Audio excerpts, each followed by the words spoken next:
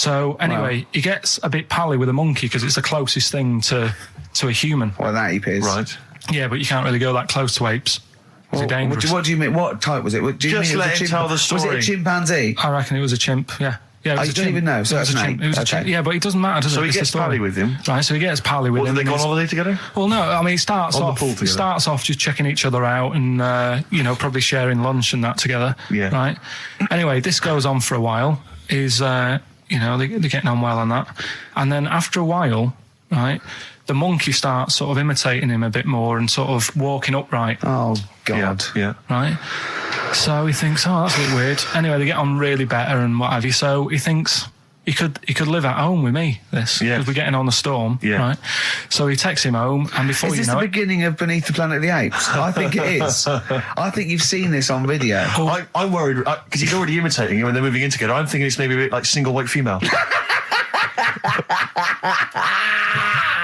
Single white zookeeper. Oh, brilliant. right, so anyway. So he's moving in, and it's getting used to sort of the normal human life. He's having a cup of tea in the morning. Yeah. PG tips. He finishes the day off with a dear. Finishes the day off with what? He with does, a he doesn't little have to brandy. move a piano at one point, He does he? finishes the day off with a little brandy. Yeah.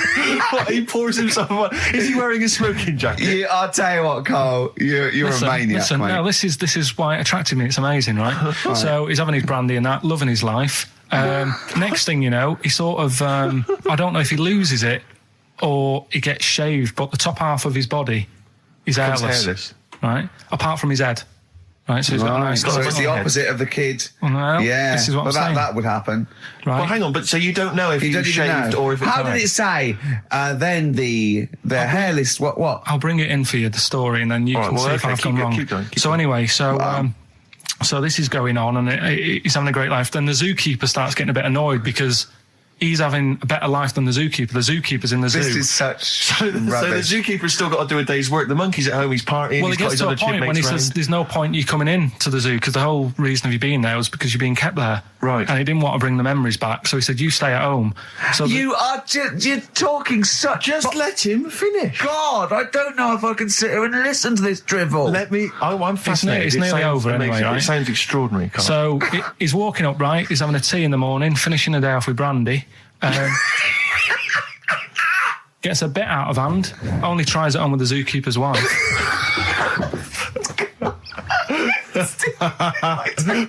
Make him go away, Steve. How does he do that? Well, because he's around humans a lot, he becomes a bit of a charmer. And, But what is it that he could do to seduce her? Pick fleas out of her? he didn't say. He was built. Yeah, he's well done. So what about that? What do you mean, what about it, Carl? It's obviously not true. I don't understand how. I love the fact he becomes a charmer. He's got better taste in brandy. Exactly. And What was it that he was doing that seduced her? I don't know. I thought maybe because he was at home more than the zookeeper was. But what would he be doing, I love Carl? the fact that- He's not going to be talking with her. They're not going to be playing like, Trivia Pursuit. Maybe she liked the silent type. He didn't go into that. He just said that's when the trouble started. Carl, play a record. Right. He always puts in a curveball. You tell him something, and the question comes back that you never could have expected. When I told him that story about the monkey who'd run away because he had an argument with his father, he said, "What was it about?" Now, no one in the world thinks that. No one in the world would ask that question. The leech thing. Do you know how you said show the leech the way to its better food, whatever it's eating or whatever, in the maze, right? Yeah. It makes its way, Yeah. right? It eats the cheese or whatever. Right? Blood. Right? And then you give it... Everything's a cartoon with Carl as well, isn't it? Everything is a cartoon. It's a leech with a little hat and a little baby bell at one end. But what happens if you got another one and move the bit of blood, right? So feed those two leeches to one, then is it going to get confused or... Do you know what I mean? Which way will it go if it's eaten two leeches that have done two different ways? Yeah. Is it sort of stressed out? I don't know. It probably knows both routes. It probably goes, well, there's one over here. Oh, there's one over here as well. I'm happy. I've had 2 for the price of 1. Right, and, okay. I'm full of leeches. Then what's the best that can happen for? Like, What are you talking about? What do you want out of me? Because I'm just saying, if by doing that, they can go, right, we can do this. We're humans. Oh, what do you mean? What do you mean in the name of Christ? What do you mean? All I'm saying is, what's the point in doing it? What do you mean? If you could do it with humans, I'd say. But what? Right, Carl, think about what you're saying, man. Yeah, I'm saying. If you could do it with humans, do what with humans? Say if Einstein, right, didn't do all that maths that he did, right? Say if he got to E equals and then he died. Squash his brain, give it to someone else, say, right, eat that. And they go, right, it's E equals MC squared, isn't it? What I'm saying is... But they wouldn't. They'd go, E equals, wouldn't they? If it was chemical memory, they'd go, E equals, yeah, same as Einstein said. Yeah, I just ate his brain. What am I saying? What have you made? Carl, think what you're saying. It's unbelievable. The thing is, right, you are what a scientist does. You just keep saying why and what and why and what. But nothing's ever enough for you, which is good. It's nice to have an insatiable... I get annoyed with all the amount of time and effort that's put into stuff that's useless. What's the next stage to squashing that leech? If it's not going anywhere, forget it. Work on something else. It's the same way in some science magazine I was reading about... Is there anything smaller than a quantum electron or something? Yeah. It's like, if it's not getting in the way, don't worry about it. Why are they worrying about things we can't see? If you blended up Carl's brain and fed it to someone, would it make any difference? No, they wouldn't even notice, would they? Wouldn't register. You fed it to a leech, and the leech would go, I don't know what I was doing. I don't know what... Where was I going? I'm even more confused. I don't know. Foo Fighters, Best of You on XFM 104.9. All right, Carl, you calm down now about science. It just does me head in, a lot of this stuff. I think I would have been better off sort of growing up in the 1940s or something. Why? Well, there isn't as much science going on. People just live, don't they, for the moment. So you know what I mean? Well, but what if you'd had to go to war? What? All right, maybe 1945, then I'd be happier. Just after the war. Just that bit after the war and before they started messing about. What year would you want to be born? When was the war over? 45. Right. 46 then. But there's rationing for another 10 years. 56 then. But there's a lot of science going on. Forget it. It just annoys me, all the messing about. They're always messing about with stuff, and I sometimes think, is it doing any good? Is what I mean. Mouse with ears, mouse with monkey's testicles. They're messing about with a mammoth now. Go on. Well, they're just saying, well, they're managing to knock one together. Who and you just think, some scientist somewhere. Andy. No, but it's just, do we need, I mean, we've done it before about the do we need them thing. The amount of creatures and insects and that are knocking about. You've got that caterpillar that I mentioned walking about, it doesn't know where it's going. Get rid of them. The mammoth. The world's busy enough. It's crowded. It's overcrowded now. How much room are they going to take up? Do you know what I mean? Why are they doing it, Carl? Do you know? All you know is that they're trying to muck around with them. Because they can, because that's all it is, isn't it? Because they can. They're messing about. Someone's being paid to do stuff. What else are we here for? If not to try stuff out. What else are we here for? What do you mean? Well, what are we here for? Just to enjoy life, isn't it? Well, some scientists enjoy knocking a mammoth together. No, but don't worry about the mammoth. It died out. Maybe it died out for a reason. Why didn't Noah save it if it was important? Because Noah, what do you mean? Noah's not true, is it? Well, I don't know. There might have been some truth in it. What truth in it? That he put 2 of every animal that existed into an ark. How big was this then?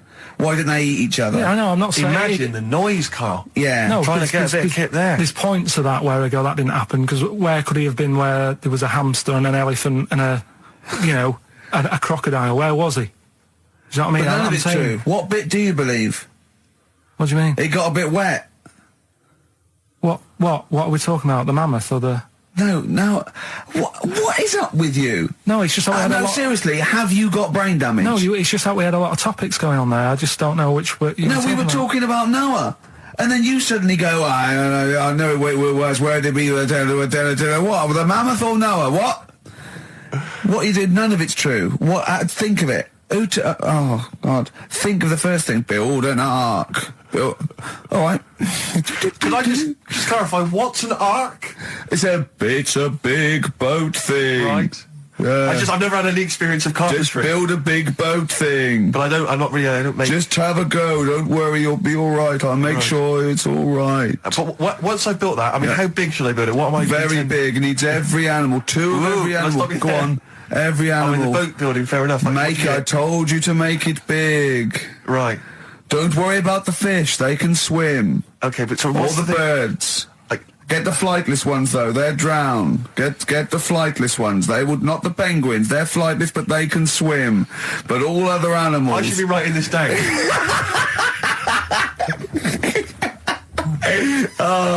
Why? I mean, wouldn't you have took that opportunity to go, right, you know, forget the, you know, whatever.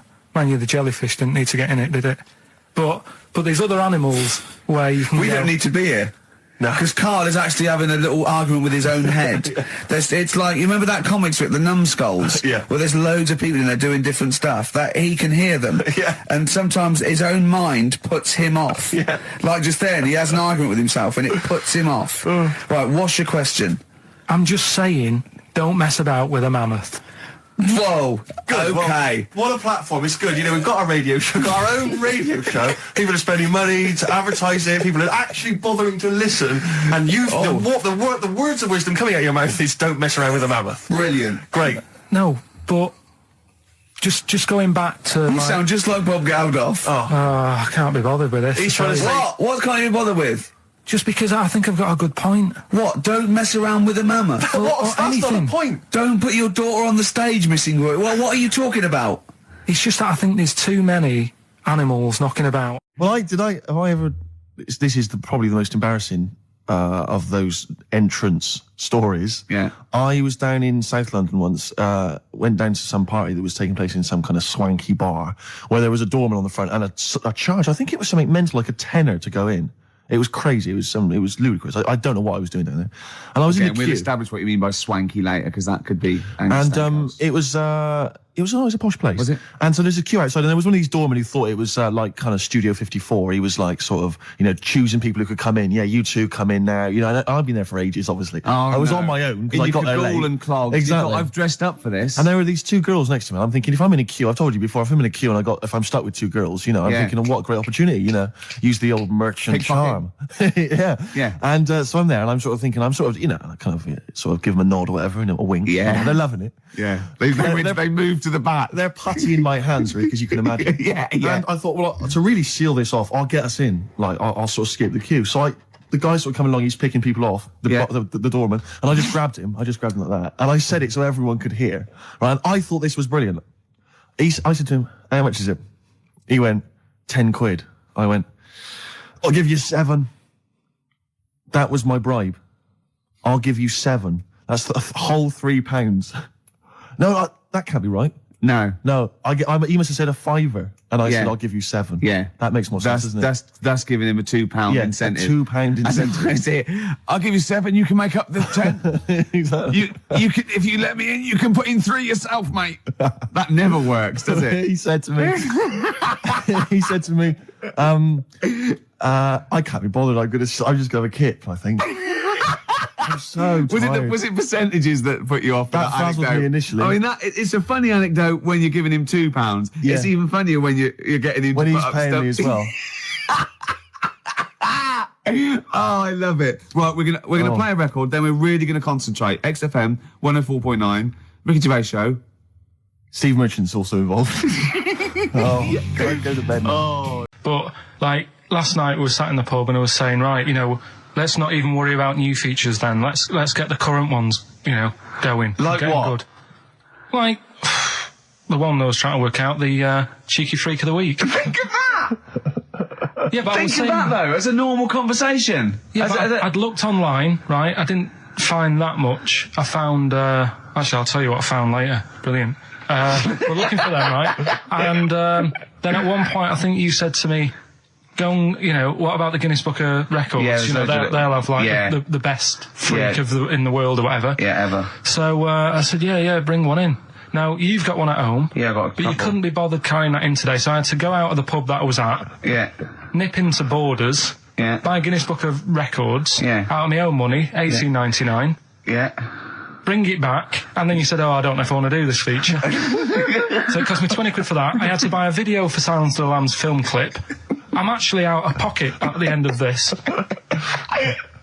But do you want to work with me is the thing. If you want to work with... people would pay that sort of money to work with me, Carl. You're a lucky bloke. Think how many people think, Carl, he gets to drink and sit. Yeah.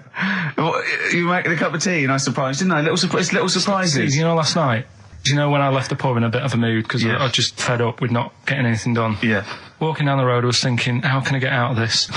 How can I stop having to work with them? And thinking, I wonder if I leave, I wonder if they'll be funny and they'll go, and then my boss will be giving me stick. And thinking, how much notice have I got to give out? And all this is going through my mind. I'm walking home and I got in, said to Suzanne, I'm sick of it.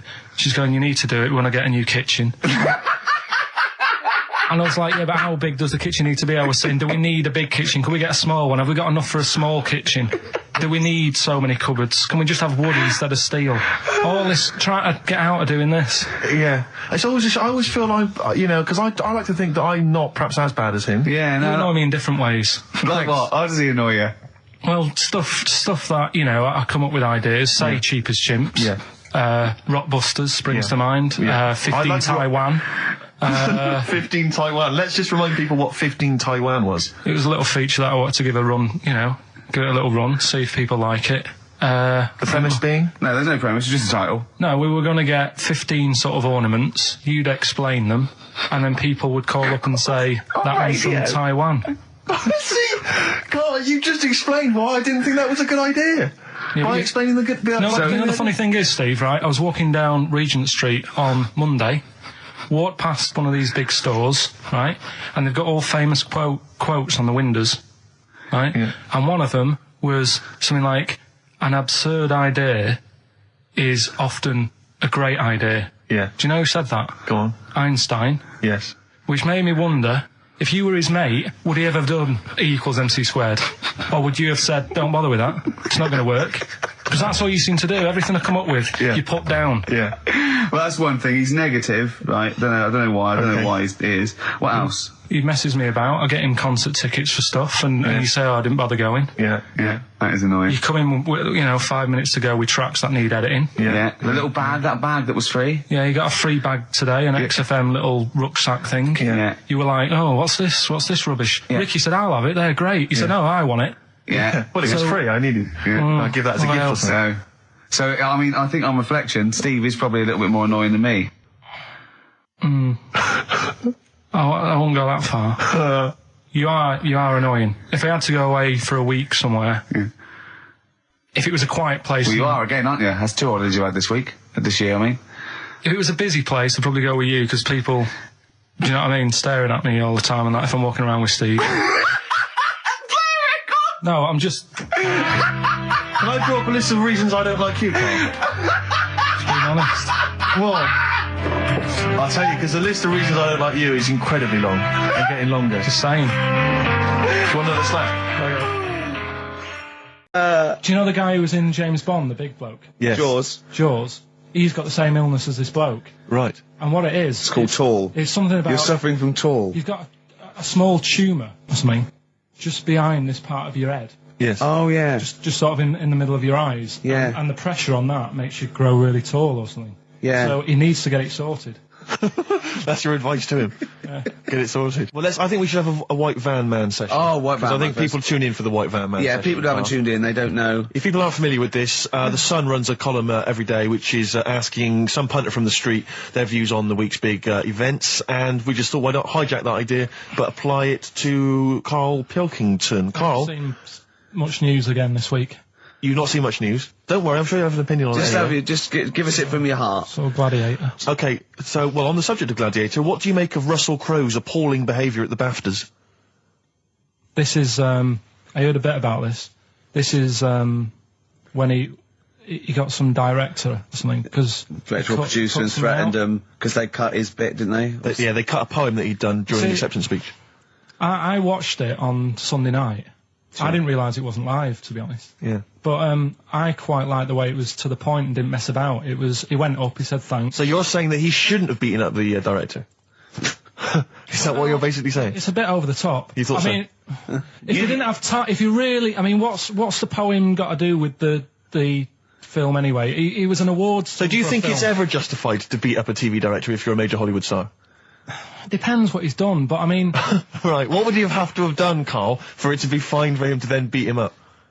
The thing is, right, forget all the beating up. At the end of the day, it was a awards thing for a film. The poem had nothing to do with the film. Yeah. So go up, collect your award for that thing. And if he really, really wanted people to hear about this poem, he could have photocopied it and left it at the entrance and said, on your way out, this is a really nice poem, pick one up. No, but the thing is, he knew it was televised, so he knew by saying that poem once, he was reaching 5 million people. That's a lot of photocopies. Do you see what I'm saying? I'm not saying he was justified. It wasn't a poem award. If it was an award show for poems, you'd say you can't cut it out. It'd be like doing the top 40 and then going, number one's good, but we haven't got time for it. But it's a films thing. Okay. And he went up and he got the award for the film. Which film was it for? I don't know, but when I wanted to give you results, I said let's give Carl his results. Steve went, no, we should introduce people to Carl again, just remind people what Carl's like. And he's so right. I'm so glad we did this first. Am I right though? Carry on, Steve. Okay, the next topic. What about this big debate over whether Kylie Minogue's had a bum job? I'd have to see it. Next. Okay. Anyway, Carl, look, let's have a little quick session of White Van Man. For those that don't listen to the show regularly, The Sun, as you know, has a section called White Van Man where a member of the public gets asked their opinions on the week's big political and social hot potatoes. Carl, we just thought it would be fun if you answered some of the questions. It's not so much questions, it's just your views really on these big news stories. What do you make of Olympic ski hero Alan Baxter testing positive for drugs? What did he do? Well, he won a gold medal in the Olympics, and what? He was a skier. Right. And he won gold medal, and they've just tested him positive for some kind of illegal drug.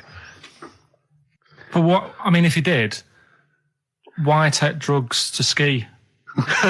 Why? Because all you do is balance. But imagine, it'd be amazing if you were stoned, like going down a hill. Yeah, it's not like you have But to... it's not going to help you, is it? No, it's not just like... gravity that's doing all the work, isn't it, with skiing? Yeah, but it's often to do with your athleticism, isn't it? It's No, but it'd be like saying, and we've just found out the people on the toboggan were on crack. It's not going to help them.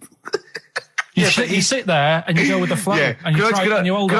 Could I say, the drugs he was taking... that's his defence, probably, it probably wasn't jacking up H or, dropping a few E's or getting stoned. He was probably taking more sort of performance enhancing drugs, as opposed to him just like scoring some shit around the corner from someone, getting off his tits and jumping in a toboggan. Doesn't mean that, does it? He wasn't off his nut. Yeah. You tested you pissed out your head. But why doesn't he just say, don't be stupid, why would I do that? It's just not going to help me out. But it is, isn't it? Because performance enhancing drugs do. Wait a minute, Steve. Wait a minute, Carl. Right, look at this way. Okay, look at me. Yeah, have I got his attention? Yeah, the lights glinting off your ring there. Yeah. Okay, right. Now keep concentrating. Right. Some athletes, you're aware they take drugs. That's to build up Swimmers muscle and stuff. Yeah, swimmers. For example, runners, yeah. Not only do they help build muscle, right, but they can actually, give them a boost performance-wise. They're sort of like steroids and all this sort of stuff, right? So that's the sort of thing we're talking about, okay? Right. So again, he wasn't on a bong before. What? Why would that help you when all you've got to do is balance on skis? Not when you're at the Olympic level. Yeah. There's a lot to do with, your body and your legs. It's practice, isn't it? It's like, if you've skied for years, then you've got good balance after a bit. Oh, do you know what, Carl? Do you know what? You've made a mockery of drug taking. Well done. Right, next one, Steve. I hate this. Okay, what about the fact that the pension crisis is going to force Britons to work into their 70s, Carl? You might have to carry on working into your 70s before you can claim a pension. I think it's a good thing. Because you see a lot of old people who look bored. Okay. And I honestly think if you keep your brain busy, you'll live longer. Yeah. It's only when you actually shut down, right, that's when your body sort of dies because it doesn't feel it has a purpose. Yeah. It's like if you've got flu, keep going to work. If you have a day off, you just feel worse. You'll mope about at home. Doesn't do you any good. What about where do you draw the line there? What if you say lose a finger? Pop into work? Depends. if you can't concentrate because it's painful. But what if you're a typist? Or You're not going to pianist. type as many words, but you'll do more at work than you would having a day off at home. Sure. Okay. Steve, it's time for... White Van Karl. We should definitely get some jingles. I think the show sort of lacks jingles, I think. Yeah. Noises. Yeah. Funny sound effects. Yeah. Well, that's Wow. Yeah. What's Mr. Nosy Neighbour interested in? Hello, what's going on here? Oh, we should definitely get some pre-recorded comedy noises, Carl, Yeah. for next you know, week. that's my job, but unfortunately I'm busy reading about Hitler.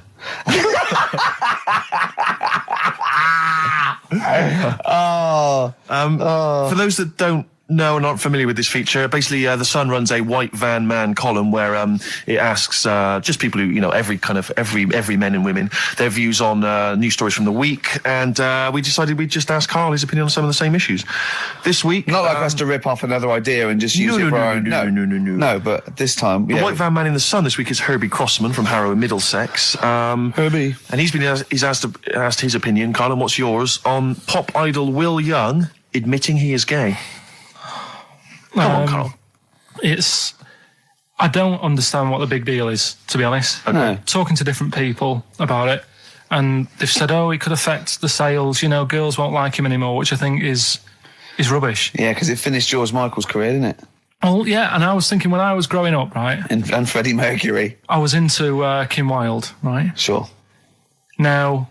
And her You're kids not going in to tell me America. she's gay, are you? No, but if she was, if they said, she's you know, a leather, Yeah. right, I wouldn't say, right, that's it, I'm taking kids in America back to the shop, I'm disgusted. Sure. I liked her. Yeah. I don't think I'm ever going to, meet her and marry her and that, so what does it matter? Yeah. Will Young, he's a good voice, he's gay, you know, a lot of gay people in the world. Georgie boy was gay, I guess. There you go. Nothing more and nothing less. The kindest guy I ever knew. So Do no you big- Bowie? No big deal. That's one of your favourite songs, isn't it? Brilliant. Killing a Georgie Parts 1 and 2, isn't it? Yeah.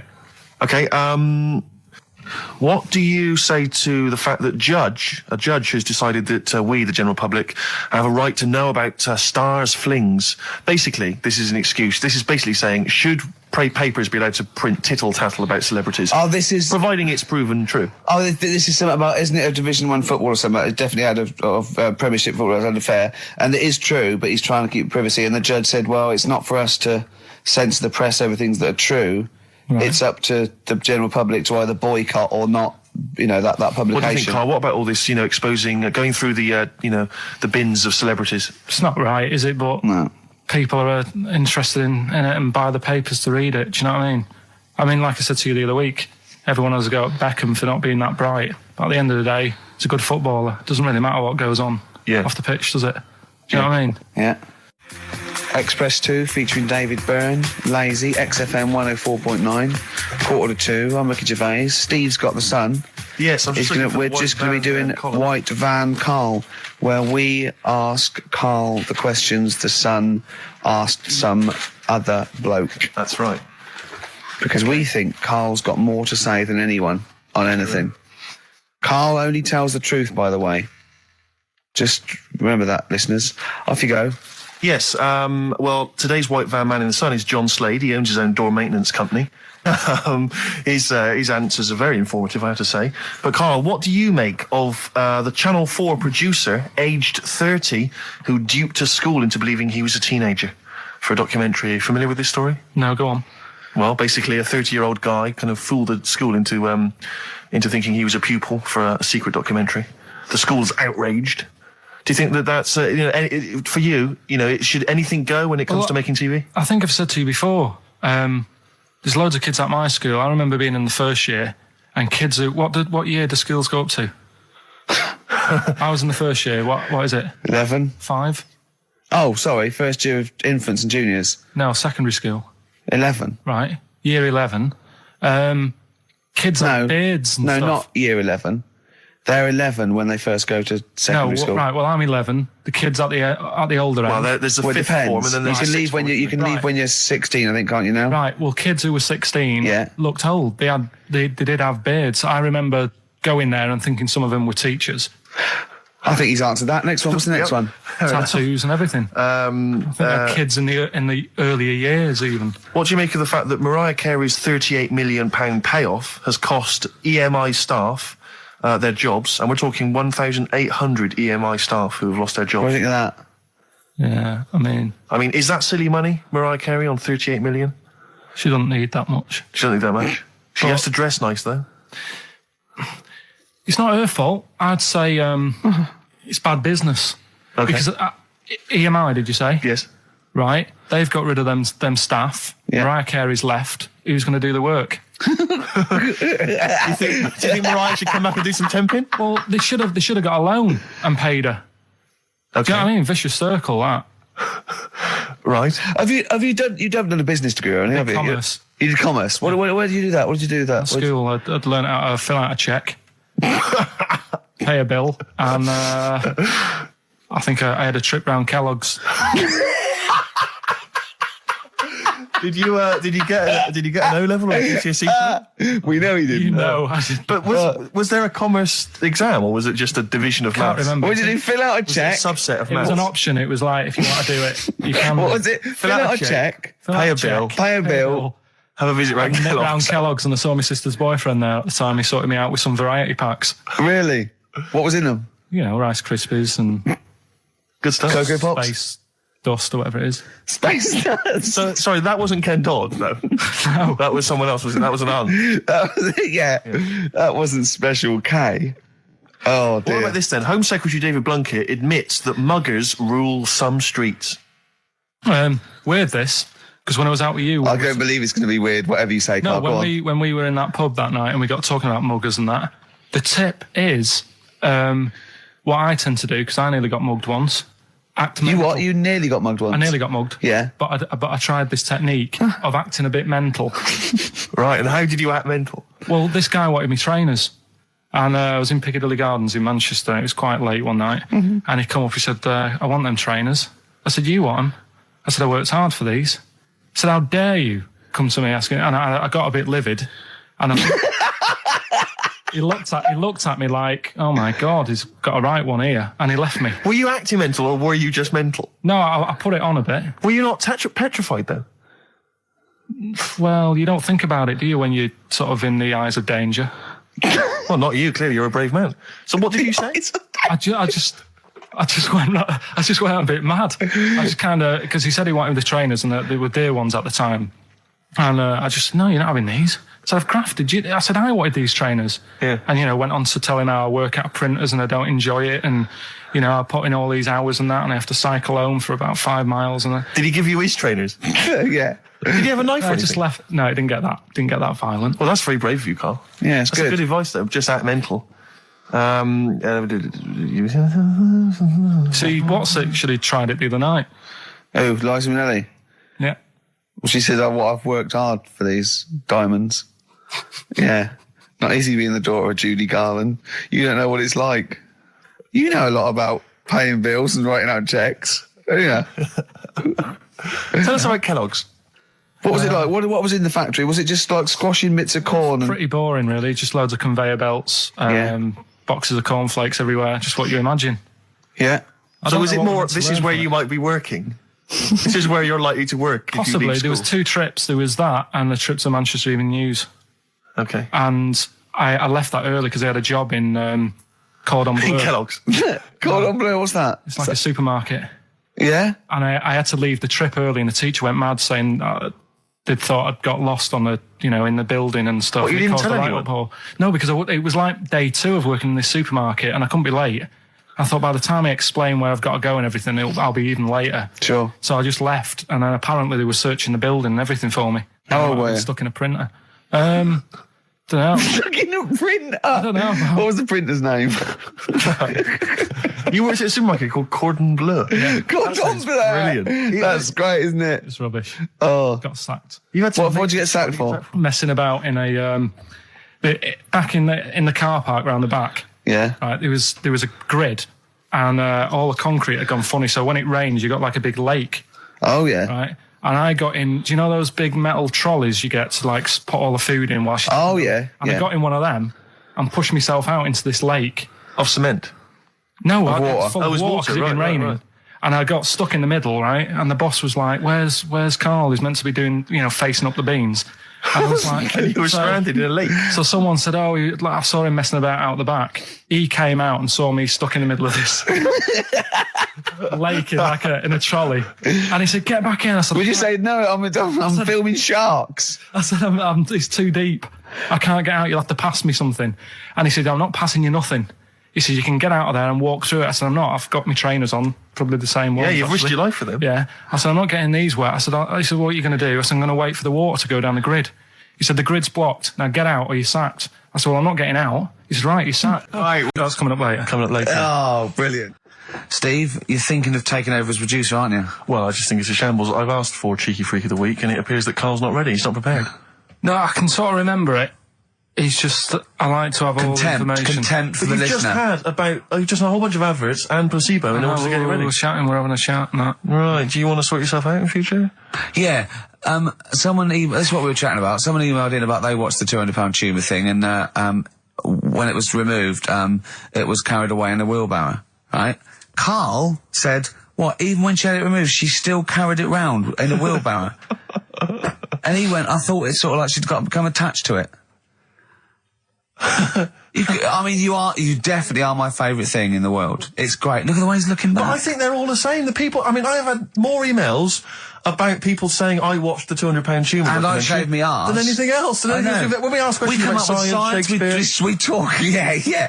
Nothing, Slight silence. concept, we talk about political issues. one person emailed in, they said, I tuned into the £200 tumour documentary. It looked disgusting. I couldn't watch for long. What were you expecting? Yeah. That it might sing and dance? Do a little show for you? Anyway, so what's these are really your listeners, Karl. Now, I think do you know what I mean? You sort of, you find your niche, you attract your. I think me and Steve are pretty much just here. I think the people that we had in the early days, Rick, they've long since abandoned us. They jumped ship. They've got jobs. Yeah, they've got jobs. They're out now. They've been released. Exactly. Yeah, they're getting their life back together. Carl, Come so on then, what's the Karl. situation with Cheeky Freak? I've got like a couple of bits. Like I say, I haven't got the in-depth stuff that I know. Oh no, because usually it's it's Heavily pretty scientific. Exactly. Yeah. Do the jingle. We'll come up with a new one, haven't we? The Freak, say chic. Cheeky Freak of the Week. Right. Well, couple of bits. I don't know which one to use as the main feature for this week. It's not good, is it? Well, there's been another one born. What? Little kid.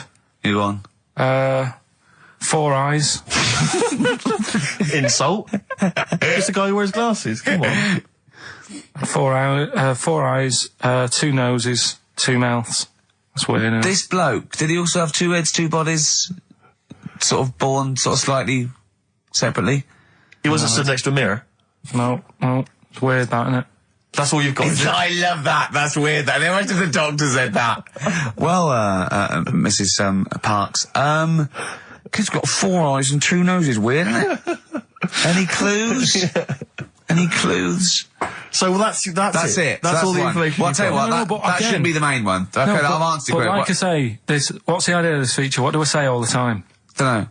I always say, think about it. Think about what that would be like.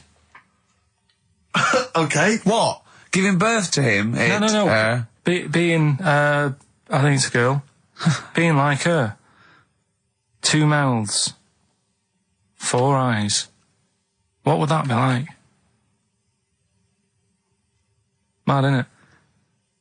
I don't know what this feature is. I don't know why. Is there another one? Is that, you said I mean, I 2? hope everyone took the opportunity there during that silence to just think about what it would be like. I know I was.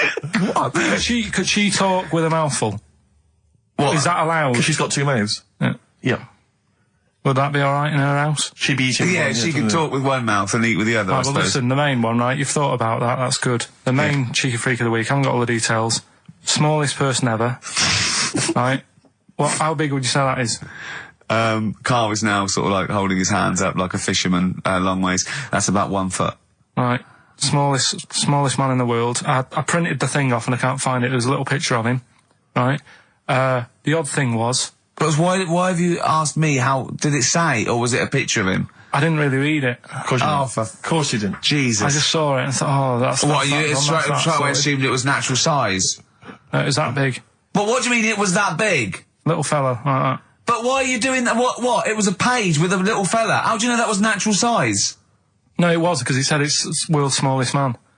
And the funny thing is, I've read the first line, I always read the first line, it said world's smallest man. Well done. The weird thing is, he got an head like a light bulb.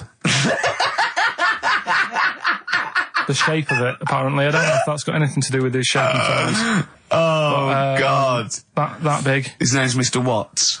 And the annoying thing is, what got me is, if you're that big, right, don't have your picture taken next to a fruit bowl. Why was he having his photo taken next to a fruit bowl? Don't know. Whoever the photographer was, obviously having a bit of a laugh. Yeah. At his expense.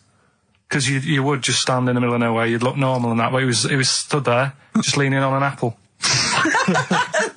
Leaning on an apple? What is this? In what world do you inhabit? This was on the internet. I printed it off. Leaning on an apple? Was it Tom Thumb?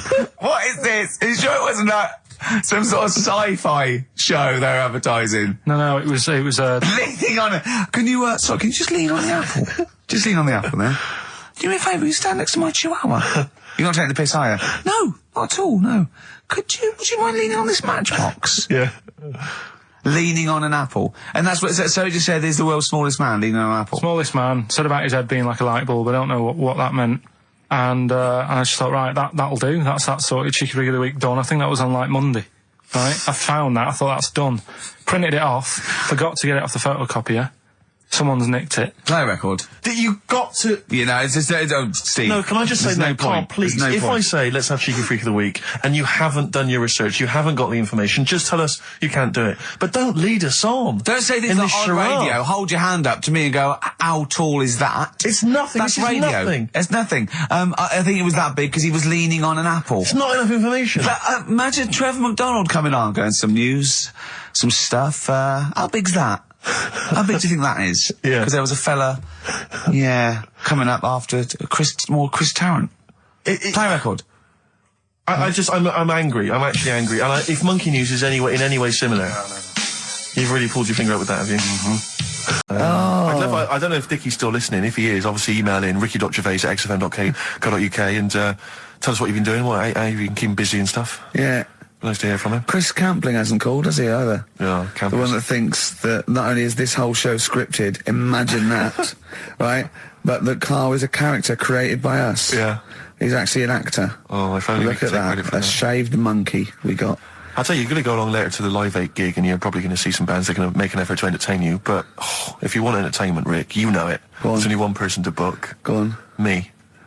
If you have perhaps something to do, because I'm obviously a top DJ on the radio, but where I really come into my own is DJing in any kind of club environment. Well, you told me you were DJing, I didn't go to it, DJing at a party, and you said the place was rocking. The place was roaring. And I loved it. Carl just said he was there and they weren't. Well, that's nonsense, Carl, because you know very well that when I put on a tune, they cheer. Yeah, but it was late on in the night, they would have done that, whatever you put on.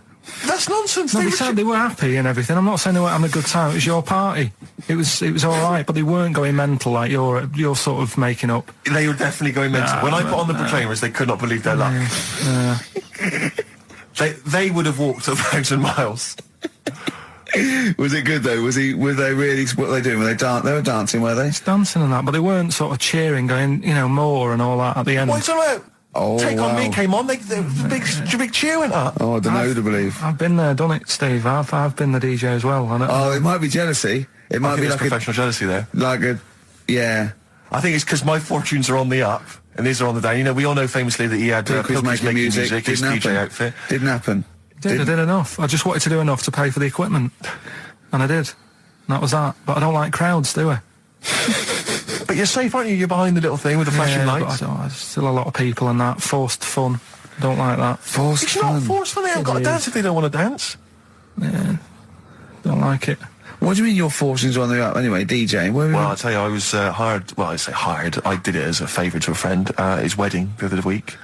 And I got there, I was thinking, because everyone had their little role to play, and then people were doing a good job. I love you taking it seriously. And I spent ages putting together some CDs, special selection CDs. I love that! Because what I did was I burned them on iTunes. Did you turn up with your own headphones round your neck? Own headphones, wearing a suit, but headphones. Metal case. Didn't need it, just had them all in one small box. Brilliant. boom. I thought this is good stuff. I got some classics here. Give me an example. Give me an example of the first hour, the warm-up hour. Rick, I'm coming straight in with Frankie Valli, Oh What a Night. Brilliant track. I mean, when those beats start at the beginning, who's not getting on the dance floor?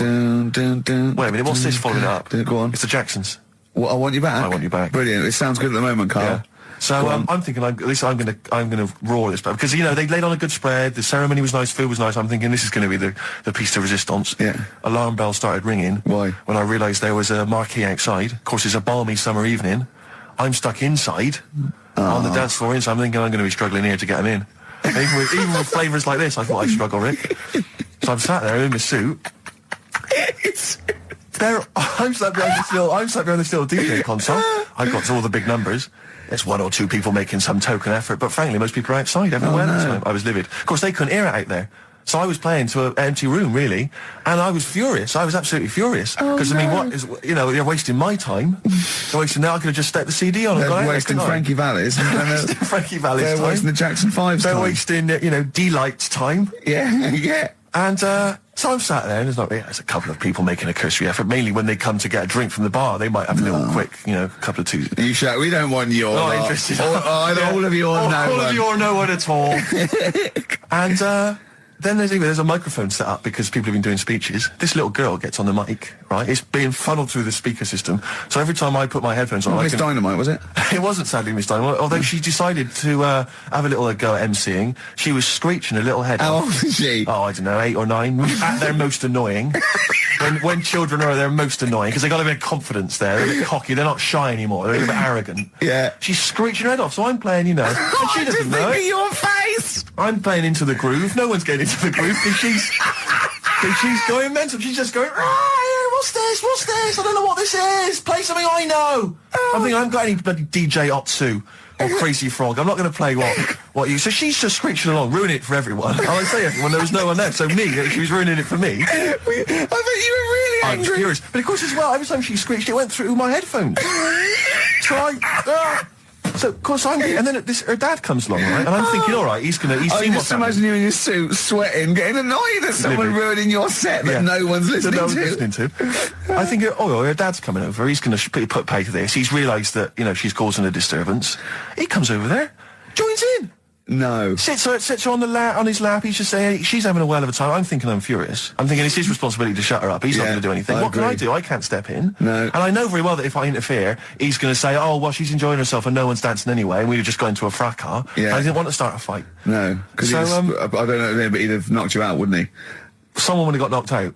And I'm not saying who it would have been, but, but to bear in mind, Rick, there would have been 2 of them.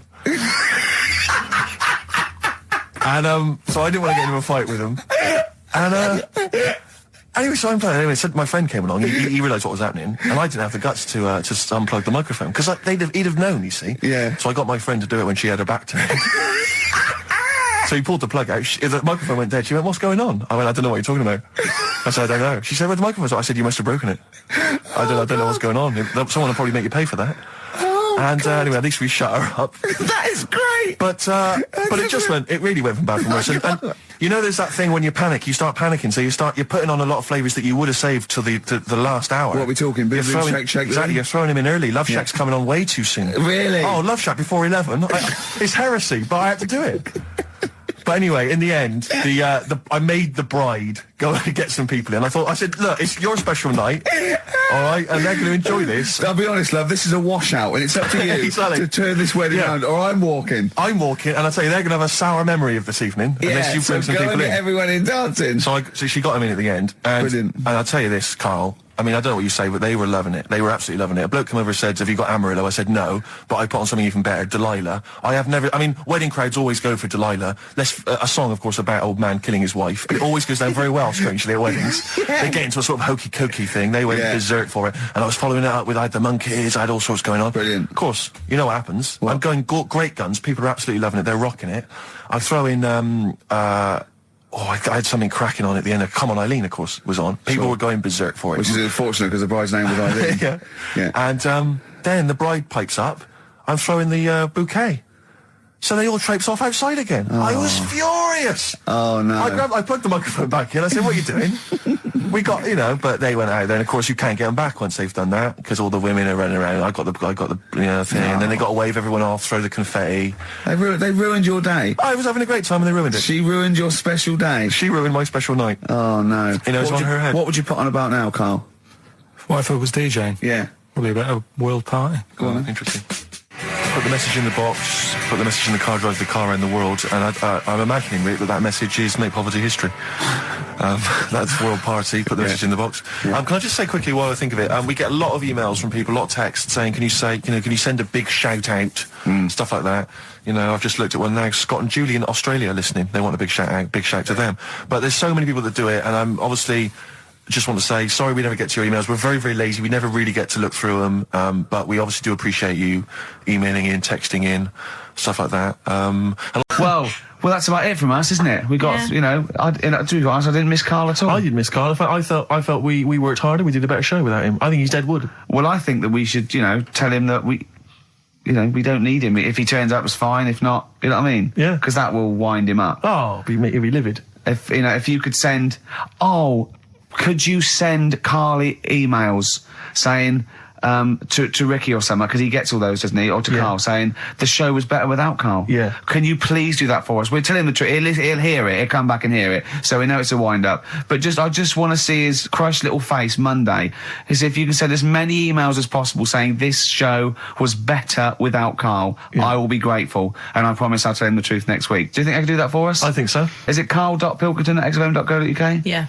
And it's Carl with a K. Yeah, Carl with a K. And send some to me, because he'll read those next week as well. Yeah, ricky.gervais@xfm.co.uk. Yeah, Just send some to me as well, and pass them on, pass them on. Yeah, and to the head of XFM. Oh, what's his one? Yeah. Because we won't get in trouble, because obviously Andrew's listening, so he knows it's a joke. But Andrew.phillips@xfm.co.uk. In fact, could you send a load? Marketing manager Charlotte Susan at XFM. Yeah, Andrew.phillips@xfm.co.uk. Just saying, it's so much better without Carl, because it's got a bit self-indulgent. He just does his same old stuff about Auntie Nora farting, and it's not big and it's not clever, and the man's a fool. Yeah. So if you do something like that, make stuff up as well. Thanks very much.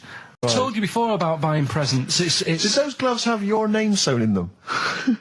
And a piece of string that ran over the back of your duffel coat.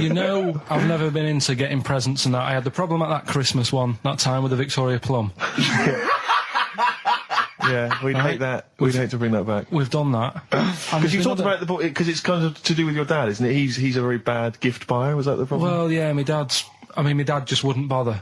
It was my mum who sort of made an effort, and she sort of worked out half of what I wanted, then she left it to me dad to get it off someone, see if he could get one cheap or whatever. I love the fact that usually people talk about, like, drinking heavily or violent abuse, right? Yeah. But here's what he's been left with and scarred with from parents is bad gift buying. Yeah, and that's the Victoria Plum incident. In the greater scheme of things in the world, that's not a bad thing to have, is it? Right, there was this is what it's like about getting presents and stuff, right? With my mum and dad. Go on. My mate, Colin, right? Colin Bailey, right? Yeah. He had a little Sinclair Spectrum, right? Yeah. Computer, which was like the thing to have at that time, right? Yeah. You used to always go round to his house. The deal was... Not the one you had to play through the window, because you weren't allowed to. No, that's another lad, right? Yeah. This is a different lad. And the deal was, he came to our house, and my mum gave him a pie.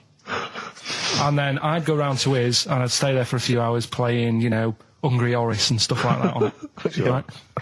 Now, my mum and dad knew that I really wanted one of these computers, right? So I waited about a year, came round to Christmas Day, I thought, I reckon might have one. Turned out, they bought me the wrong one. They bought me a ZX81 instead of a Spectrum, right? And, Christmas Day, I'm there trying to load the games up, it's not working, I'm thinking, what's wrong, right? And the thing with me, when I was a kid, I used to get quite sort of agitated. This is the moment. Right? I found out that it needed a RAM pack to make it work. Right? Looking in the thing, and it's saying, and make sure you put your RAM pack in the back. And I was like, oh, where's the RAM pack? And my dad's going, I don't know, I've got you the main bit. That's it. So, I was that wound up, I just was sick. Right?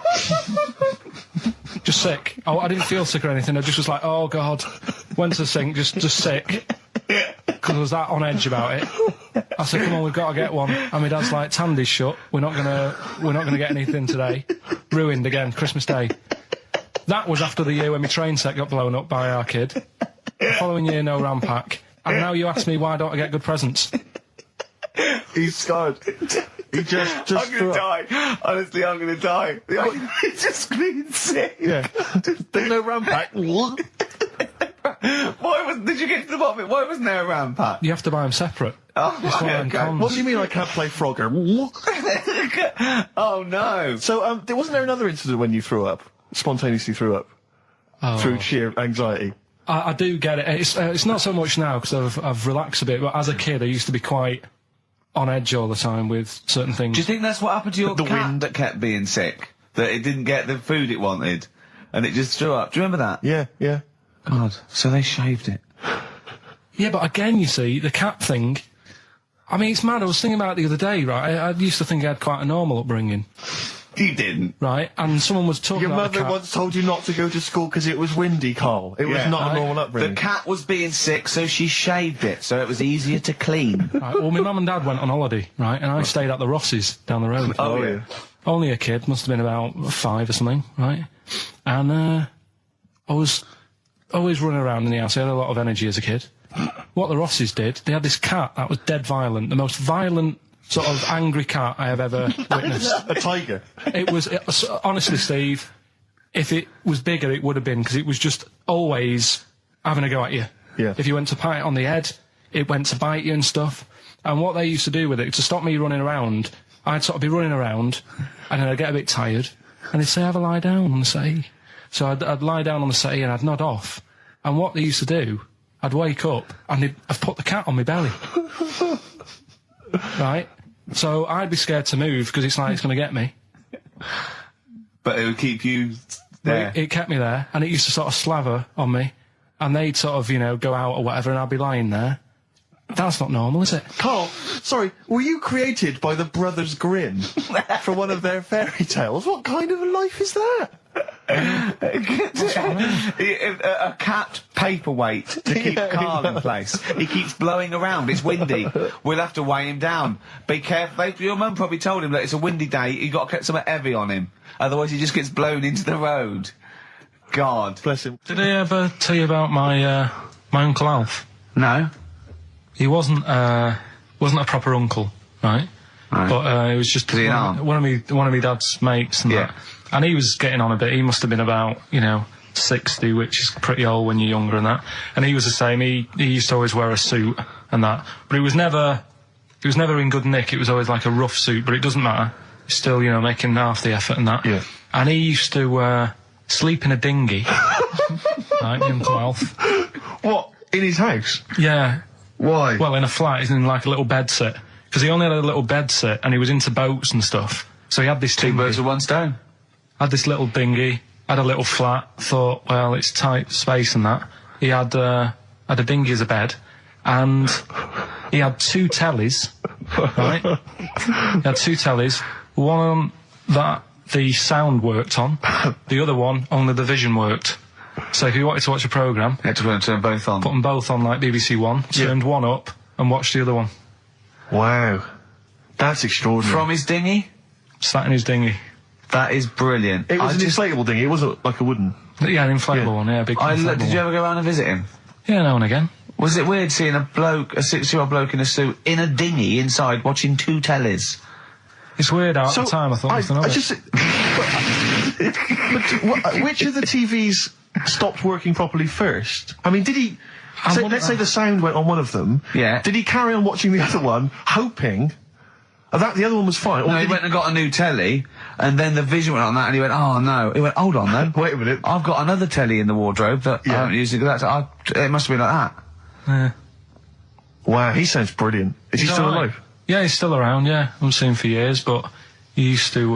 Be all right. Was he married? Be all right. I think that's what happened. I think his wife passed away, and, Right. and that's when he had all this... he had a boat. And it's like, oh, where am I going to put it in a bed sit? And it was like, hang on a minute. Yeah. You know what I mean? Sleep in that.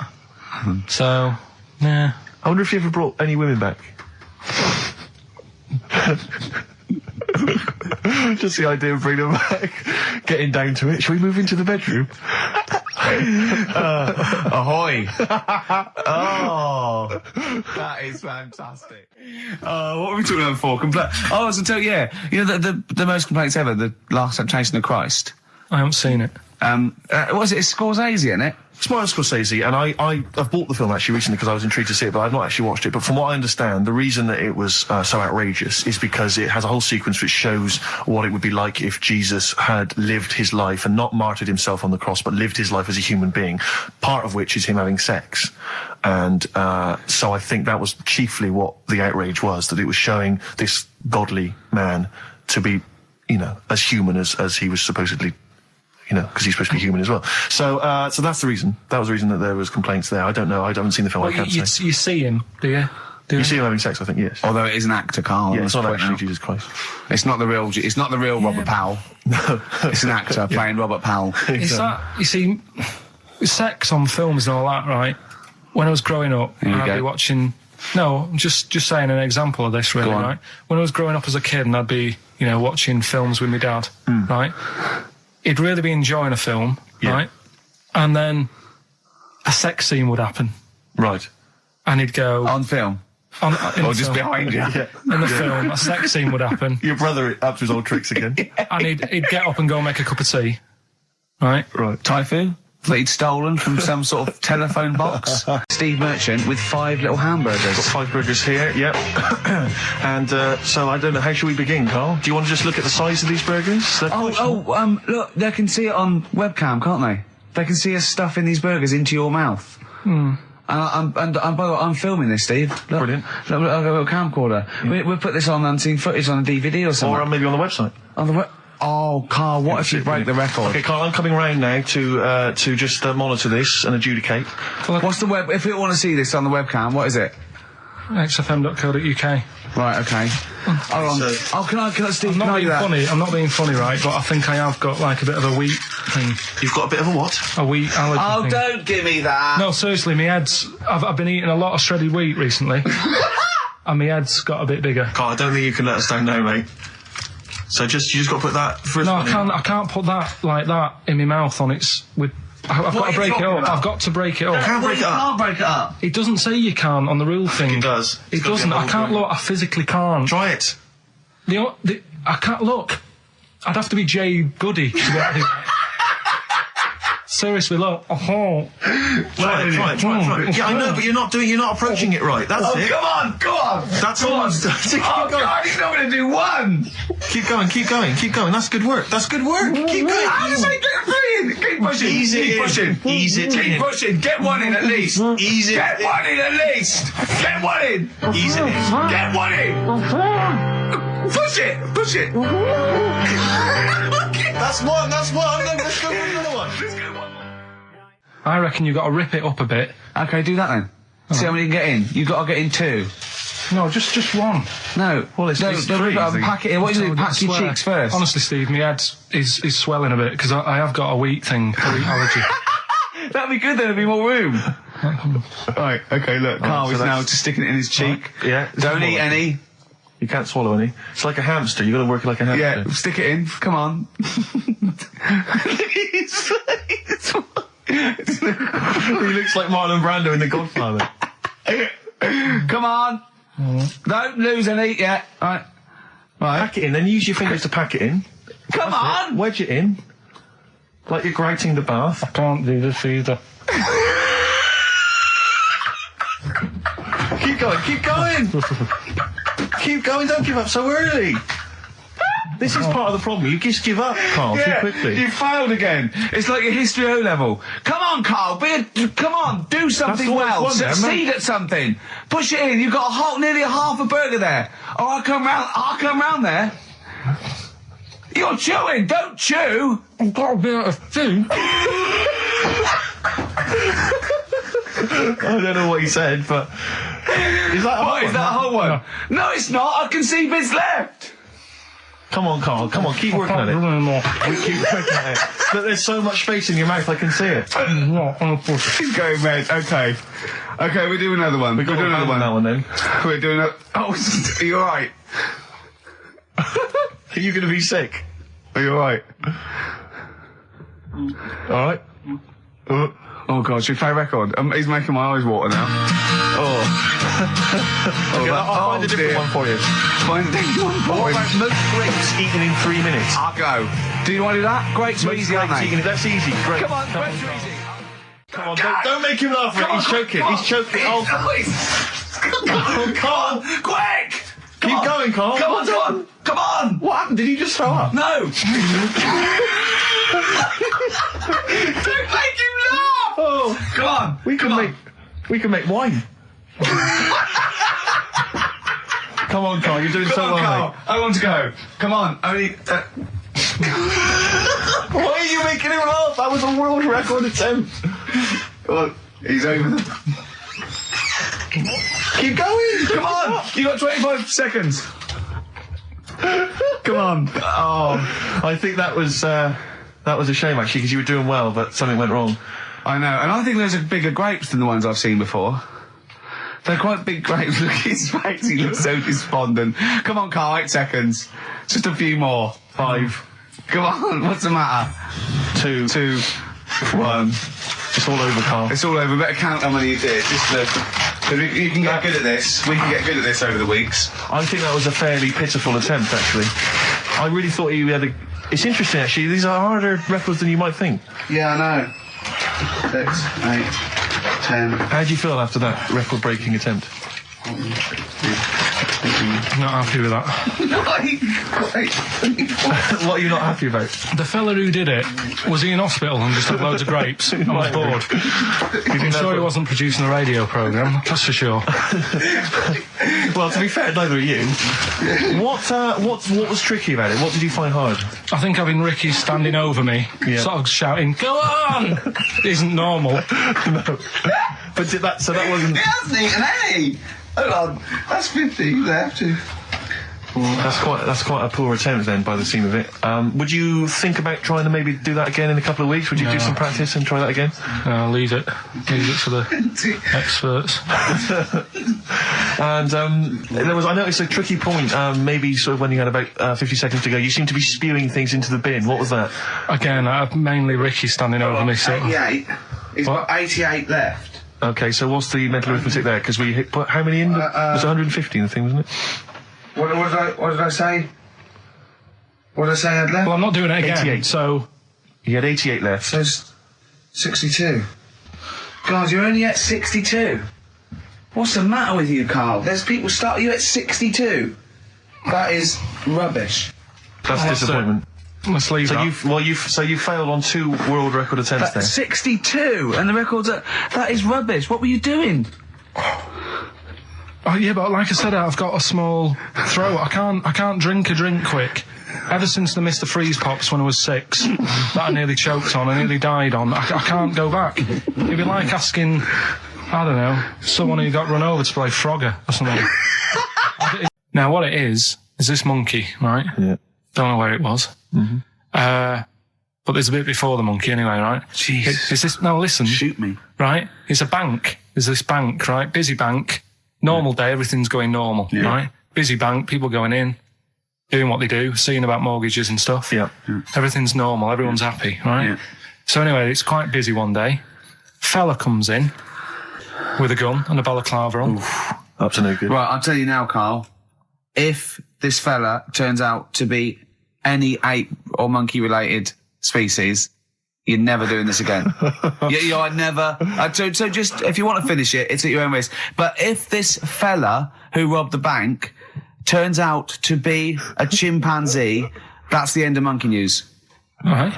Okay, let's hear the end. It's a lovely day in a lovely bank. Everyone's happy. Everything's normal. The man comes in the balaclava. Man comes in, Is it a man? starts waving a gun around. Shut up, Rick. Let him finish the story.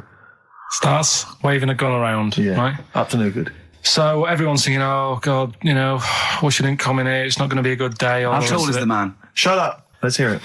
Everything, oh, God. And he's telling everyone to get down on the floor. Yep. In what, in English? In English? Yeah. In English? So? Yeah. So everyone's panicking. Everyone's getting on the floor thinking, this is it. This is, it's all over. Yeah. Just when you think, it's all bad news. Yeah. It's all bad news. Doors swing open. Little monkey wanders in. God, it's worse. Shut up, Rick. Little monkey wanders in, right? The robber's like, what's going on here? He's telling it to get down on the floor. I don't think it was taking any notice. No, right? it was just busy asking for coffee. It runs in. I don't know if it was going to withdraw or deposit or whatever. It wanders in, right? Goes up to the robber. Where did it come from? Shut up. Will you let him finish the story and then ask questions? That's only fair. Okay. Wanders in. Runs up to the fella with the gun. Takes the gun and the bag of money off him. Everyone's like, yay, you know, we've been saved. Then the monkey starts backing out with the gun and the money. Shut up. Don't sit down and I'm not having this. And he does a runner with the money and the gun. No one's seen it since. You are an idiot. I mean, you have said some stupid things in your time. What are you talking about? Story that happened. No! What are you talking about? What do you mean it backed out? It came in, was it an accomplice? Was it an opportunist monkey robbery? What are you talking? Think, Carl. Think. I know it's mad. That's the idea of monkey news. We're telling people how monkeys are pretty, you know, they're mental. They're up to no good. What do you think? They've never seen the monkey since. What, did he have a getaway car waiting? Did he swing his way to freedom? Where was this? There's no details. Don't talk rubbish.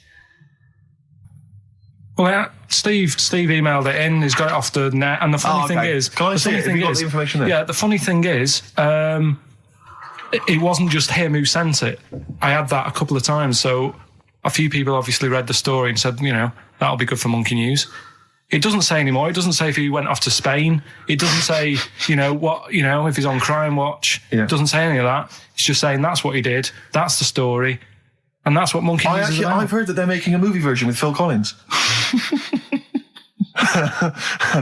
So I look forward to that and Julie Waters. So that's this week's Monkey News. If you've got any, if anything's happening don't bother. In your town. That's the end. No, that is the end. That's the end of Monkey News. No more Monkey News. This is bit of Queen. It says it here in this email, Rick. It's got to be true. Right. So that seems well.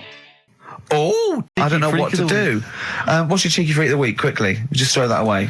Right. Well, it's just like we look at cheeky freaks. Is this show offensive in any way to some people? Do you think? Ding dong. Got any buns? Oh, it's the Elephant Man. Go on. Right. Well, it's a bit of a problem for you, this one, Steve. Right. I'm chucking it forward to you. Remember the cheeky freak of the week that we were talking about?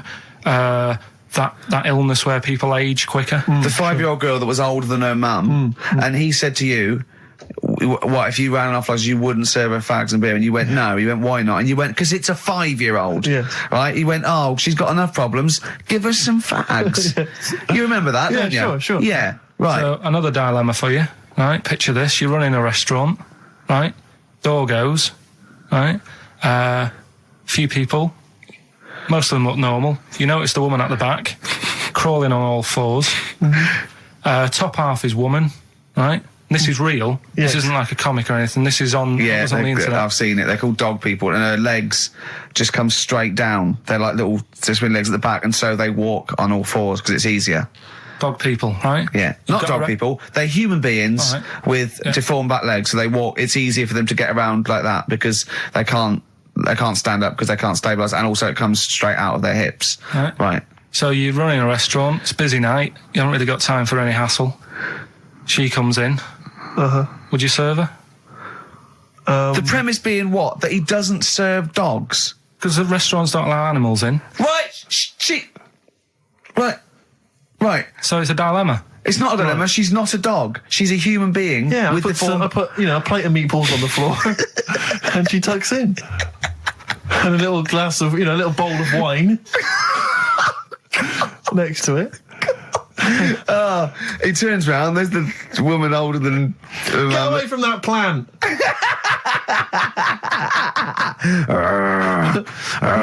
Is service included?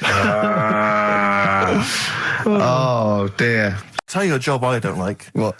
I wouldn't want to be doing. The woman, there's a little woman who sits in the little snack stall on Finchley Road. Yeah.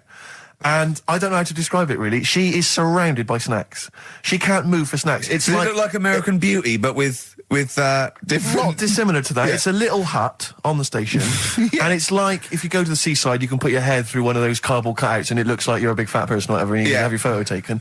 It's like an equivalent of that, but it's just snacks everywhere. She's got bananas up to her chin. She's got chocolate coming down to her eyes, crisps either side of her. She can't move. She can't do 360 degrees. She's like packed in there. I don't know how she gets in there. I think they put her in there first, and pour in the bananas. Yeah. And then they go pour in the nuts. She has 2 hours of makeup before they open, exactly, yeah. dressing her in there. Because I'll ask for something from the fridge, and she cannot turn her head to see. She has to go by feel alone, just to feel the fridge and get stuff out and pass it. And often I'll say, that's not what I wanted, but she can't. You've got to let her off. It's extraordinary. Dear. But there's no music playing. Does she have to sell her way out of it? Exactly. If it's a slow day, she's stuck there till the next day. Yeah, it's like a world-breaking attempt. You know, I'd just been away with my mum and dad and that. And one of the things I always liked doing is having a good chat with my dad about stuff he got up to when he was a kid and that. Yeah. Right, because he got up to loads of stuff. And every time I see him, he tells me something. And I was like, why are you just telling me that now? It's brilliant. Yeah. Right? So, I mean, to me, he's kind of like Ronnie Biggs or someone. He's just the most extraordinary kind of. Well, this happened. Right? I can't remember. There was a delay yesterday. There was problems on the Paddington line, and he was saying, "Oh, trains aren't what they used to be." Sure. He said, I was looking. They used to be horses, didn't they? Well, he was looking in the booklet, and it was saying how you can have your bags collected if you want, but it costs you £5. Yeah. So that's outrageous. Sure, of course. Right. So he said that's the problem with this country. We've got good with computers and that, but when it comes to like getting service, it's gone out the window. Yeah. Right. So he said when I worked on the trains, and he was going on like this, that, and the other. So I said, I didn't know you worked on the trains. He said, yeah. When I was 18, right, it was his job to get the coal, right, and chuck it in the engine. Right. And one day he's in Grand Central Station in Manchester, which is now the GMX Centre. Right. Right. And that was like the main station. And he was in there. The fella who should have been sort of driving the train, right, he said, I'm just nipping to the pub. Sure. So you just stay here, keep the engine topped up and stuff. Yeah. So he's like, For a quick getaway. Yeah. Right? So the fella goes in the pub, and my dad's in there, putting the coal on. He did his bacon and eggs on a little shovel. Yep. And anyway, fella comes up. He said, right, can you move the train forward now? Oh, blimey. So he was like, oh. So he didn't want to say, the fella's in the pub, because he'd know he'd say, what's he doing in the pub? He should be working, right? So he said, yeah, no problem. I'll sort it out. Right, so he puts it into gear or whatever you do on them trains. Sure, right? puts it into first, yeah. Starts going forward. Now, people who don't know about trains, something that I learnt is if you're carrying a load of coal or whatever on the back of it, they don't have brakes on each carriage, right? It's only the engine that has brakes on it. So when you pull the brakes on the engine, the whole weight of what it's pulling is pushing you forward. Sure. Right? Yeah. So he doesn't realise this though, because he's just used to cooking bacon and eggs and chucking coal in. Of course, right? So you've got to slam the brakes on sooner than you would normally. Yeah. Well, you have to anticipate it, I suppose. Yeah. But he didn't know that, so he's pulling in, he's thinking, right, I'll put the brakes on now. Yeah. Right? Puts the brakes on, the train just keeps going, he's going, oh god, it's not stopping. Sure. It ploughs right through the signal box. Right? Loads of damage. Pulling the signals, don't know what they're doing. Yeah. Loads of damage done. Apparently, if it was today's money, it'd be about £3 to £4 million worth of damage. It shut the station off for 4 weeks. But he didn't lose his job. The fella had lost his job, the one who was in the pub. Yeah. He said the funny thing was, he said like £4 million worth of damage. He did his ankle, his wrist in. He had 3 weeks off sick and got paid. So it's brilliant. So I love your family. It's extraordinary. The Pilkington gene. weird, isn't it? I'd like to see a documentary following you and your family. You'd have to get the family involved. No, the sort of stuff my dad goes on about. They'd never put it on telly.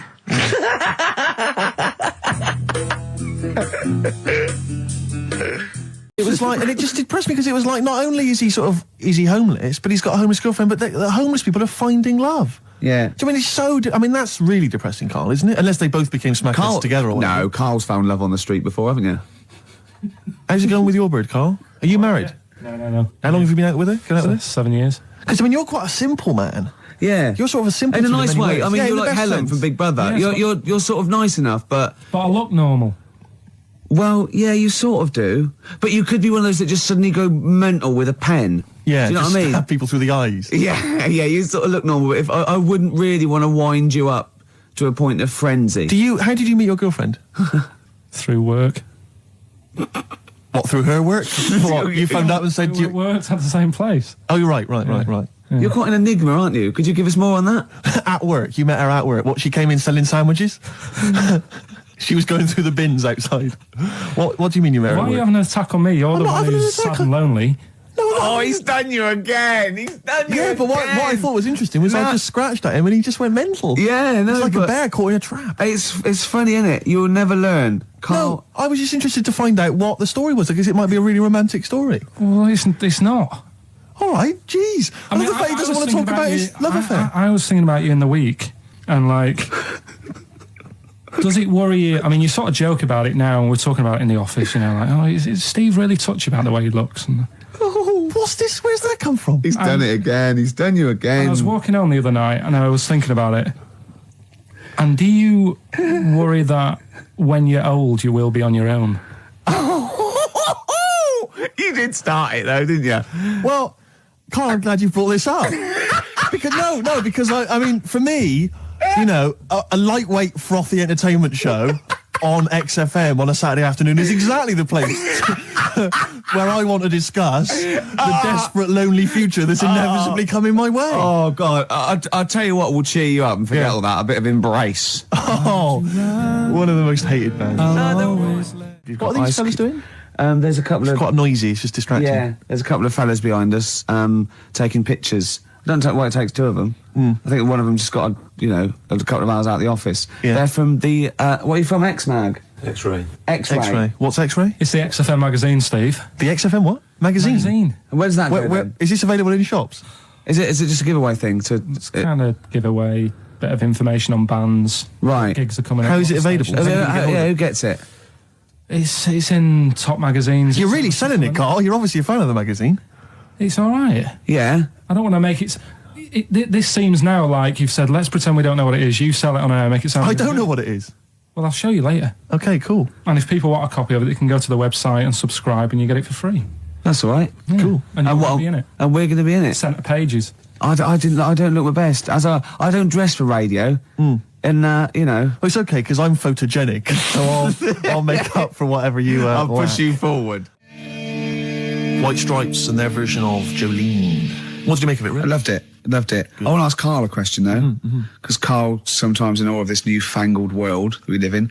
What do you think of the scenario? What do you think is going on there? Because it's a bloke singing to a woman, begging her not to take his man. What do you think's going on there? Say again. Well, that's a bloke there singing. Yeah, to his wife Jolene. Right. Were you listening to the lyrics or? You see, I got mixed What up do you mean? anyway. I thought it was about that one about the person who chucked himself off a bridge. So I was thinking more about that than listening to that one. Right, listen. Well, go on it. Right. Jolene, I'm begging of you, please don't take my man. You flaming locks of auburn hair, even though you can, don't. He's all I've got. You're a beautiful woman. Don't take my man, because I can't compete with you, right? Yeah. What do you think's going on there, though? Because, you know, it's Dolly Parton singing it. We know what's going on. They're fighting over the same man, aren't we? Yeah. What do you think's going on when a bloke singing it to Jolene? What do you think of the scenario there? That's one of them names, isn't it? That could be a bloke's name. It's like Leslie. Oh, Christ. Okay, sorry, it was a... I wish you'd not asked him that question. It's so exhausting. I love him. Do I love Carl. ants sleep, Carl? Which bird's got a cock? Swan. Okay, nice one. I think I didn't see it. I think it's called I know the the question is. strangest Strangest village in Britain. Yeah. Did he watch it? He called me 6 times during it. Called me 6 times. Now, just explain briefly what this was, because I didn't see it. Well, it was a sort of an experiment. I think I can work out from the sort of 70s. And it was sort of run by, from what I can make out, mainly sort of German Christians. Right. And what it was people with various disabilities or mental illnesses, Down syndrome, autism, bewildered, you know, and they were living normally in the community. And there was 300 people in the village. Half had some sort of problem, mental problem or disability, and the other half were sort of carers. And I mean, it was, you know, it was very, very strange. And where is this village? It's somewhere in this. It's up near Yorkshire. Whitby, innit? Yorkshire, Right. yeah. Okay. But he called me. He called me at various points. We were watching that. It just started off. He went, "Geez, if that's the beginning, what have they got coming up?" Then there was two fellas, and the phone rang, and it went, "What is going on?" And it was two blokes who had created their own language. Okay. And they were going, "What about it, law?" And you go, "What about it, and you know, it was an interesting programme. I love documentaries like that. But what made it twice as good was that I knew that Karl was getting confused. Yeah. There was one bloke that went round interviewing people, and he'd just have a string of questions, and he'd go, "Have you ever had curly hair? What's your favourite animal? Have you ever seen a badger?" All right. And Karl was getting stressed. It was stressing me out. Because he was trying to think of the answers quickly enough. Yeah, he was sort of saying, you know, do you like mosaics and that? And I was like, oh, do it. And the next question was coming in. It was like Malik's mallet. Do you know that sort of that word association thing? I was stressing me out. But he said he wanted to go there. He actually said, "Oh, could I go for a holiday there?" And I went, "Well, I doubt that. I don't know. Maybe you could go on a visit." You know, oh, that would be great, wouldn't it? For Karl to walk in there. But the thing about it would be like Karl would be the ruler. He'd be the king. It would be that in the kingdom of the blind, the one-eyed man is king. I mean, he would just dominate. I don't know. There were some of them were quite clever. Really? Yeah, I don't think he'd. I think he'd probably be average. Yeah. I don't think he'd. Okay, he'd just blend in. No, I don't think he'd shine. Yeah. Because a lot of them were quite good at some things right now. He didn't like the angry bloke who punched him. There was this really sort of sweet Down syndrome woman called Nan, and she hadn't hung her coat up, and this angry bloke was going, "If you don't hang your coat up, I will." And he punched her, didn't he? Yeah. And poor Nan got it in the neck from everyone. There was another woman bullying her, wasn't he? Yeah.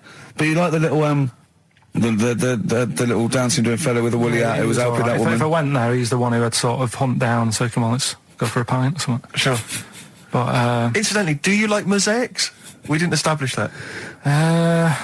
He's still thinking about it. What was his name? That one, the woolly hat that you liked, that you wanted to hang around with. What was his name? I can't remember. He was good. I liked him. He was nice, wasn't he? Yeah. He's the one that fell over, then proposed marriage to that woman, didn't he? Yeah.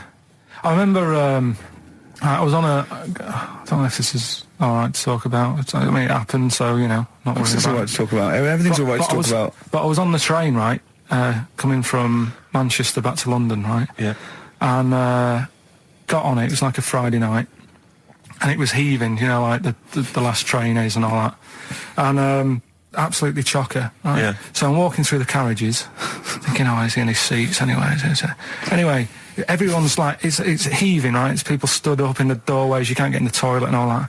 There's not going to be any chair knocking about. You know, so walking through, and anyway, I see this one empty chair sort of in front of me, right? I think, oh, why ain't anyone sat there, right? I'll just rush to that, get get myself a seat, plonk myself down, right? And sort of turn round, you know, see who I'm facing, you know, see who you're sort of having a chat with. Little fella there, right? Little, well, Down syndrome kid, Right. Sat there, and he goes, all right. And I thought, oh, right, not bad, but do you know what I mean? They're always talking, aren't they? They ask a lot of questions, right? So I was like, oh, here we go, 2.5 hours, and I couldn't get up because the thing is, that's obvious, Sure. right? So that's like mean. I'd never want to be mean. Do you know what I mean? No. At the end of the day. So anyway, so I think I know. I'll go to sleep. Clever. Right. So I shut my eyes, and he leaves me alone and all that. So then my phone goes, and I think, right, what do I do? Do I ignore it, or do I open my eyes and see what it is? Anyway, I open my eyes. It's Ricky calling about something, about nothing probably. Actually thinking about it, wasn't even worth answering. Right. So anyway, but I'm awake now, aren't I? So he's like, hello. And I'm like, all right, mate. And he says, you're muscly. You're right. Oh God! And I said, yeah. And he goes, why? So I said, no, just am. It's, again, stressing me out, because I was thinking, why am I muscly? I don't go to the gym. And, I'm not muscly, I'm in good shape and that. Well. So then he wants an arm wrestle. On a crammed train from Manchester, so I've got another hour and a half of this. When you talk back, he'd soon have got up and left. If you'd have started asking him questions, he'd have got up and left with the drivel you come out with. So anyway, do you know when you're under pressure, you're thinking, well, he's said that I'm muscly, right? So do I do it or not? And there's people watching, not joining in, not sort of having a laugh and that with me, just like watching but pretending they're not. Oh, and I'm at one of those table seats, and he kept saying, come on, I want to arm wrestle. And he was getting loud, and I thought, I best just have an arm wrestle. What do you mean? I best just have an arm wrestle? Well, what do you mean? Get it over and done with. I had to... if he's going to keep asking, I had another hour and a half on the train. Oh, God. So anyway... Oh, my God. I'm thinking who won. Well, I think were people putting bets on? It was working. It was stopped, and just as well, really. What do you mean it was stopped? Was it game? No. He was winning. I was struggling a bit, right? Yeah. And he was really taking my arm down. And then he sort of let go and started laughing. And I thought, thank God he let go, because I would have made. You know what I mean? If I lost that, everyone's in the train looking, and all the rest of it. I never felt it's suddenly serious to him. He's got to win this. Anyway, Pilkington. But then he just, then we were chatting about favourite food and that. He likes sausages. And I said, he said, do you like sausages? I said, yeah, they're all right. I like a bit of Chinese and that as well. And he was saying, I can't have Chinese. Not allowed Chinese. Why? Don't know. He just said, it's not allowed to have it. But yeah, I had a good long chat about stuff and that. But so you enjoyed it in the end? In the end, it was all right. Yeah, it's just. What do you expect? Okay. No, but it's that thing, isn't it? It's always whenever you're faced with something different, it's always awkward, isn't it? And that's the thing. You're talking about him now, are you? And I think I did all right, because everyone else was ignoring him, but I probably made his day pretty good. Yeah. We were a nice bloke. I like the idea that newlywed couple are probably thinking that's going to be a similar journey down to Cornwall. That's me just turning on my phone, because I want to read to you a text that I got from Karl. I think you sort of sum up the holiday in this text, don't you? Do you remember it? I can't remember. Let's have a look. Let's have a little look. Instantly, what did Suzanne, your girlfriend, make of it? Similar view to you, that they should fill in the holes? Yeah, it's just that thing, you see, I went on a coach trip, right? And you go and see the volcanoes. Like I say, there's 36 of them. Yeah. Which, how many do you need? And when we're on the coach going round all these volcanoes, the fella on the front's going and look out your left window at the moment, and there's a volcano. And if you quickly look out at the right-hand side there, there's another one. Right. And on the left, he's just like, all right, we've seen it. Sure. Do you know what I mean? Yeah. And that trip, we'll talk about that trip in a bit. Right, this is the text I got from Karl, right? All right. Been up to a volcano. Been in some dead artist's house who built his house in the lava. They said they would show me science with volcanoes, but all they did was chuck some water in a hole and it shot up in the air. No dwarves in the canteen, no scousers here, but there is a Swede woman with a big head. She looks effing gormless with a cap on. All right? So a little reference there to... A Swede woman? What's that mean? Do you mean Swedish? Yeah. Or she looked like a vegetable? No, the Swedish woman. But they've all got sort of quite big bill, aren't they? And I sent him a text. Oh, well, it's just good to be on holiday because, I'm working. He sent back, so am I. Just been watching Sky News. There is a school for monkeys who want to get a band together. Is that monkey news for later?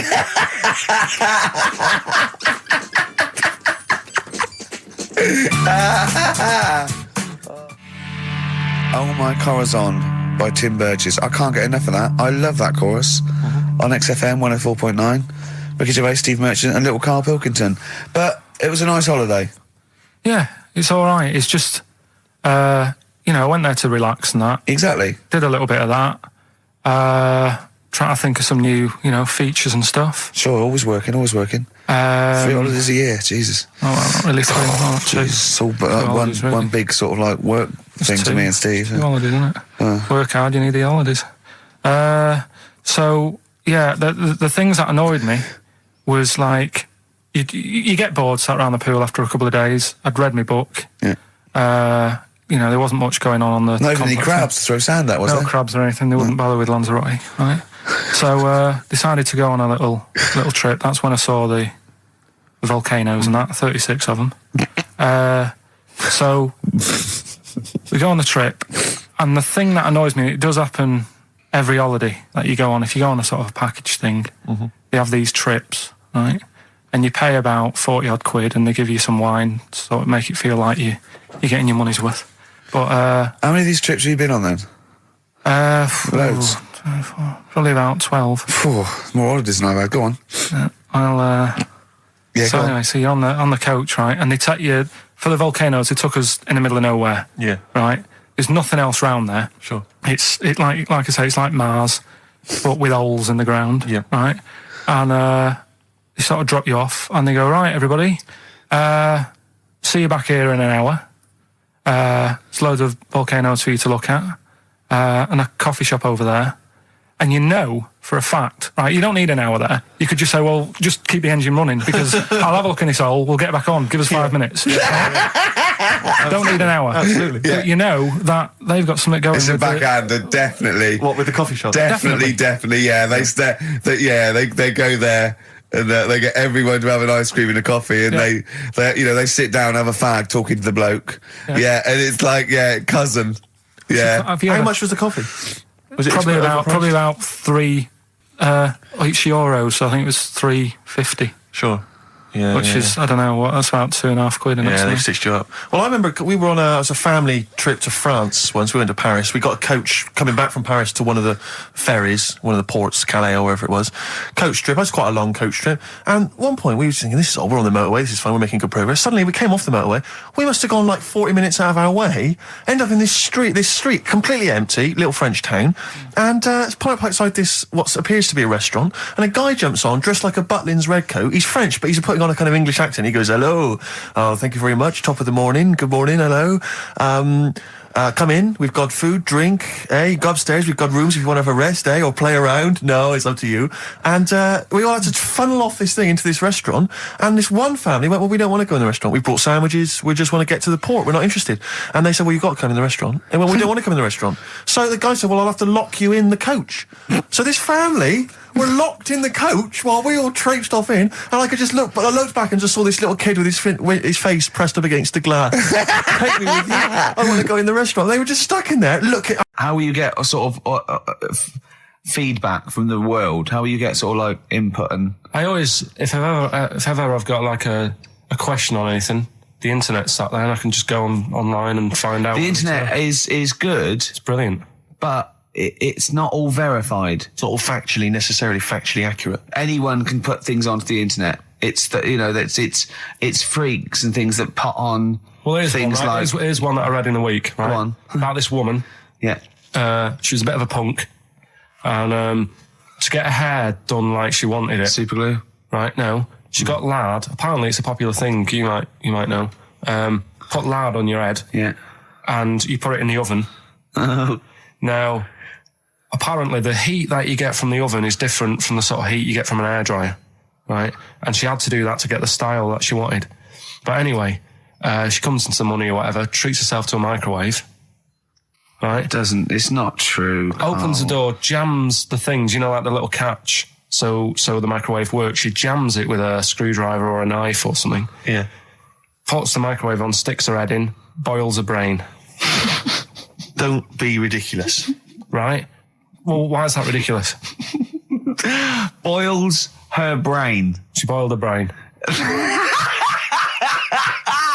She boiled her brain. And this is what's good about the internet. I went straight from that, and there was a subject about brains. And do you know that Russell Crowe, when he dies, he's given his brain to charity or something, some sort of some people who can do stuff with it. She gave hers to Pot Noodle. Vesta. Yeah. Oh, That's boiling the a sort of skull. Yeah. It's not true. No. It's not true, Carl. Just urban myths. Someone made it up. Yeah. For a laugh. They're just too convenient urban myths. Everyone's you can tell an urban myth's not true because it's always this happened to a mate of mine, and when you say what happened then, they go, don't know, that was it. Was it? Was that it? Was it? Someone boiled a brain and that was it. There was no more story. Well, Were there any dates, locations, times? I think it was in Belgium. You made her giggle like a little schoolgirl. I knew it was safe though to say that thing about her drinking because I'd done a non-broadcast pilot with her this year. For a friend was the producer, and it's a new show called Look Who's Coming to Dinner, and the premise is I choose sort of 6 heroes that are alive, and so I knew it was all right. So I didn't just go out there and start insulting this poor middle-aged woman. I sort of knew she could take a joke. She's all right. She's obviously she's not really like that. So yeah. No, but I loved the way she just giggled like a little girl. I think she was quite good actually. I think it's better when she's sort of ad-libbing. I don't think she's as good when she's sort of got lines and she's hitting marks. She's quite good when she's sort of like when Peter Kay came on, she went, "Have you dyed your hair?" And he went, "Have I dyed my hair?" She said, "What sort of talk is that?" Which I thought was quite nice. Your quote was good though.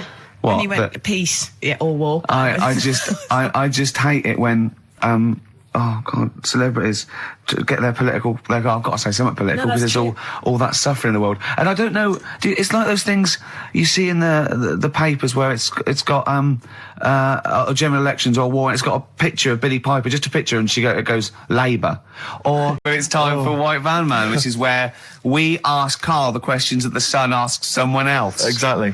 It's an article in there where they ask them, typical man on the street, the big questions of the day, gives them their platform to the nation, and we think this is just too good to let out because we only care about one person's opinion in the country now. That's true enough. He's the K-man, and there he is. There he is. Right. What do you make of New York's ex-police chief saying we need more bobbies on the beat? He's come over here. He's the guy that sorted out crime in New York City. He's come over. He said, "You're going all over the place here. You need more bobbies on the beat, more policemen, a visible police presence." There was something last week about some copper in London who was sat on a bench, and he was asleep or something. Oh, yeah. And people were like outraged because like he should be looking after England's people, not nodding off on a park bench. Which is a bit daft because they were shouting he should be looking after England's people. Was this the 16th century you went back to? What do you mean he should be looking after England's people? Wherever he was, if he was in like a park somewhere, they were really annoyed because he was asleep. But sure. He was probably undercover. No, but the thing is, if there would have been any trouble, I'm sure he would have woke up. Yeah. If there was any if someone needed help and he screamed, he would have woke up. So I don't know why they were having a go at him. Yeah. And he might not have been there at all. So, it was, so he probably have his radio turned on, didn't he? Yeah. Listening to Heart. So you're not concerned then that there's not the crime's going up? I think there's enough. I see quite a lot of them whizzing around. Okay. You're happy then? Yeah. As long as you're happy, Carl. So you don't think it's too much crime? No. Just the right amount of crime? Yeah. What about the fact that new gambling laws give Blackpool the green light to become a British Las Vegas? What do you make of that? Are you a gambler? Little bit when I go on holiday, like going in the arcade and having a little flutter. Sure. What's your favourite? I have a go on the fruit machines. Yeah. There's a good one called The Simpsons. Right. Is that your favourite? Yeah, it's quite good. Is that a tie-in with the TV show The Simpsons? Yeah. Okay. Will they make Blackpool the next Vegas? I don't think so. No, not Can't see it happening. No. You been to Blackpool? Yeah. What was it? It's a bit rank. Is it? It is a bit rough. Okay. Needs a lot of work doing on it. Yeah. No, that won't happen. Okay. And you're not worried about this encouraging gambling, generally? Gambling's not a vice you're concerned about? If you're a gambler, you're a gambler. Do you know what I mean? If Blackpool isn't done up, they'll go somewhere else to have a flutter. Sure. So it's not going to make any difference. Okay. No. Well, it's time. Whoa. Go on. That time, isn't it? Yeah. Play the jingle. Yeah. White Van Man, Carl. Brilliant. Recorded at great expense, that jingle. Yeah. This is where we just hijack an idea from The Sun, which is White Van Man, where The Sun asks, in this instance, a cabbie by the look of it. Oh no, a fruit and veg shop owner. Ours is slightly different because The Sun sort of like pick on a perfectly normal member of the public. Exactly. So that's where we've got the upper hand. Yeah. And they ask him about the hot potatoes. This week, Carl, my first question to you, well, your thoughts, please, on the criticism of the BBC over their coverage of the Queen Mum's death. What do you make of this? You're aware of all the criticism that Peter Sissons asked some probing questions? No, I thought it wore was a burgundy tie. I thought that's it. Yeah, he just it didn't show respect. He just had a burgundy tie on. See, that's not really not showing respect, is it? No, it's not. You know, you show your respect by sort of doing the news on it, giving her a bit of coverage, and showing, you know, what a good woman she was or whatever. Yeah. And then you move on to sport news or whatever. Do you know what I mean? Yeah. I totally agree. I don't like the way everything's morbid. I was thinking about it. It's like, you know, the way in birthday cards and that, people always put funny things in them. I think you should save things like that for funerals, for like funeral cards and that, and try and cheer people up at times when they're low. Do you know what I mean? Because on your birthday, you're quite happy anyway, so you don't need someone putting a funny comment in a card. I think, you know, when you send a card... What would you suggest? Well, you know... whoopee cushion, but on the vicar's chair. How would you liven up the funeral? Just little things in the card. I mean, you're just writing stuff like, well, you know, at least you're still alive or whatever. So as you're giving the eulogy... So, that'd be good. So supposing someone's husband's killed in a car crash, you go around with some flowers and a little card, and it says, at least you're still alive. Well, maybe something funnier than that. Well, maybe like if you got up to give the eulogy during a funeral, just wear a pair of comedy tits. Yeah, or those glasses that are eyes on sort of springs. But why has everyone got to be so sad about someone dying? No, what annoys me is that when you see the people on television, they sort of members of the public, and they're crying about the Queen Mother, who was sad when anyone dies, sad when anyone nan dies. She was 102, and I mean, it's sort of like I think they should cry. Well, there's a picture in the paper today. I understand it. There's a picture in the paper today of various people who were lining the funeral kind of route yesterday, and there's a picture of a very young child, maybe sort of 5 or 6, on the arms of her dad, and her head bowed, and it says a young girl there weeps for the Queen Mother. And I was looking at it, and you can tell she's just tired. Well, she's just tired and bored. It's so transparent that it's not crying. It's most just, what are we doing doing? When their nan dies. Exactly. You know, it's sort of like. But what is a 5-year-old girl going to be? Why is she going to be crying? The Queen Mum said, I can't believe it. Yeah. Teletubbies? No. The Queen Mum. Oh, not the Tweenies. No, it's on in a minute. Yeah. It's just like, oh dear. I mean, I know. I'm sure, I don't know much about her. I don't know if she was a great woman. And obviously, it's always sad when someone dies. But it's like, it's interesting that there was a lot of tourists in that long line of people that are now queuing from hours upon hours to see her dying in state. Because it's clearly just people who want to be a part of history. Must be gutting if you're over from Sweden and you find out that, the Queen Mum's died. Oh, you must be devastated. You probably don't want to carry on with your visit. Exactly. Really. Okay, listen, Carl. I think we've covered that. What do you make of the? What do you make of the first genetically modified baby? Oh, are you worried about this? Do you know what did they do? What? Let me see what it says here. Isn't it just choosing the eye colour? Well, this is the concern, isn't it? That in the future you'll be able to decide whether it's a boy or a girl, how intelligent it is, what it looks like, is it handsome, is it ugly? Obviously, no one will choose an ugly baby, and so on and so on and so on. And so it means that where will it lead? Where will it end, Carl? Are you concerned? I've thought about this a lot. What will us three look like in the future if they're being, genetically modified, beautiful people? What will we be like? How will we be considered in society? True, yeah. But we've talked about this before, haven't we? About the cloning thing. Yeah, that's a bit weird. Yeah. But I don't think it matters, because at the end of the day, right, you might look like some other kid, but it's the way you're brought up that will change your features and the way you are, your personality. If you lie, you get a long nose, don't you? Well, no, but listen, right, because I remember when we, I was growing up on this estate. This is going to be good. Go on. No, it's not. It's just an example of how this doesn't work. Go on. So we don't need to worry, sort of thing. Sure. Right? Okay. So I'm growing up on this estate, and there was this woman about 4 houses down, right, who's a bit rough. All right. Didn't fancy her. Oh God, no. Right, but she had a baby. Well, tell me about her first. I'm interested in this woman. Why was she? It was a very. Was it like being a man in a dress? I mean, I didn't grow up in a posh house or anything. I'm not saying that if you live in a bit of a rough house, you're a bad person. What does she look like? But anyone can tattoos, clean up. Look like Tony Green with a fag on. They didn't clean up much, right? Oh. Which, even if you've not got a lot of money, you can still try and make the place look nice. Yeah. Right. But she didn't, and a kid used to take a horse into the house. Sorry. Whoa, yeah. Whoa, Neddy. What do you mean a kid used to take a horse into the house? Where did they get a horse? Must have nicked it from somewhere.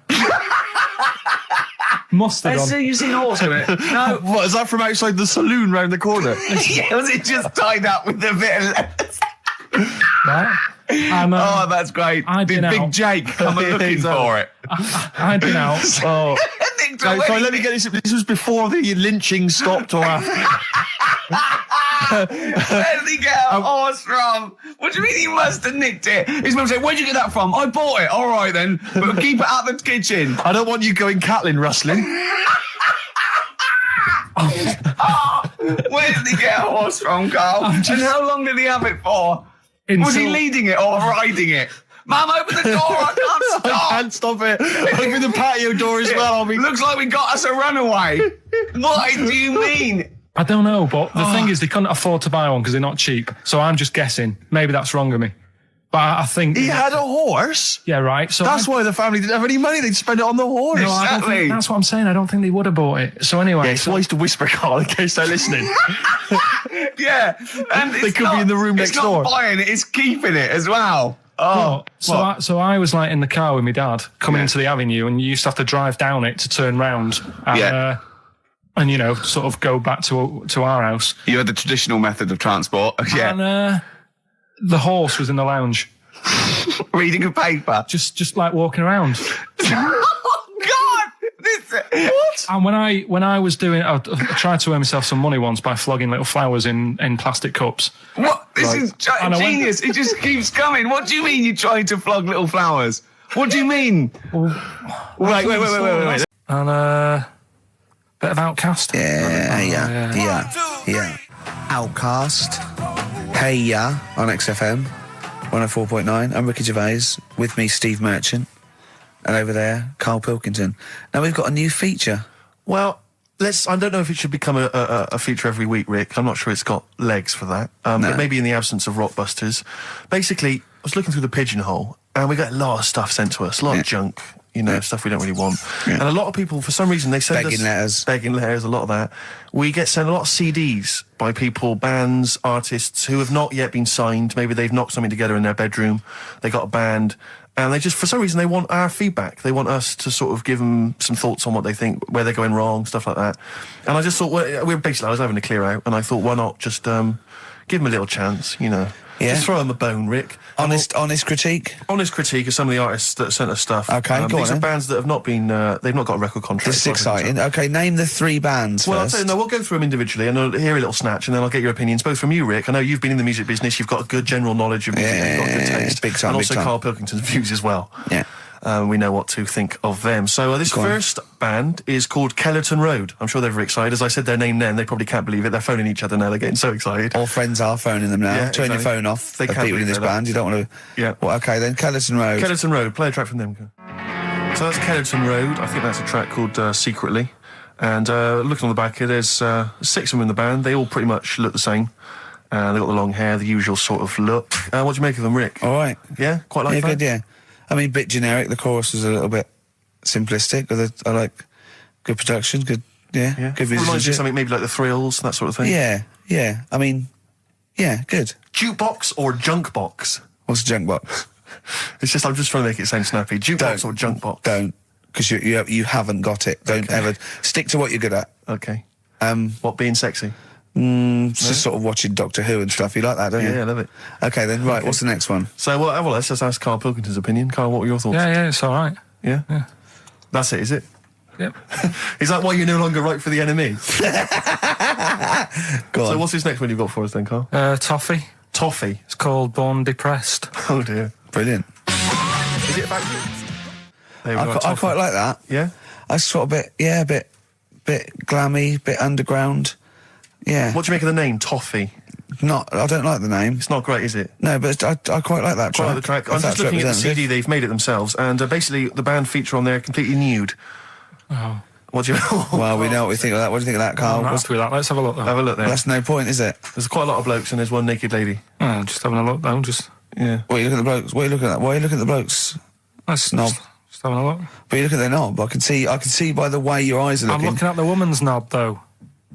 Well, she won't be happy with that. No, that's a bloke, Karl. Yeah, that's where you've been going wrong. Yeah, that's the woman. Yeah, Yeah, that's what I was looking at, that one. The woman's knob, so that's all right. yeah, good. So Rick, hit parade or shit parade?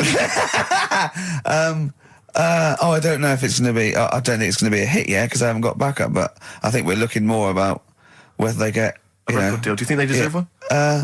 Yeah, thumbs up for both of them. Okay, excellent. Well done. All right, well done. And Carl, play the last one then. What did you make of it? Sorry, we didn't ask your opinion. We weren't interested. Like to see him on CD UK. Just like that on the CD cover. Okay.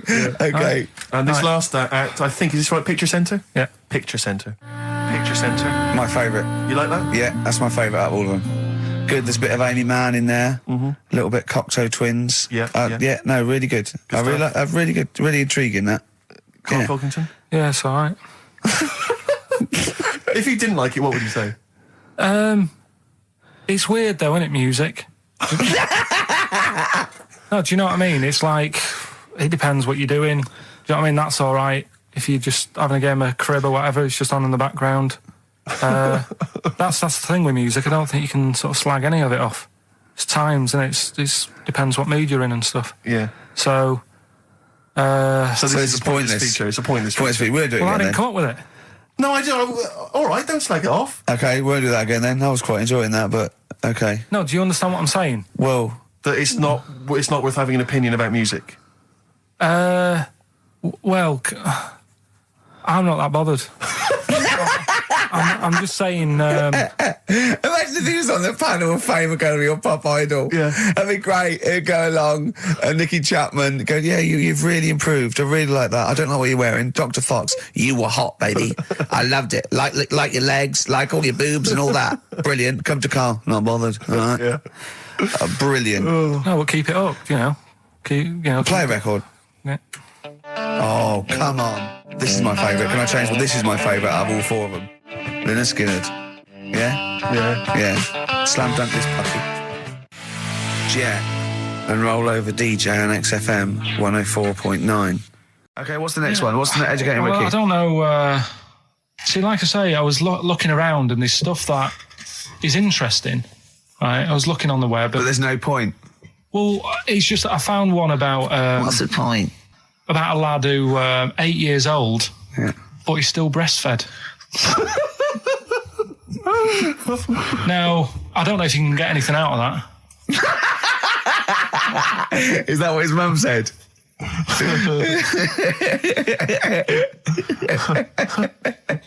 So, What do you mean I don't know if I can get anything out of that? You don't need to. No, it's just that, Where did you read that? that was on the internet.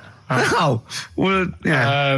You're always unspecific when you mention it. It's just it was on the internet. Well, Yeah. I'm trying to think what I put in. I think I put in Y to see if I'd confuse a computer. And then- Go! You are... No, I did, No, honestly. I did a search, put in why, and it came up with funny things that, like, why is this person doing that? Why is that? And it had a picture of this 8-year-old lad, sort of, on his mum's nipple. And it was saying, is this healthy?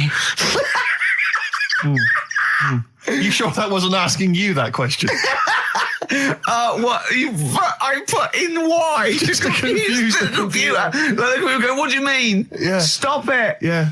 Oh, look, yeah. Last week, I was walking home with him, and I went, he was saying something stupid, and I went, I've got a competition for next week. Let's do a phone-in, and it's called Karl Pilkington, Genius or Fool. Yeah. Right? And he went, No.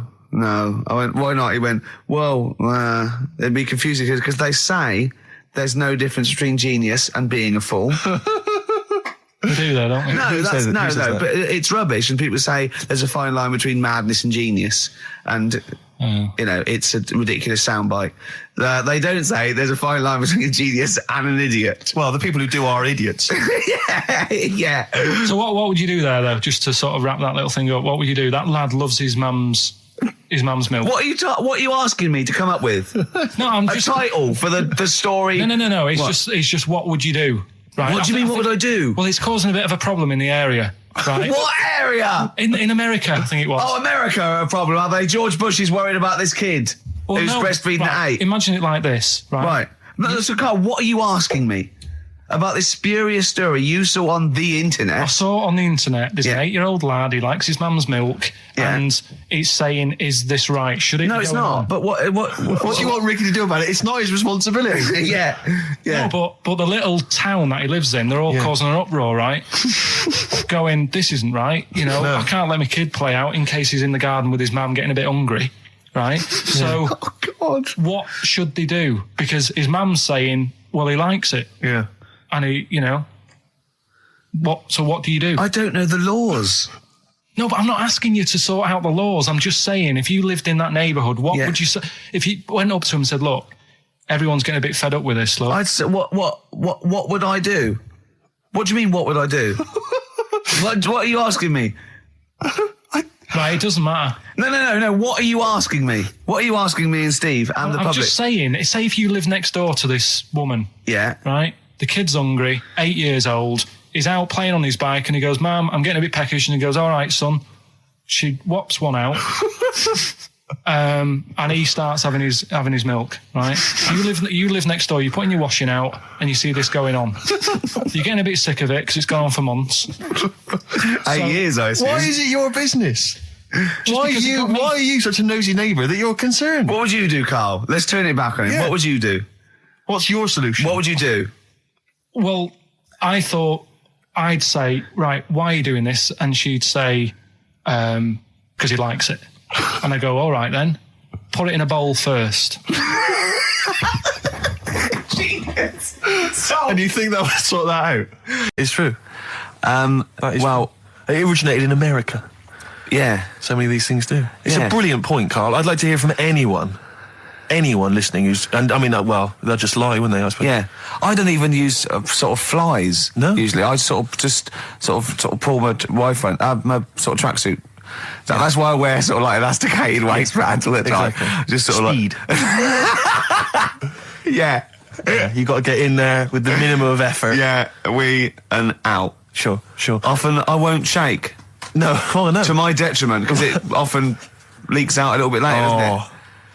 Ever been out on a date with a girl where it's just trickled down your leg and you wish you hadn't, and you're thinking, what if she gets my trousers off later? She might smell it or see it. What? What? I don't know. I don't know what I said there. Right. Feeder, come back around on XFM 104.9. You're listening to Ricky Gervais. Yeah, I'm with him as well, Steve Merchant. I was thinking of dropping that. What? Thinking of dropping that, just going, because it's just too, that's all that. I'm Ricky Gervais, with me Stephen Merchant and Karl Pilkington too. I mean, get to the music, so it's, hi, I'm Ricky Gervais, this is XFM. Sure. Here's Radiohead. Yeah. Something like that, come out, that was Radio on XFM, I'm Ricky Gervais. Tony Blair, what's he all about? Yeah. That sort of, Snappier. fast, because I quite, on a serious note, and you've always been saying it, I listened to an old show, because when Karl was compiling those things, I listened to an old show, and I listened to me, and I'm really concentrating now because I sounded like the most inarticulate, brain-damaged older drunk I have ever heard giving a show. Yeah. I mean, I was shocked. Not finishing sentences, leaving out words, slurring, just doing noises that you understand because you know me. Yeah. So I'm really going to make an effort for the listener. Yeah, it's not going to happen, is it? You're going to give up after about 3 But I thought records. you were joking. And I thought it was like, oh, he's taking it there. Did it then, you see? Again, I don't quite know what that sentence meant. No, but... Well, of course, I've got also your body language and your facial gestures, but obviously the listeners have got nothing else. They've just got the voice. They've just got the voice for it. That's all they've got. That's all they can rely on. Yeah. And when Karl Pilkington is the man holding the show together, When he's the that's quite most damning. articulate. Exactly. Exactly. How did I come across? You came across as lovely. I mean, I did an interview yesterday, right? And I was trying to describe you to this journalist, and I was going, it's like a cat can talk. Because the things you say, I just want to know what your world is. You know when a cat comes in, you go, where have you been? And it looks as you're like, you know, it can nearly understand you. And you're like, I wonder, I'd love to know what that cat thinks. And with you, it's almost like we've got one. Yeah. Yeah. Did you like that? You can also lick your own testicles, I think, can't you? So, yeah. Did you play the doves? And envy. on XFM 104.9. I'm Ricky Gervais, with me Steve Merchant. Absolutely, yeah, hello. That clang you heard there isn't Karl. No. Karl's away. It's Sturgis. Claire Sturgis is here.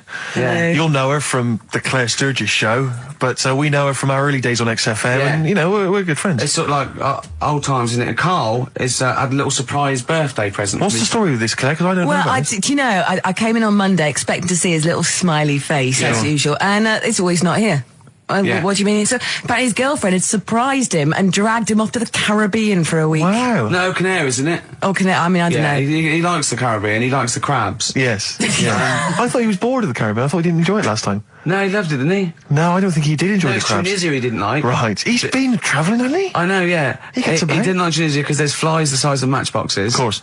And, and midgets in the kitchen. No, there's nothing wrong with that. Yeah. Midges or midgets? Midgets, he said. Right. In It the was kitchen. midgets. He wasn't saying anything bad, he said that there were lots of midgets in there. Lots of midgets in the kitchen. Right, educate me, Karl. Right, well, Go like on, I mate. say, right. Educate me.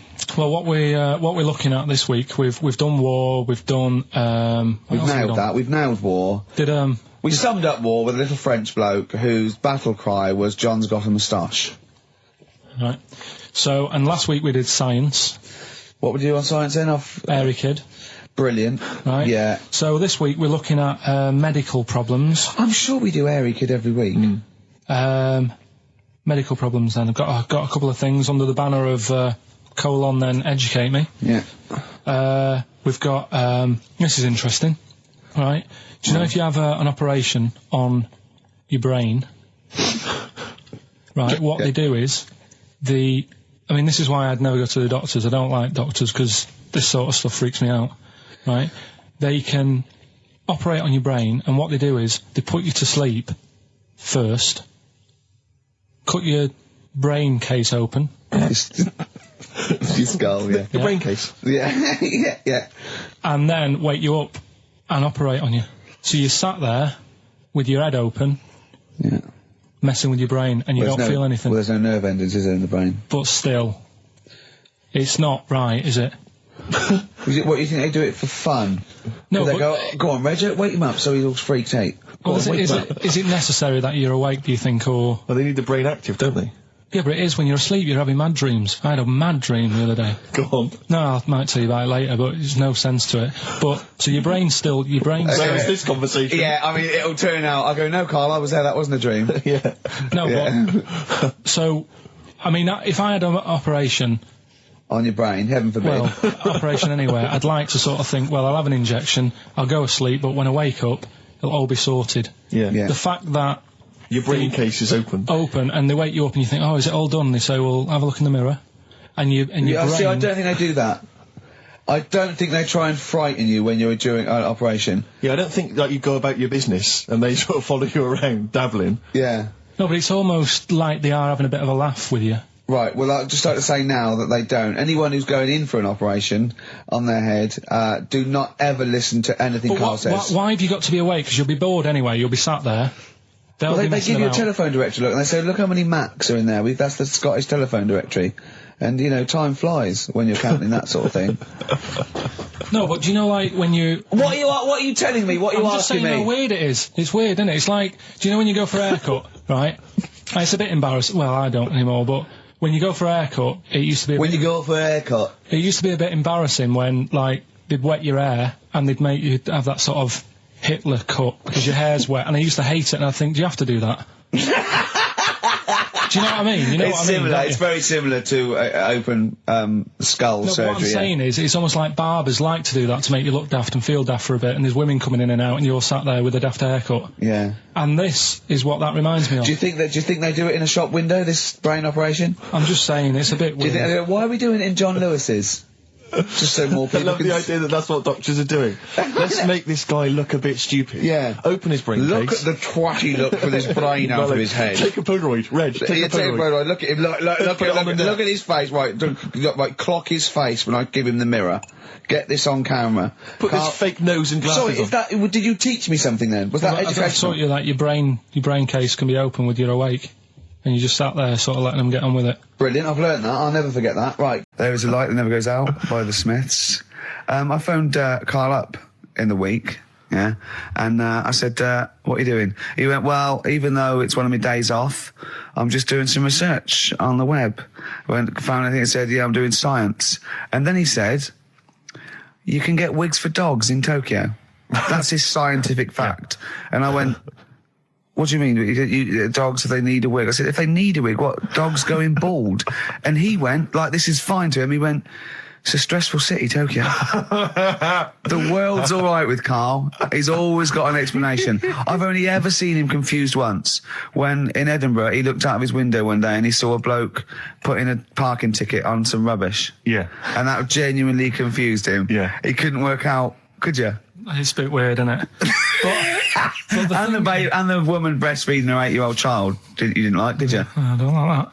But the what's the name? Animals with wigs. I kind of thought, after I put the phone down to you, I kind of thought about it, thought, yeah, it's a bit daft, that. Are you sure he's not the ageing pop group? No. The Animals? But when you think, have you ever seen, like, a bald pet? No. It's weird. What do you mean? Because my mum, we had a cat, we used to get through loads of cats because we lived on a... Oh, God, it started early today, innit? What do you mean you got through a lot of cats? What were you doing? Running a restaurant? We lived on...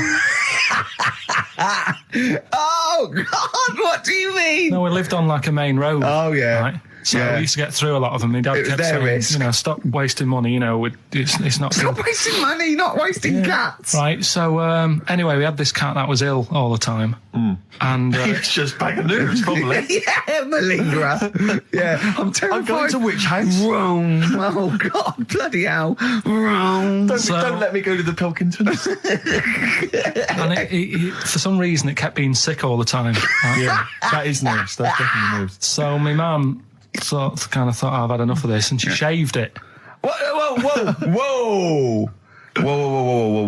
Now, I know you're not vets in your family, but what correlation did your mum think there was between you being sick and shaving it? Because it kept being sick, and it was a pain to wash, because it kept getting So caught she up. wanted a dry wipe cat. So Why didn't she just varnish it?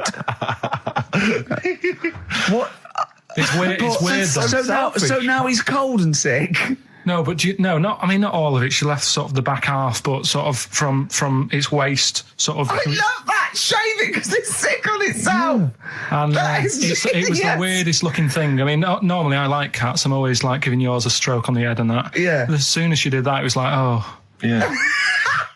can't touch it. And then So now it's sick, cold, and hated. Yeah. Karl. It must have, I mean, the other cats must have been taking the mick out of it constantly. It's just making things worse. Did it get, I'm hoping that it got run over and was put out of its misery. now I think it got all right, that one. Or is that the... Yeah, it did get run over. It did. Talking about my dad. Steve, you'll love this, right? Go on. My dad hates being ripped off, right? Yes, well, no, I can relate to that. That's important. Hates coming to London now. He always wants me to go and see them rather than come here, because he just thinks London is like a big rip-off. Last time he came, he got annoyed because I bought him a scone and a cup of tea for like 3 of us, and it was £14, and he just was livid. And then we had an argument about that, and then we went to the Millennium Wheel, and I said, do you fancy going on this? He said, oh, all right then. Then he saw the price, and it was something like 20 quid or something. And he said, 20 quid to go up in the air to look at stuff that's on the ground. He said, I might as well stay on the ground. Brilliant. Right? Thought, good point. His logic is impeccable. So anyway, this is going on. Anyway, he spoke to me the other day. I said, how are things? Are you all right? And that. He said, oh, being ripped off. I said, why? He said he ordered, do you know the place where he got a new bed from because he cut the other one in half, yeah. right? He got this bed out of a catalogue. So he sorted out a payment on the phone. He said, look, you're ripping me off a bit here on the interest thing, but well, let's do a deal. We'll sort out a new monthly payment that's different to what it says in the catalogue. And he said, yeah, we'll go along with that. Anyway, so he sorted that out. He was happy. The bed arrived. It's a nice bed. He said, that's great. So anyway, he got the bill for it, and it was the original price. Oh, I thought that might be the case, yeah. Right? So he called up and said, I'm not happy with this. He said, we said a deal. And I'm like, oh, no, don't know what you're talking about. He said, right, don't send me your catalogues anymore. He said, I'm not buying anything from you. You're a rip-off merchant. Right? So anyway, a few weeks go by. Post comes.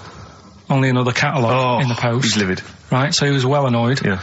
So he looked on the back, and it said on it, this catalogue will always be property of, the company that does it. So you can't throw it away. If we request to have it back, we've got the permission to get it back off you, right? So he thought, right, well, they're out of order. I told them not to send me one, and they have done, and they're saying I can't chuck it away. So he called them up and said, all right, Mr. Pilkington here, bought a bed off you, you conned me, and that. But, forget that. We've dealt with that. You've sent me a catalogue, I told you not to. It says on the back here that this will always be yours. Yeah? So, in a way, you're using my house as a warehouse. I'll be charging you 26 pence or something a day. Brilliant. He said, you already owe me £6.28. Something like that. Genius. And, they sorted it out. So again, it's just... So hang on, but are they going along with this? I don't know what happened. He said they sounded annoyed and said they'd get back to him, and they haven't. But he said, I'm not bothered. They can take as long as they want because the money just keeps going up. Yeah. So, what sort of profit has he made so far? Well, when I spoke to him in the week, it was like £6 odd. Yeah. I think that was on Tuesday. So he's just leaving it. It's like an investment. Yeah. It's like an antique. It's just going up every day. 4.9. So, Karl, just take us through the moment where you gave this gift. Firstly, so you went into Boots, right? You thought, all right, 100 condoms, brilliant. Okay, did you wrap it up? I don't know if it was 100, probably 80. Right, okay, yeah. Right. You don't want to go mad, do you? Wrap them up. I'm just resting easy knowing that he's not trying to breed.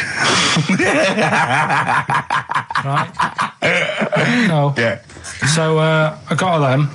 I got her Grease on DVD, because she's always watching that. Yeah. Right? Yeah. So just think of when her mum said, what did Karl get you? Some condoms and grease. I was going to say, I'm glad he said on DVD.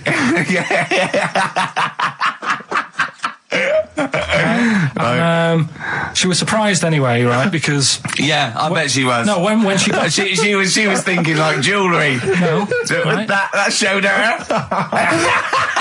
That surprised you, hasn't it? All right. So hang on, wait a minute. You thought it was a holiday, didn't you? Yeah, look at your face. You don't know me at all. So hang on. So did you give these on Christmas Day? Right. What happened is she got in from work that Saturday, right? And I said, look under the tree. Knackered. At least it's Christmas. Yeah. At least I'm going to get a little bit. I said, look, you got some stuff under the tree, right? So did you give her a sugar lump? Right, she was really chuffed with that. But she said she was a bit puzzled because I didn't know we had any wrapping paper, right? So I ended up using wallpaper. You didn't take it off the wall though. You had No, it was some left over, right? So she said, why have you used wallpaper? I said, well, I didn't have any paper and you were getting in a bit and I wanted you to have a surprise. So she said, can I have a feel of them? I said, the presents. She thought, right, I've got the right thing. Yeah. Right. And then Christmas Day, I said, no, don't get carried away. It's nothing really good. We said we weren't going to buy each other much. So there you go, open them. Yeah, go on. And can I just ask, had you received your present from her yet? Yeah. So what had you received? What did he have? Had some shoes. Nice. Right. Getaway game for PlayStation. Nice. I'm just totting up the value of those. Go on, yeah. And just also think about how much fun and pleasure you get from them. Yeah. Although, of course, condoms, I can see the the appeal. Well, okay. So I think also add to that bit 150 quid for a meal. If you're going to start totting up, 150 quid for a meal. I bought her some shoes, 72 quid. Yeah, that was after the event, though. Doesn't matter. All right, so you received these, dare I say it, thoughtful and nice gifts. You handed over the box of condoms. They were wrapped up. She unwrapped them. Yeah. Go on, take us through it. Walk us through it. Well, it's not something you play with on Christmas morning. Oh God! Oh, right. But when she opened them, what did she say? I wrapped them twice as well, so she thought it was something really good. Extra protection, right?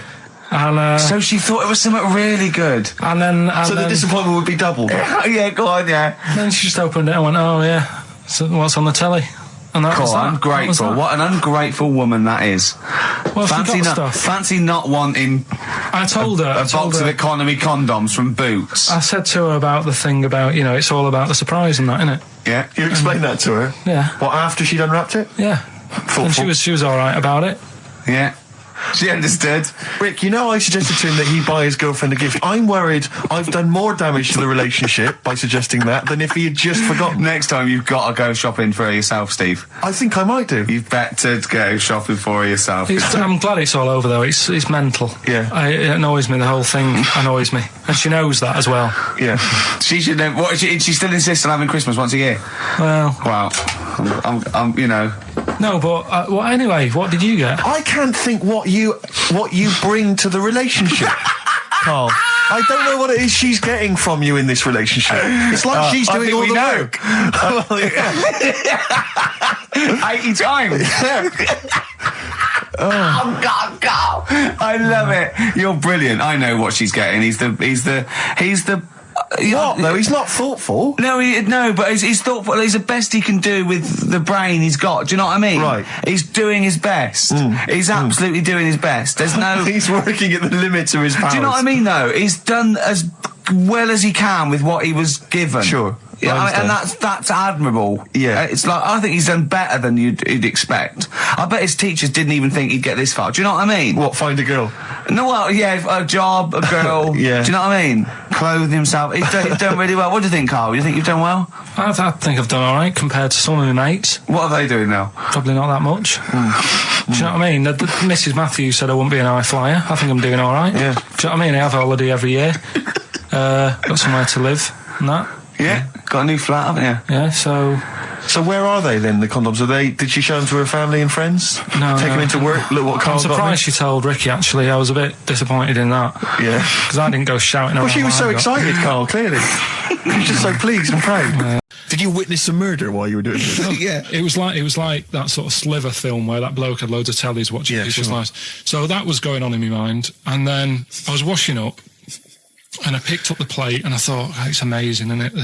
The human body, the way you can just sort of, you know, I want to pick that up, and you do. Yes. And the way your hands work, right? Yeah. You've got 5 little digits, but it's just the right amount to do what you've got to do, right? So I'm washing, I'm cleaning the plate. Sorry, Carl. Stop.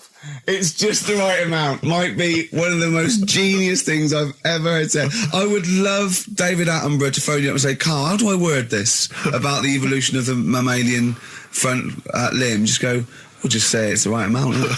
But it is. One of course extra it would is. get in the way. Yeah. And one less would just make it that little bit more tricky when picking up a bit of a slippery dish. Sure, or buying gloves. Yeah. A slippery dish. So then I was thinking, imagine like going to the doctors and they're saying, yeah, everything's all right, your heart's good and everything, but Your art's good, what, your Lara is, or? yeah, your heart, you're in good form and what have you. It's good news. You know, I had Giano in earlier. He's not looking good. Yeah. Fastballer. But you're all right, but your hands need to come off. Right. Blimey. But That's bad. Like, I get a second opinion initially. But I better good news, I've got a nice pair of feet I can sort you out with. Yeah. And he puts them on, and then I was thinking, right, first of all, washing up, what would that be like? I thought, Steve. that'd be tricky. Yeah. And then the second thing was, it'd probably ruin the sort of the shape of your jumper. Because you have to keep putting the feet through there. Yeah. And then I thought, I could still cycle in. Okay. To work. You could run in. Well, that's the thing. You'd be really fast. Well, that's what I was thinking. I thought I could still cycle because I could balance. It's not fascinating, Carl, but I'm just interested on your take, really. Yeah. What do you make of Cilla Black quitting Blind Date after her husband sent a message from beyond the grave?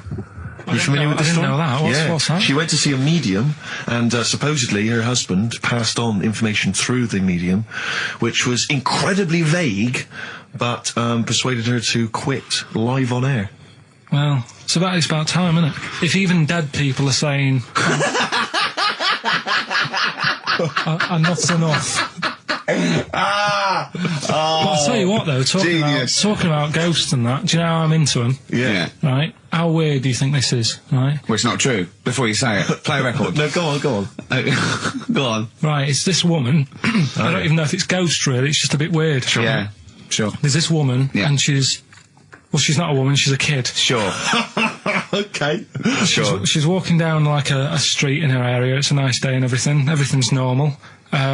She's walking down, and a woman comes up, cycling past, right? the woman on the bike looks at the kid absolutely terrified, right? Got a really scary face on her. Yeah. The kid's thinking, why is she doing that? Yeah. Right? So anyway, she thinks nothing of it, goes, I think she was playing in the park or whatever, goes and has a nice day.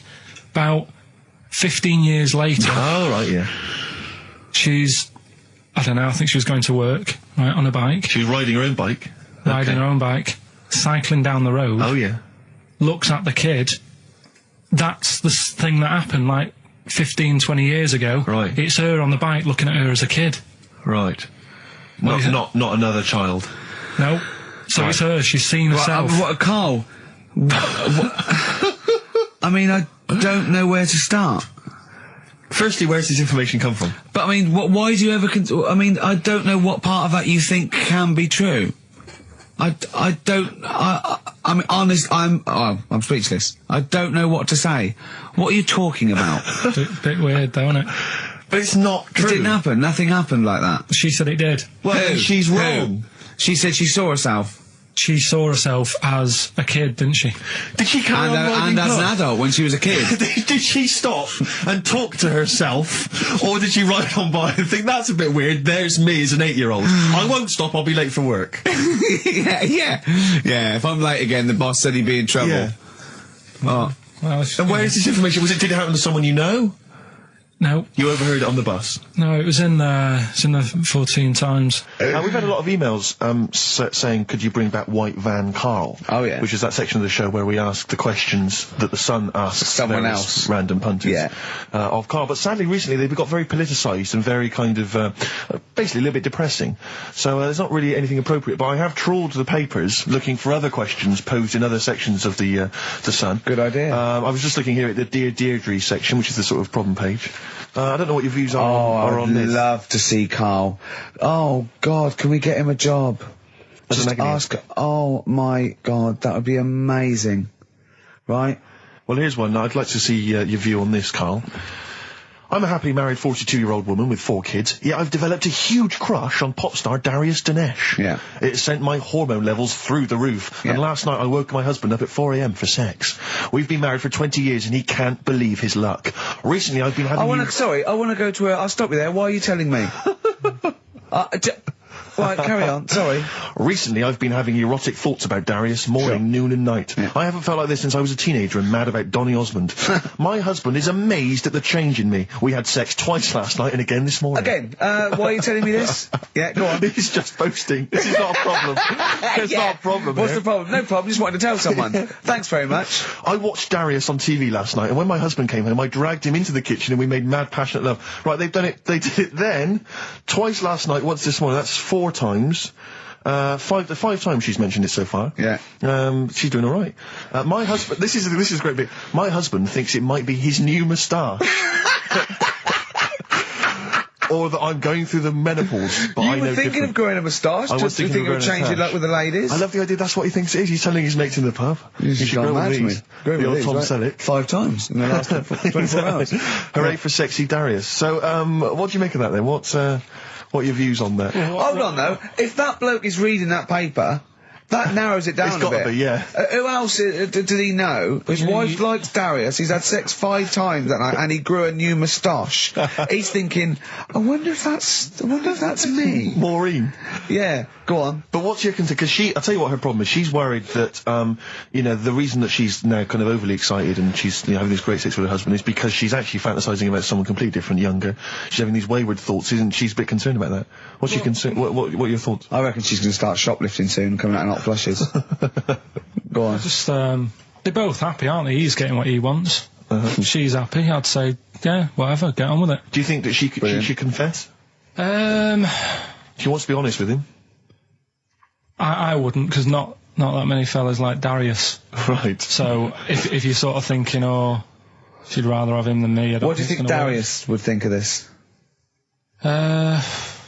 He'd probably be happy with that. I mean, What would you do if you got loads of phone calls, right, from women going, Carl, whenever you're on the radio, I just have to do it. I just have to do it. Your voice makes me... I'd say, right, well, it's all right.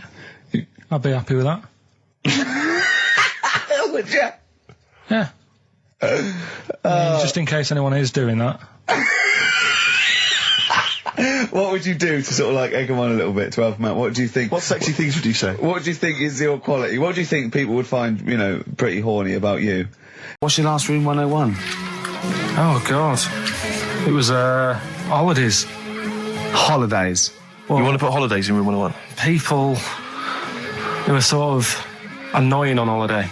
Oh, yeah. Do you know when you go away? Oh, yeah. It's sort of touched on this before. Is this going to be the Scouse guy? Yeah. Go on. Oh, it's so long now. I mean, it was a holiday when we went to Tunisia. And the Scouser pissed you off. Surprise, surprise. Yeah. Yeah. But the annoying thing was, you know, when you go on it was a cheap holiday, and like the lesson here is, you know, if you want a good holiday, you gotta like spend some money. Yeah. And we didn't on this one. We spent about, I don't know, 400 quid for two of us for like a month or something ridiculous. And we got there, and you know, you get to the hotel and you go, we have made a mistake. You know, it's a ropey hotel. You know, you can tell like the blinds and stuff as you walk in, they're all dirty and stuff. And you think, well, let's make the most of it. You know, let's not get down about it. It's a holiday. It's for a rest. And you try and make the most of it. And we had to meet. You know, like you have one of those things where you get to your destination and the rep says, right, you know, go and unpack your bags and that. Go and sort yourself out in the room. And tomorrow morning we'll meet up at 10 o'clock. And I'll go through, you know, the best sort of place to go for camel rides and, you know, the best deals I can get you. That sort of thing. Can anyone here walk like an Egyptian? So she says, right, tomorrow morning, meet 10 o'clock in the discotheque. So we get up and we have breakfast, and it wasn't a good breakfast. The kitchen was, like, bit horrible. The food wasn't good. And it was run by sort of midgets. What do you mean it was run? Not there's anything wrong with that. There was little fellas running around, and the annoying thing was one of them sort of started to fancy my girlfriend. How did he manifest his affection for No, you're not saying there's anything wrong with midgets, though, are you? Just saying it was not strange at that there was Yeah, but not- even midgets shouldn't be cutting on Karl Pilkington's No, territory. I know, no. But it's also that thing of, you know, they've got little fingers. And it's sort of God, I'm ruined. so sorry. No, I'm not. It is a bit of a phobia of mine. Okay. Do you know what I mean? They are nice people and that. Sure. Oh, God. But the annoying thing is... So what was he doing then? How did he... I don't understand how he was chatting up your girlfriend. Was he crawling under the table so you couldn't see? just kept... Whispering to her from underneath there. Stop it. Just sort of, you know... Wait, I don't want to get a complaint on our last show. There's not many midgets What's going to happen? Can we just finish this and start up again in a couple of months? Oh, yeah. So if you want to know more about the midget theme restaurants, then we'll talk you in... What you bought? Yeah. Bought one in Manchester. Lost $7,000 on that one. Well, don't buy in Manchester. No, it's a good flat. It's just it wasn't. I didn't buy it to sort of make money. I thought I was going to be living there like all my life, and then a job came up here, and it was like, oh. You bought your first flat in Manchester. You assumed you would be living there for the rest of your life. Well, I wasn't in a rush. Play record. You're an idiot. Hang on a minute. So have you got a property portfolio? Have you got the two houses now? No, I've got rid of that one. Oh, you sold that one? Got this At flat. £7,000 Got loss. this flat. I'll tell you something that is interesting. Hold on, though. What? £7,000 lost. And it's a flat in Manchester, but it could only cost about £8,000 anyway. Right, Steve, something they do now, right, they've got to do by law when you're buying, right? I was looking at one in London, right? It's haunted. They've got to tell you now. Right, don't talk shit. I'm telling you Play now. a record. I'm telling you now. Yeah. There's no such thing as ghosts. That is ridiculous if that appears on a legal document. That Right, is if there's anyone ridiculous. who sells flats and that, does that for a living, Yeah. right, email in, Yeah. because I'm telling you now, that is a fact. She sort of dropped it in. I said, oh, you know, nice feel here. And she said, yeah, well, that'll be the ghost. Just dropped it in, that's all they've got to do. And then I was like, what? And they went, oh, yeah. That's what I've got to do, is it? So that's the legal thing. Did you drop it in? So in court you go, did you drop it in? Yeah, I dropped it in. Play a record, you're an idiot. I love the fact that in pole position, in positions 1 and 2 of his favourite films of all time, it's The Elephant Man and Kes. Yeah. That's brilliant. Yeah. Go on. All right. Am I leaving the mics open a bit when this is going out? or what? Yeah, let's have a listen. Yeah? All right. So don't talk then, right? Just put that hot dog down, Rick. And this is the bit in Kes where it's the teacher. You know, go and unpack your bags and that. Go and sort yourself out in the room. And tomorrow morning we'll meet up at 10 o'clock. And I'll go through, you know, the best sort of place to go for camel rides and, you know, the best deals I can get you. That sort of thing. Can anyone here walk like an Egyptian? So she says, right, tomorrow morning, meet 10 o'clock in the discotheque. So we get up and we have breakfast, and it wasn't a good breakfast. The kitchen was, like, bit horrible. The food wasn't good, and it was run by sort of midgets. What do you mean it was run? Not there's anything wrong with that. There was little fellas running around, and the annoying thing was one of them sort of started to fancy my girlfriend. How did he manifest his affection for No, you're not saying there's anything wrong with midgets, though, are you? Just saying it was strange that there was... Yeah, but even midgets shouldn't be cutting in on Karl Pilkington's territory. I know, no. But it's also that thing of, you know, they've got little fingers, and it's sort of... I'm so sorry. No, I'm not. It is a bit of a phobia of mine. Okay. Do you know what I mean? They are nice people and that. Sure. Oh, God. But the annoying thing is... So what was he doing then? How did he... I don't understand how he was chatting up your girlfriend. Was he crawling under the table so you couldn't see? He just kept... Whispering to her from underneath there. Stop it. Just you know. Wait, I don't want to get a complaint on our last show. There's not many midgets. What's going to happen? Can we just finish this and start up again in a couple of months? Oh, yeah. So if you want to know more about the midget theme restaurant, then we'll talk you in 3 months. Yeah. It's just... No, that's fair enough, actually. Oh, yeah, no, right, sorry Karl. about That's this. your producer's Listen, head on. we'll see you in about a really... it's been a pleasure, truly, and thank you for everyone that wrote I've got you letters. Have you really? I've got you both a present, right? Oh. I got Ricky, do you know, like we've done fables and Yeah. stuff? Right? Yeah. This is like Mr. Ben. Oh. This is brilliant. Yeah. Right, and it's like little fables that Mr. Ben goes on. Oh, fantastic. So I want you to learn something from that for when you come back. Okay, brilliant. That's lovely, I'll tell you Karl. one of the stories I read this morning. It's brilliant. In fact, when you've done with it, give it me. Yeah. Because I haven't finished reading that. Okay, thank you, Karl. And for Steve, a little chat up lines. A little book of chat up lines. That's fantastic. Karl. Well, we'll see you in 3 months. But carry on emailing Karl. Cherish Karl Pilkington. He sits in a little room by himself, so keep him in touch. And we'll see you in August. We're going to leave you with something that we all love. This is There Is a Light That Never Goes Out by the Smiths. Very apt, I think. Goodbye. See you later.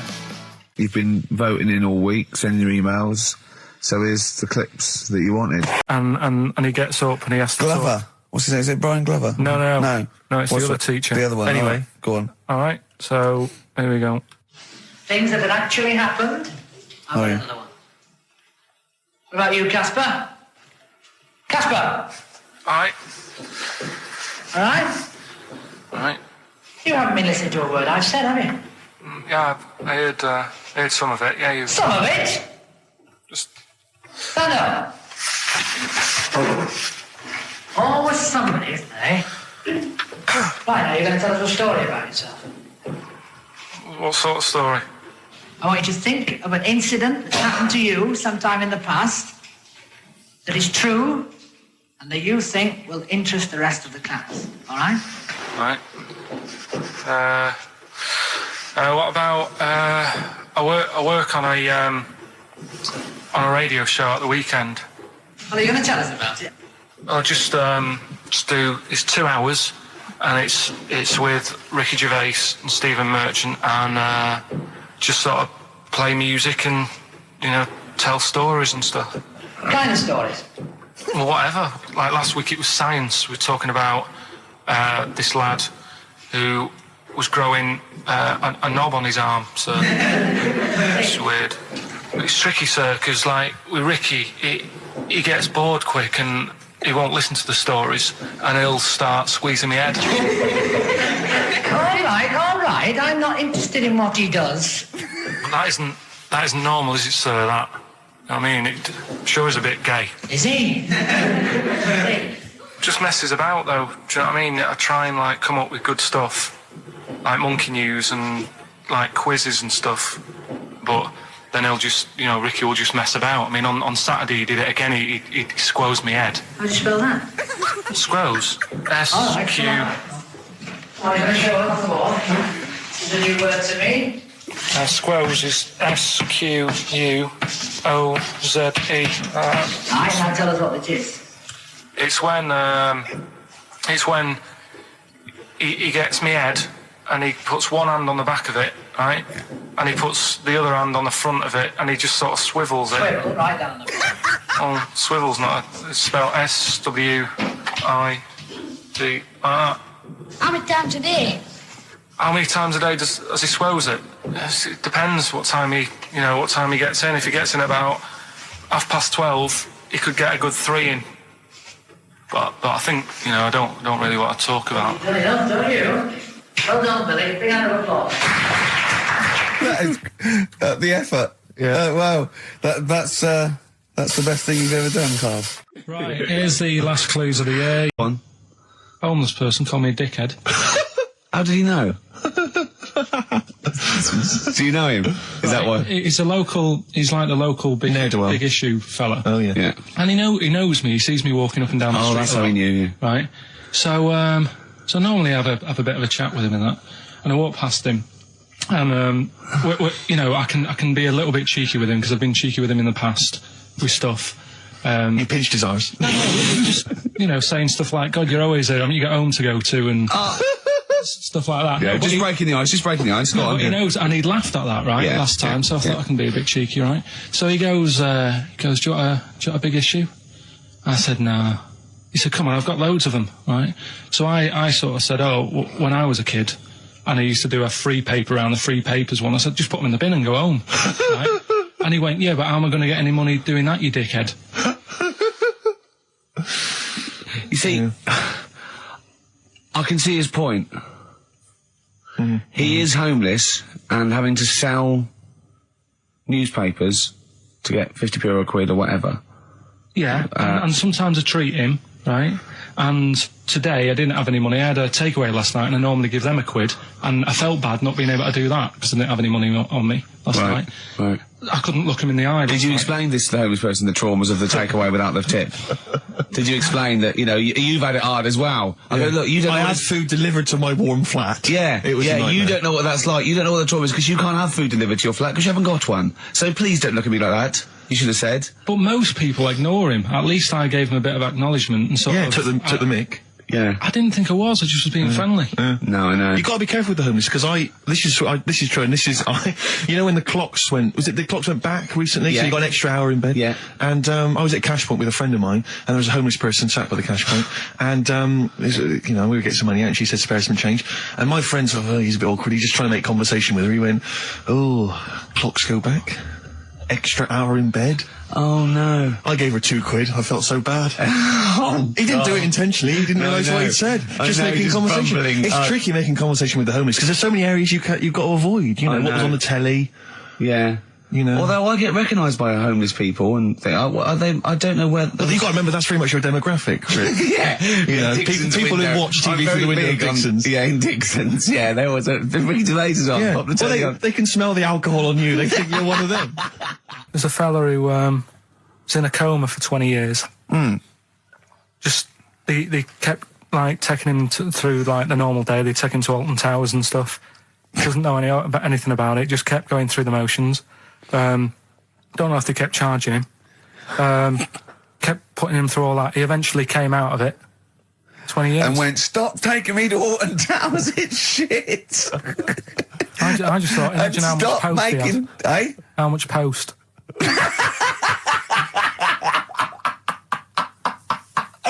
Oh, Did you read about that guy in the paper, Carl? He, sorry, on the internet.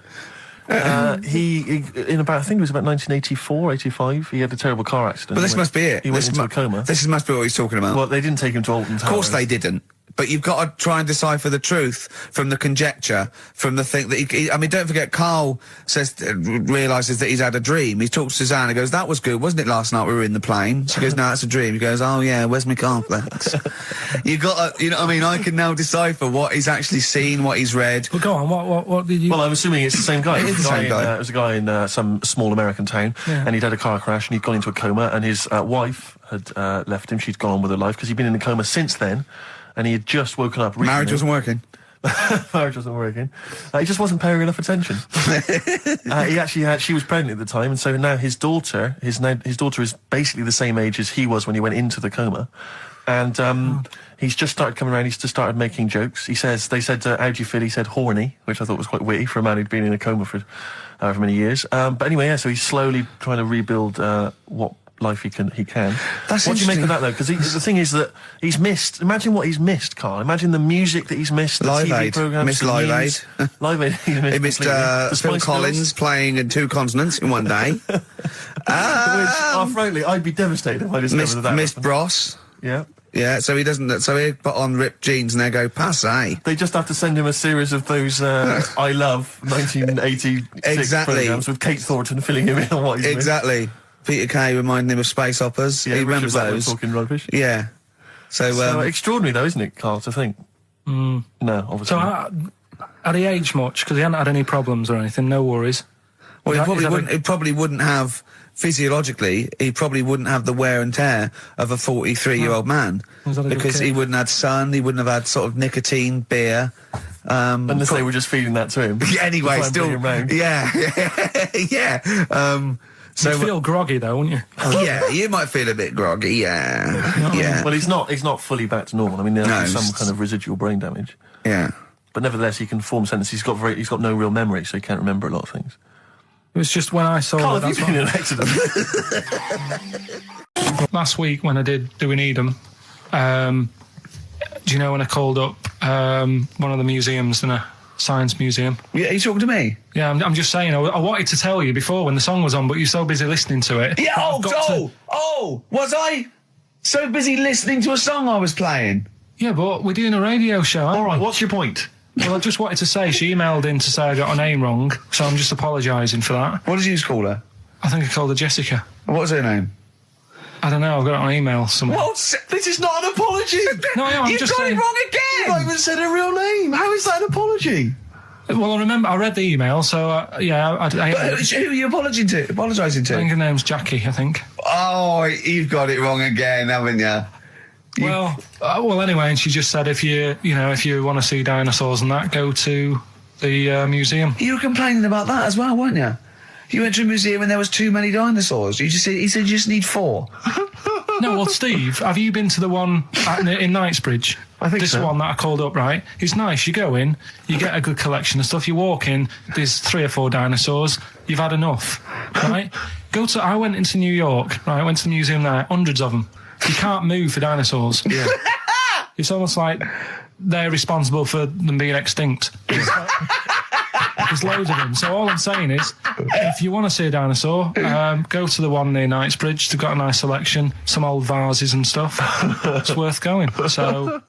Some people emailed in the songs with stories in it. One of them was Babushka, and he went, "What's that?" And I went, "That's Katie Bush." I went, "What is it?" I said, "Oh, it's about a woman who dresses up as another woman to introduce her husband." He went, "They wouldn't work." Just dismissed it like that. Why do you think they would work? Because you'd know. I mean, say like, right, Suzanne, right, who I go out with, right? She can see me from, say, if I'm coming down the high street. Yeah. She knows it's me by the way I walk. Right. So just the fact that this woman went and put a wig on, there is no. You haven't even heard the song. I know, but you're saying that she put a disguise on, and he's like, "Oh, I fancy her," and he takes her out, and he doesn't know it's his missus. You're not buying it. I mean, I'm controlling this. Whereas the flea with your brain going to Glasgow, perfect sense. Yeah, Babushka, rubbish. Carl, can we have the tomato story after the next tune? Yeah. Bit of Coldplay. Yeah, love it. Yeah. I was watching. Did you watch The Mammals in the week?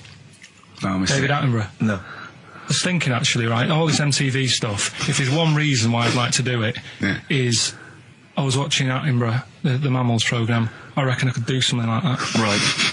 And just have like me, instead of Attenborough, like a young sort of fresh person, watching like certain animals and saying, "Do we need these?"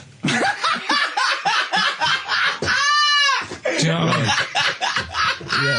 Yeah. Oh God! What's it called? Death on Earth. Well, That's amazing. Do we need these? And, No, 'cause there's loads of and the stuff. audience at home would vote. Would there be something like Yeah, telephone like a vote? vote out system. Oh, The thing is like, it's something interesting that Attenborough was saying the other night on Do we need these? on Jonathan Ross's show, on his telly show, right? He was saying, he said you could take all the humans off the earth and it would carry on, but take like some animals off it, mammals and that, you got problems on your hands. I thought that was quite interesting. Yeah. So it's like the question is, do we need these? Is that part of the big thing?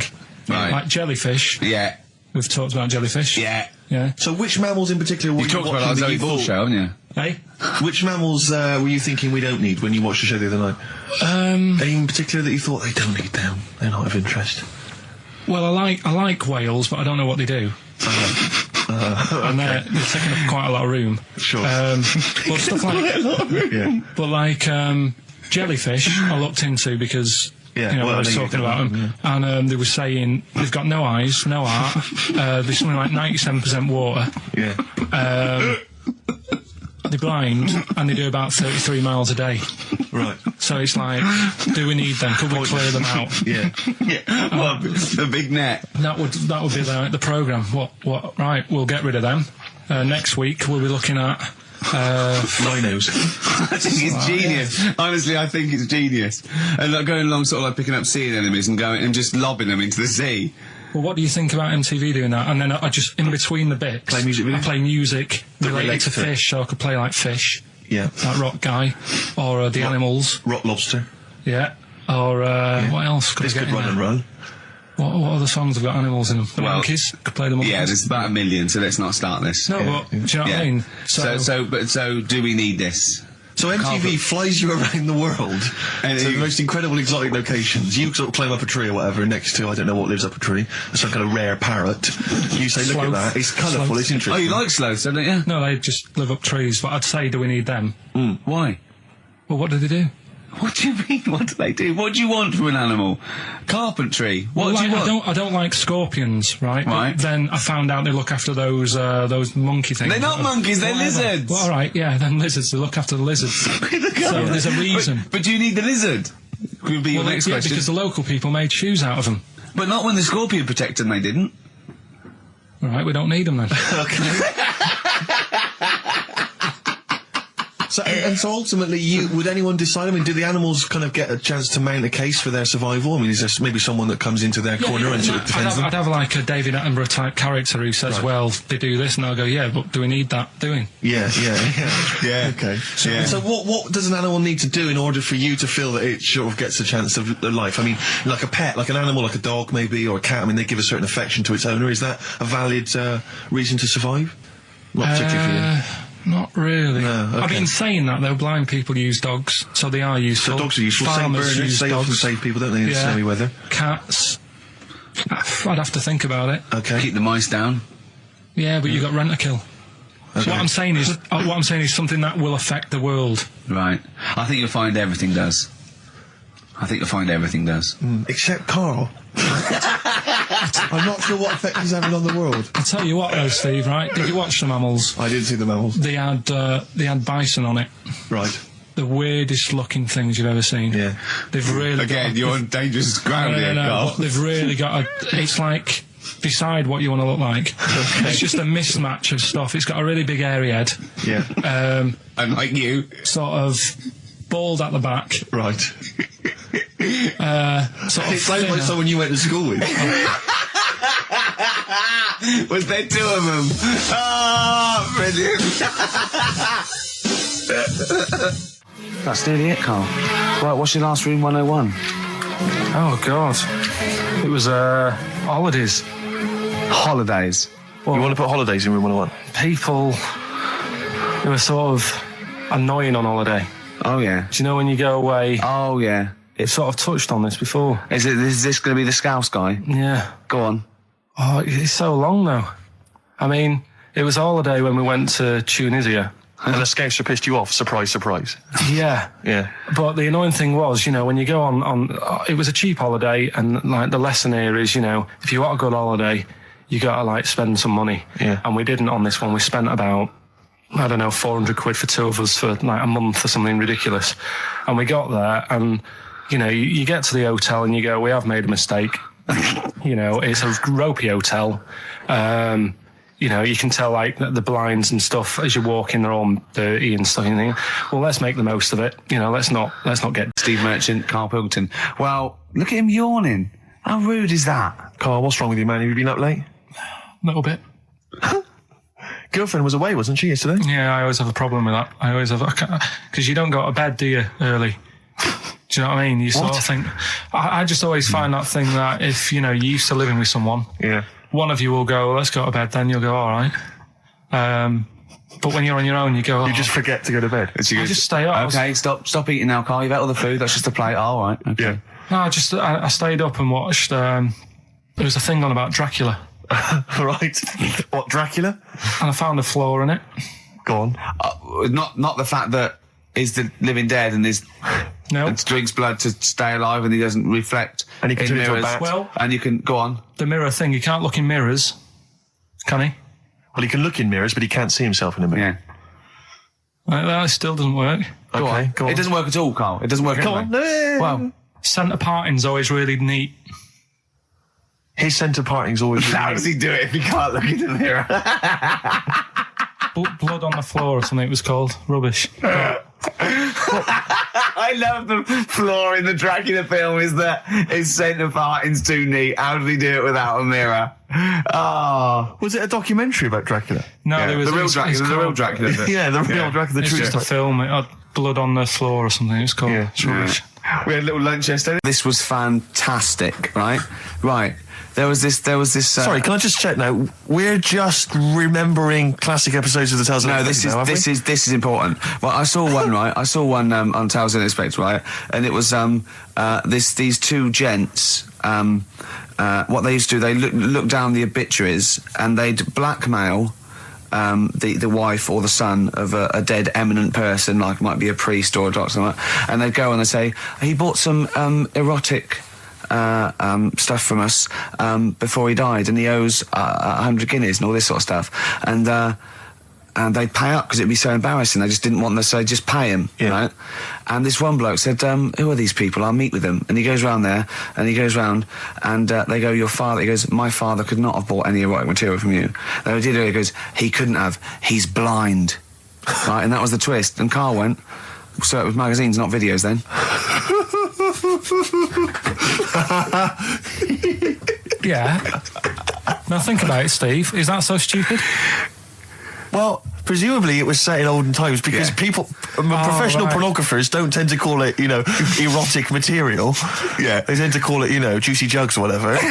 But more than that, I don't understand how a video is going to be any use to a blind person either. I know that you can hear the sound, Carl. Look at you nodding like you caught me out. Yeah, what sound will you hear? Do, do, do, do, do, do, do, do. Your meter needs looking at? Yes. Cut. What's then? What's that? Then it's just noises, isn't Occasional it? groans. Yeah. Right. You could listen through the wall at your neighbours. He does. I mean, that's why I save a lot of money. But I thought you were going to point out, Carl, that they could have had a Braille porno. Now, have you thought of that? Look, feel the lumps on that. Exactly. Think about it, Carl. Think about it. You're excited now. Yeah. Your girlfriend's away, Carl. Yeah, the cheese grate has only entered the cupboard. No, she's a good-looking lady. Yeah. What's the one, what's Carl's view on... Carl, what do you make of nudism? Who's that from? Let me just check who that's from. Sort of there's a time and a place for it. That's from... it's very difficult to tell. That's great, you see. There's a time and a place for it. That is just brilliant. That is Dickie Bird. That's that sort of northern, confident soundbite. What do you think of nudism? Time and a place for it. There's a time and a place Would you for do it, Steve? Would I do nudism? Yeah. He's not allowed. Not again. No, Yeah. It's not nice, is it, really? No, it's not with Steve. He's not allowed on any National Trust land doing it because he's caused the death of millions of starlings. That's true. There was something on BBC Choice the other night. It's a really short show. I haven't seen it before. Like an odd It's court not a bloke eating cup of soup and then another short show, like maybe someone cleaning their teeth with Colgate, and then a really short show. What was it called? No, what it was about this old fella who he's into nudism. And he was saying he's done all right. Did he out play of it. volleyball a lot?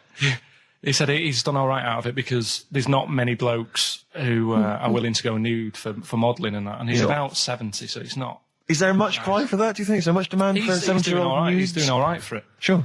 Good luck to him. And the odd thing was, you see, He had a corkscrew penis.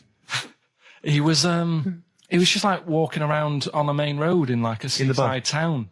And Right. and cars would... See, that's not nudism, is it? That's mental illness. Yeah, he's just a bit div. Yeah. Yeah. Yeah. I tell you, one of your favourite programmes, is it one of your favourite programmes, just that one with the hot air balloon? And it's adventures. It just goes. It's like in Sydney. Sometimes then it's at a carnival. His favourite program when he was little, he used to watch it for hours. Was that Little Girl by a Blackboard with 2 toys? Yeah. He used to love that, didn't you? Enjoyed that, didn't you? You weren't raised as an experiment and you escaped from a laboratory.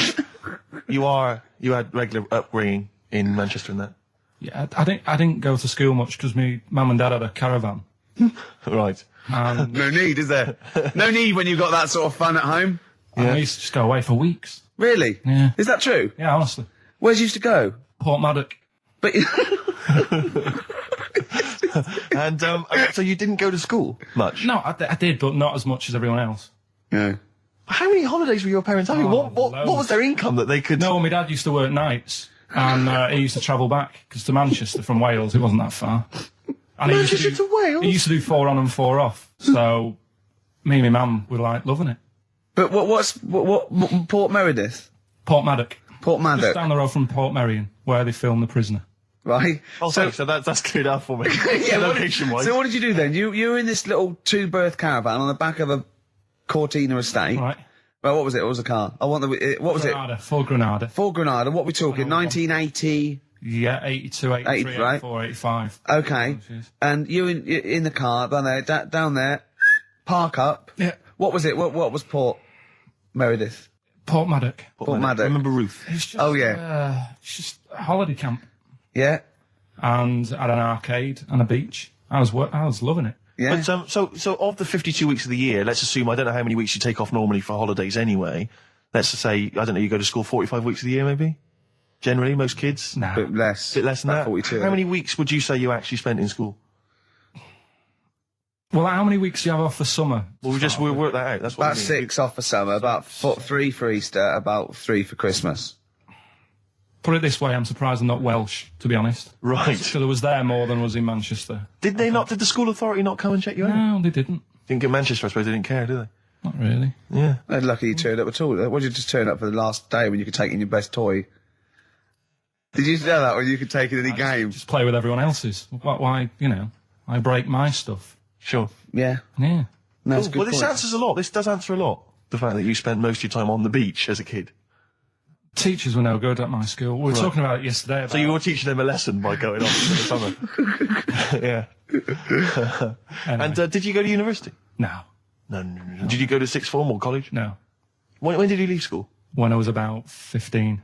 Right. What, you just went on holiday and didn't come back? I just got a job early, didn't I? Where was it? Portmaddock? Getting there. No, I was a printer.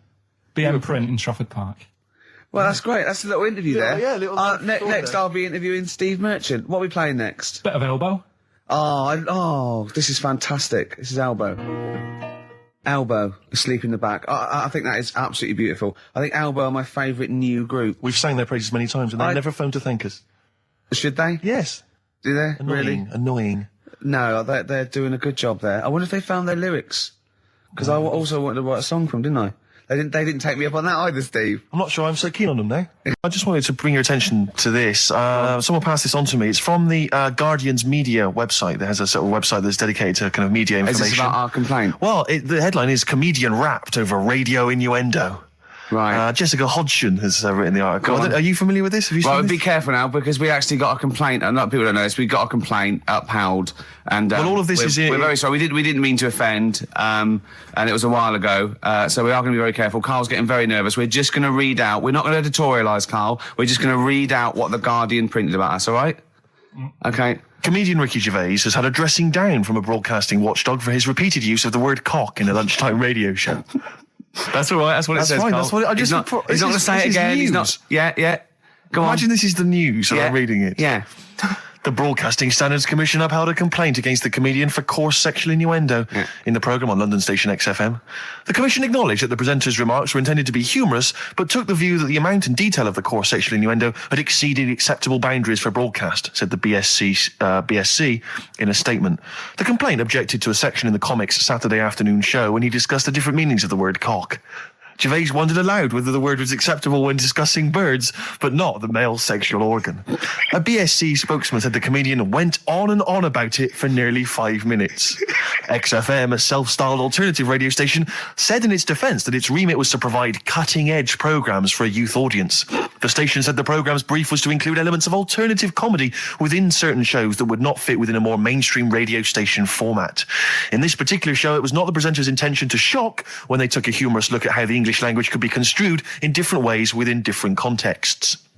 Gervais, whose big break was on Channel 4's 11 o'clock show, has shot to household status through the portrayal of David Brent, the middle manager from hell in BBC Two's cult show The Office. Just in case you didn't know who I was talking about. Yeah, he's a household name, but they just thought... You might not have heard of him, but he is a household name. Now, that's good. That's good reporting, and they're quite right about it. And just to remind people, it was when Steve said the only bird that hasn't got a penis is the swan, and I went on about the male bird being called the cock, but I couldn't use that to mean, and you know, it was childish. You know? But what annoys me is, I'm sure I've heard things on like Radio 1 like that. Oh, what's what's her name in the morning? Sarah Cox. Yeah, and as there's a DJ like Karl Cox. Yeah, so you got Karl. What's the matter? I'm just saying. You're just saying there's a pair of DJs on, yeah, but you know. we've done this. And, what are you talking about? We're just talking about names. They're just saying the names. Now, I love Cox in the morning. You're a big fan of Cox. And at night. Oh. So what do you want to talk about today? Do you want to look at the list? Yeah, well, it's got describe looks. That's our list. So this is a very amusing sort of link about describing your looks. I don't know. What's this? I don't remember this. No, I just was thinking like, you know, everyone's got an idea in their head. Right. Well. Careful, Carl.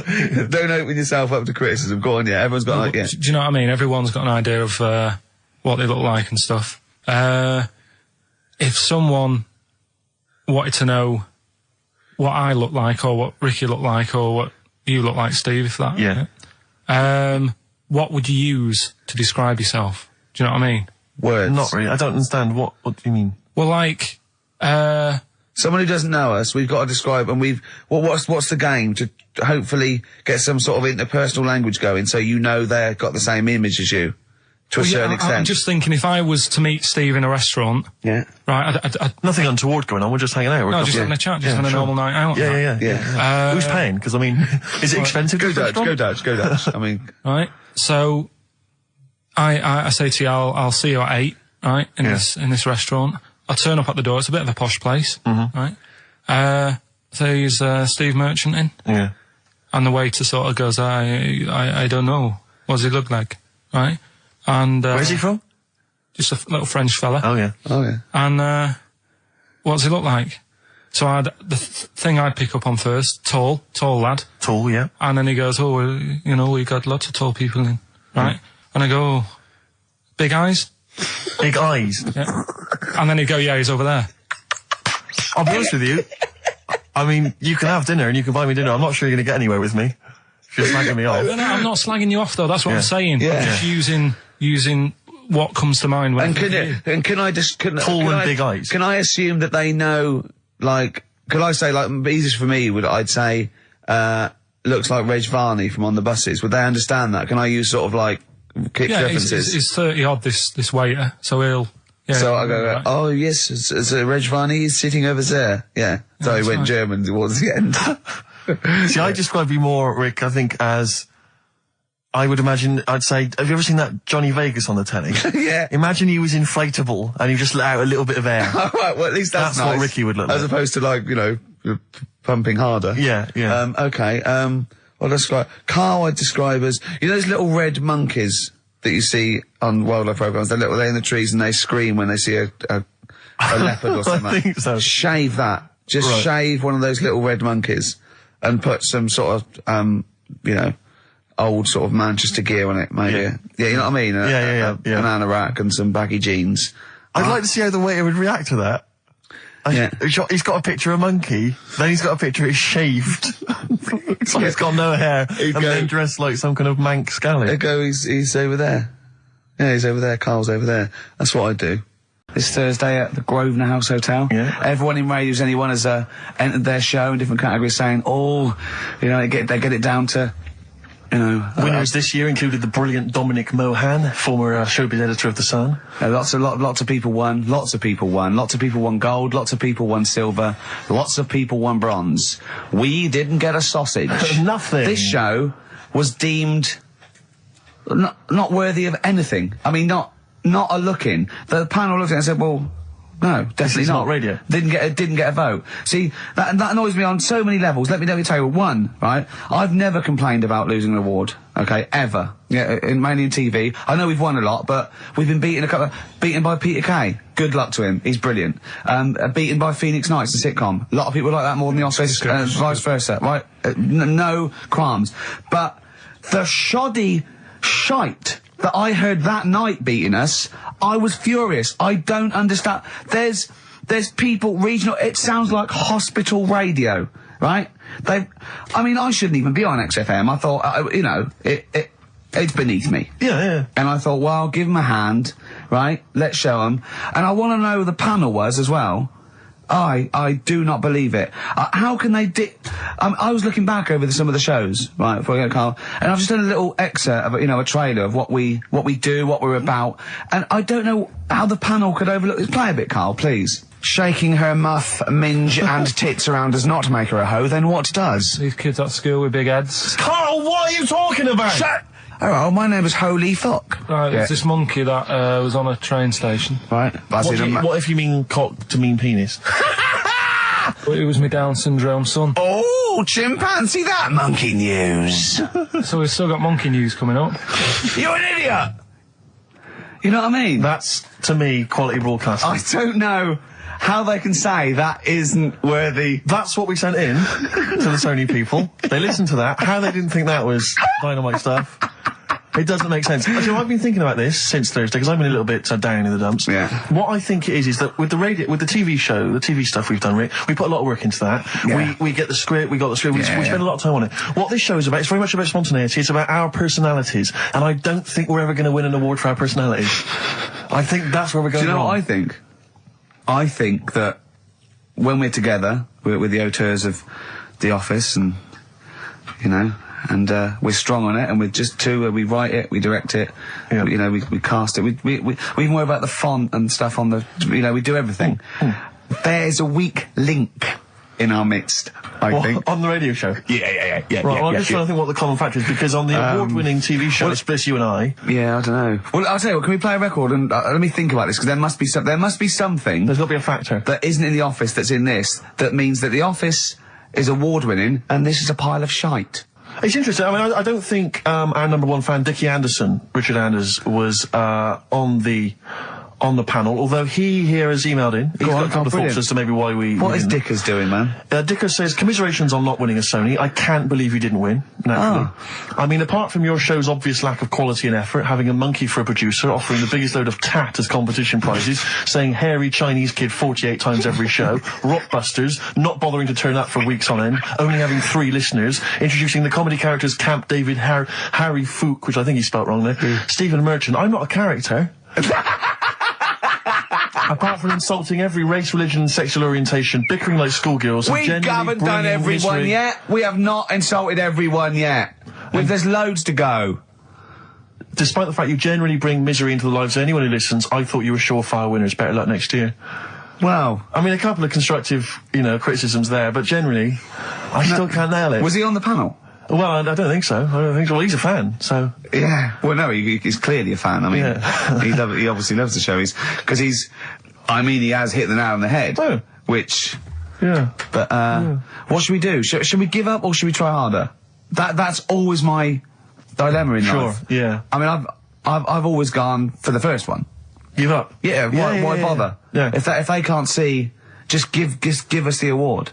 Yeah. And then worry about it later, and we won't let them down. Yeah. Now they've got blood on their hands. We're gonna. Yeah. What should we do? To give a couple of months notice? I think so. Okay. Well, there you go. I mean, seriously. I mean, I think. I'm being serious. I'm not being wacky now. We haven't told Andrew, but I think we've won our course with this show. Yeah. So let's. Okay, we'll give it a month, and it's because the Sonys didn't give us anything. Play a record. Yeah. There you go. You got to do a bit longer than that. No, we haven't. Got to give a month's notice. No, you got to work till about September if you're gonna. No, we haven't. No, we give a month's notice. We're, whatever they give the money back, something.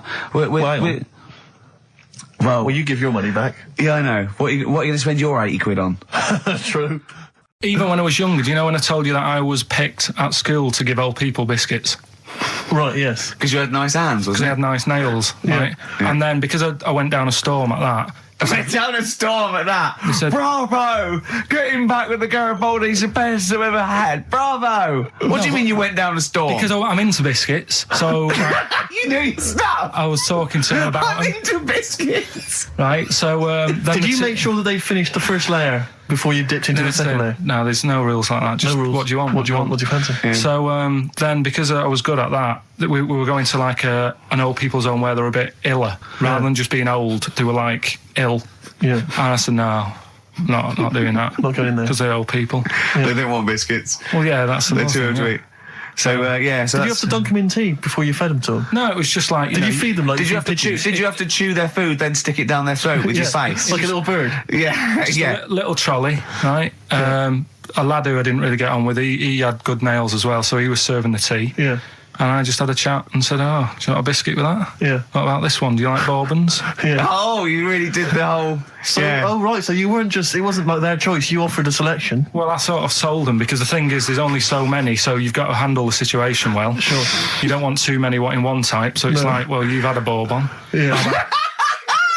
What a great life they lead. They probably only pay about 900 quid a week to stay in that particular home. Yeah. And they get a free bourbon by a kid with clean nails. Brilliant. Whoop-de-hoo. So anyway, it gets to this, you know, the Thursday night when I'm going out with Suzanne. Yeah. And her mum's like sat on the sun lounger outside, so where are we going tonight? I said, no, like I said, it's just us. We're going out having a bit of time to ourselves.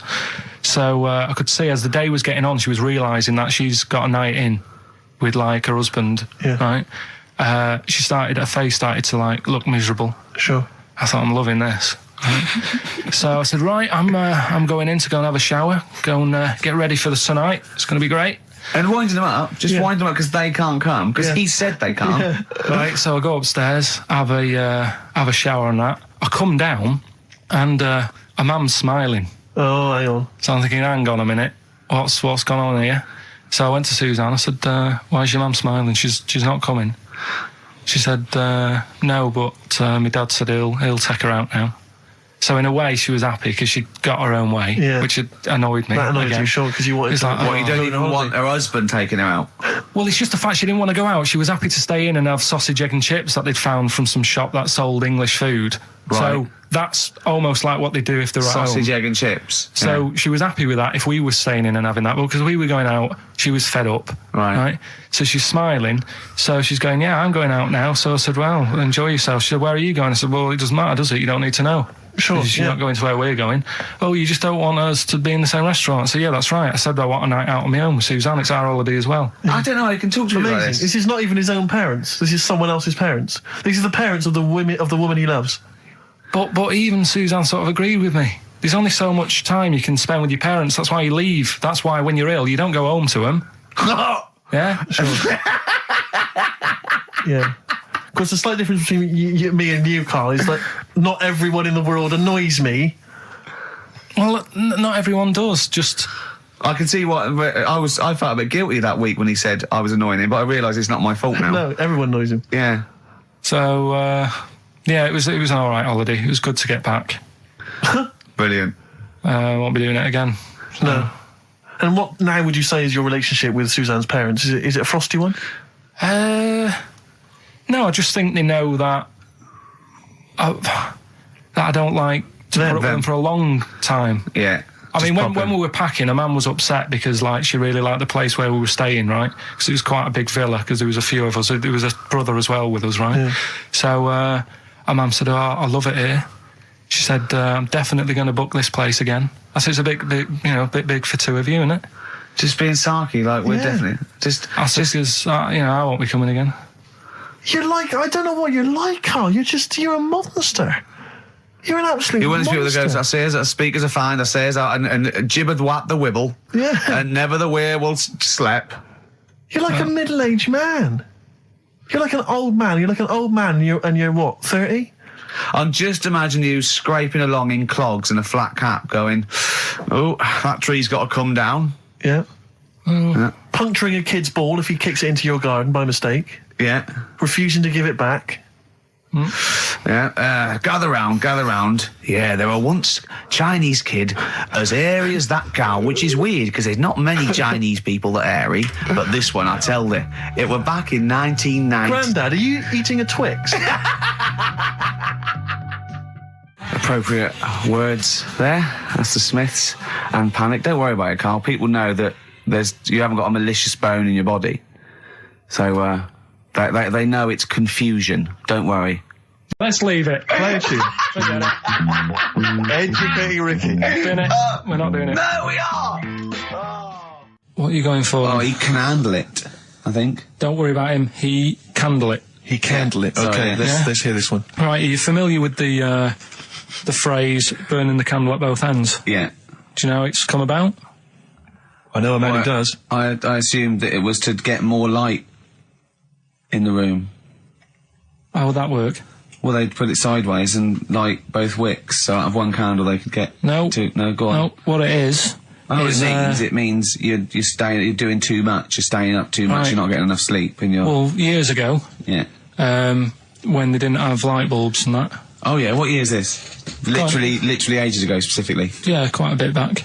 Okay. Didn't have light bulbs and that, so they used to have candles When in did the... the light bulb come in? Because I can't remember at the moment. don't know. Okay, go on. So, yeah, so they've got a light bulb. You're not, you wouldn't know. You're a doctor. You're not a historian. Go on. And people who worked a lot of hours, yeah, How many? Literally lots. they get up early in the morning because they have to be up early. Yeah. And it's dark outside, so they'd light the candle. Sure. And they'd wear it out a bit. And then they'd be getting in late as well. Yeah. And they'd be like, oh, it's dark, I'll have to light the candle again. And they're burning candle at both ends of the day. So that's where the saying comes from, burning the candle at both ends.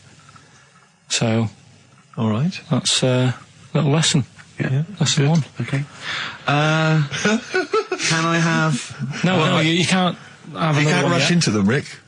You've got to. I've got to soak in that. You've got to soak that one in. Any questions for Carl off the back of that? What do you think?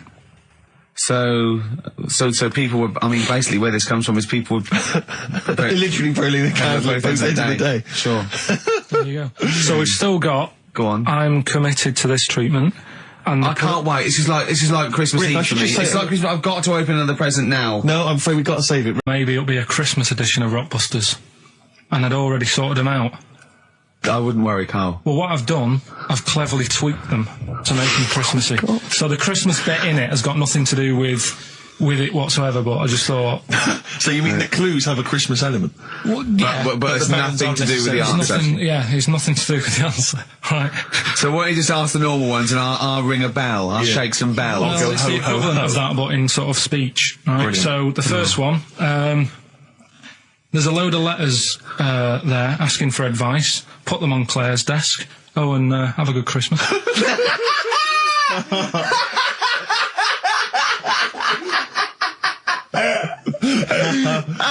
No, give it to us again. Oh God! Right, so there's a load of letters asking for advice. Put them on Claire's desk. Oh, and have a good Christmas. Right, but bear in mind, people, that the Christmas element may not be relevant to No, these that's got clips. nothing to do with it. I don't want to. Okay. You know. And the initial there is F. Right.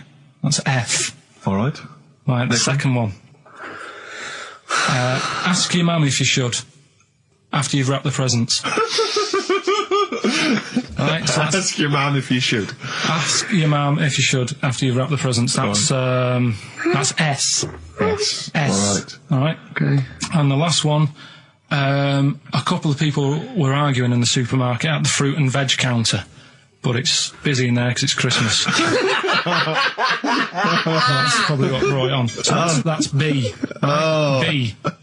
Oh God! So they're the three. I'll just recap. Yes, please. Yeah, I have no idea. so I the can't first even. one. I don't know what to start thinking. Well, Right, there's a load of letters there asking for advice. Put them on Claire's desk. Have a good Christmas. Have a good Christmas. Second one, ask your mum if you should. After you're at the prison. S. And the last one, a couple of people were arguing in the supermarket at the fruit and veg counter. But it's busy in there because it's Christmas. Busy because it's Christmas. That's a B. So they're the three things. It's email only, this one. Please remember that. ricky.gervais@xfm.co.uk. ricky.gervais@xfm.co.uk. Yeah. Brilliant. Carl looks happy with them. He looks really happy with them. Rightly so. They're cracking. They're good. Yeah, They're good. Pleased with those. So, All right. Is there going to be more Rockbusters in the new year? We're not sure. I'm still, thinking about new ideas that we can do. Okay. Are we starting Ridiculous today? Have you done? Couldn't be bothered. Couldn't be bothered. Couldn't be hard. Look forward to Ricky Ridiculous. He's worried about. He nearly said asked, and he just stopped because he's worried because he's the producer. Yeah, well, I've got to set a standard. Oh dear. Carl, you have, mate. You have. So that's that. We've still got to come. I'll tell you what. Why don't we have a lovely tune? Yeah. Right, you make the tea. We're opening these biscuits from Alexandra. Yeah. We'll be enjoying that. Right, maybe segue so we can have a nice little, rest. I don't want to talk through it; it'd be rude. And then we're coming back, and as part of like Parkinson, and Do We Need Them? Do We Need Them? Yeah. Carl has interviewed an expert on jellyfish. Brilliant. So we've got that. Plus, of course, we've got a two-part Educating Ricky. You've got Educating Ricky still to come. With a Christmas theme or not? And we've still got things like the Pogues, John Lennon, Joni Mitchell, just David Bowie. Are you suggesting there's going to be some great music and some Great fun music chat? and some fun chat. Lovely. Let's do a classic. Let's do a big stomp in one of the best Christmas songs of all time, shall we? What are you thinking? Fairy Tale in New York. Excellent. Fairy Tale in New York. Oh, it's always The amazing. Pogues featuring Christian McCall on XFM 104.9, the Christmas edition. Indeed. David Bowie, Everyone Says Hi. It's quite a melancholy feeling about today's show, isn't it, that Christmas? I think there's often... Carl with his Victoria Plum. I want to see a Victoria Plum. I want to know what it is. Does it look like a little gnome? It's a woman gnome. A female gnome? Yeah. A little gnome. Well, Did your mum collect gnomes? She likes anything gnomes. She likes fairies. She likes Indians. She collects all that stuff. Yeah, and it doesn't matter what it is. What do you mean? Like a proper Indian with all the headgear on. Or a Native American. She likes anything with them on. Like, it can be a fridge magnet. It can be... Just a lot of Native American wisdom is around the fridge magnet because they think it has special powers of adhesion. Yeah. Yeah, that's, you read some of their writings, the great works. Snowbird from Mark Eitzel, part of his covers album. He's so happy that the XFM listeners understand his stupid clues, and he knows it annoys me. We've got some right answers. We'll be giving out the Rockbusters. answers just quickly, just in case someone sort of missed one of them. I'll just quickly do them, yeah? Yeah, go on. First one, there's a load of letters. Show. There's a load of letters there asking for advice. Put them on Claire's desk. Oh, a Merry Christmas. Ask your mum if you should. Oh, a Merry Christmas. And a couple of people were arguing in the supermarket. It was at the fruit Christmas, and that's veg why. counter. And that's B. Okay, we'll give those answers out shortly. Yeah. I just have to show you something, Rick, before we move on. I know we've got another Educating Ricky, but someone just sent this in. That's great. When my dad was when he was a taxi driver, Yeah. you used to have to sort of do your bit for the local area. Oh, God. By taking the Forest Gump people to Blackpool. Yeah. Is that what they're called now? The Forrest Gump people? Is that what the organisations that support them asked for them to be referred to? A minibus with Exactly. life is a box of chocolates.com. Well, Forrest Gump types. It must have been, so you work with these people. It was the people with learning difficulties. yeah. And he used to get 5. Coming home must have been a busman's holiday. So he got 5 of them in the cab. Yeah. And he had to go to Blackpool, and 4 of them were really good, behaving themselves, didn't mess about, weren't fighting and stuff. But there was one who was just causing loads of trouble, and he couldn't control him. Oh, and what you've got to be able to do with people like that, you don't want them to get stressed out because it's not good for them. It stresses them out, and you could end up with a bit. Thanks, Dr. Carl. You could end up with a bit of a riot on your hands. So he thought, I'll nip this one in the bud right now, and he pulled up just on the outskirts of Blackpool. And he took the one out that was causing problems and put it in a wheelie bin. Oh, no. Oh, I'm sorry. I apologise. He did what? Oh, He did it for the good of the others. He put it in a wheelie bin. He was having a good time. He thought it was one of the rides. Can you stop saying it? He had another problem similar to it where he had a little minibus, and it was his job to take a load of old women to the bingo hall, and it was miles away. And he took him there. There was no problem. About 10 old women in a minibus. One of them was causing trouble. So he pulled over. No, right, so he took him there. Everything's fine. He dropped him off. They had a lovely night. Yeah. Right, they had a lovely night, won a bit of cash. Coming back, it's a bit of a late night, and they all started moaning at him, going, I want to be dropped off here. Take me there. I want to be dropped off first. I've got to get up early, blah, blah. You know, my husband's expecting me. I'm already late. Take me here first. Take me there. And he just pulled up in the middle of nowhere, said, get out. And he made them get out, and they all called for taxis. They charged that company who was meant to be taking them home in the minibus, and he got the sack. My mate, Anthony, his mum called up my mum and said, I've got to meet up with you. I've got to have a word with you. And she said, what about? She said, I don't want to talk about it over the phone. So she goes, oh, right. Well, yeah, come round tonight then. So anyway, my mum sees me. She don't want to be in an awkward position and, like, be a bit embarrassed and what have you. So she sees me and she goes, right, Anthony's mum's coming round. What have you been doing? Yeah. So I go, oh, God. I said, I've been nicking stuff. So she goes, like, what? So, not big stuff. I've had a few calculators and Mars bars and stuff. How many? I'll just work it out. Hold on. Works out at 7.2 per day. So, how many calculators do you need? So it was when that phase. You failed maths, didn't you? Everyone wanted a calculator. It was like a trendy thing, wasn't it? Right. Oh, yeah. In Manchester a couple of years ago, yeah. So anyway, so I told her all this and I confessed to, like, computers will make it there one day. I confessed to There's magic in the back of battery. Go on. Confessed to nicking all this stuff. She comes round. She only wanted to borrow some money. Brilliant. She said, oh, I don't like asking. I was a bit embarrassed to ask you over the phone, but can I borrow 20 quid? Oh, that's fantastic. And there's me. That's great. And it's similar sort of thing to yours. And did you? And he went, hold on, Mum, let's just work out the interest on that. I bank 10%. She'll owe you £4.40. Yeah. Oh, so your mum was a loan shark.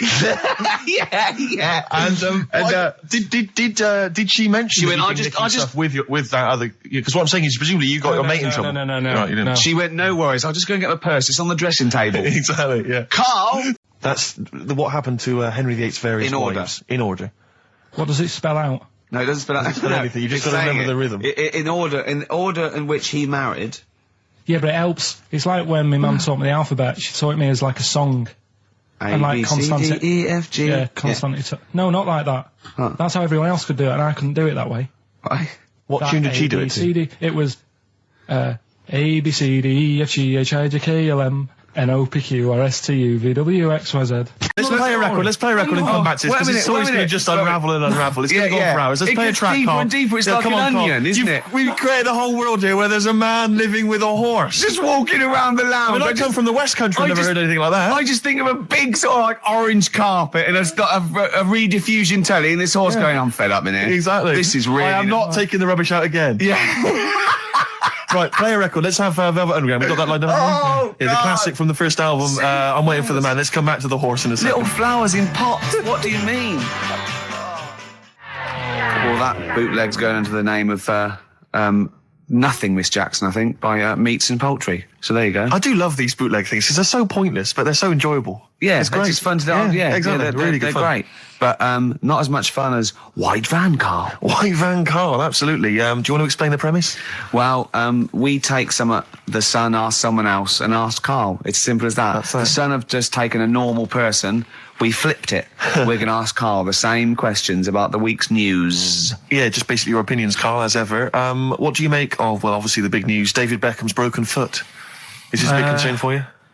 No, I mean, he's sad.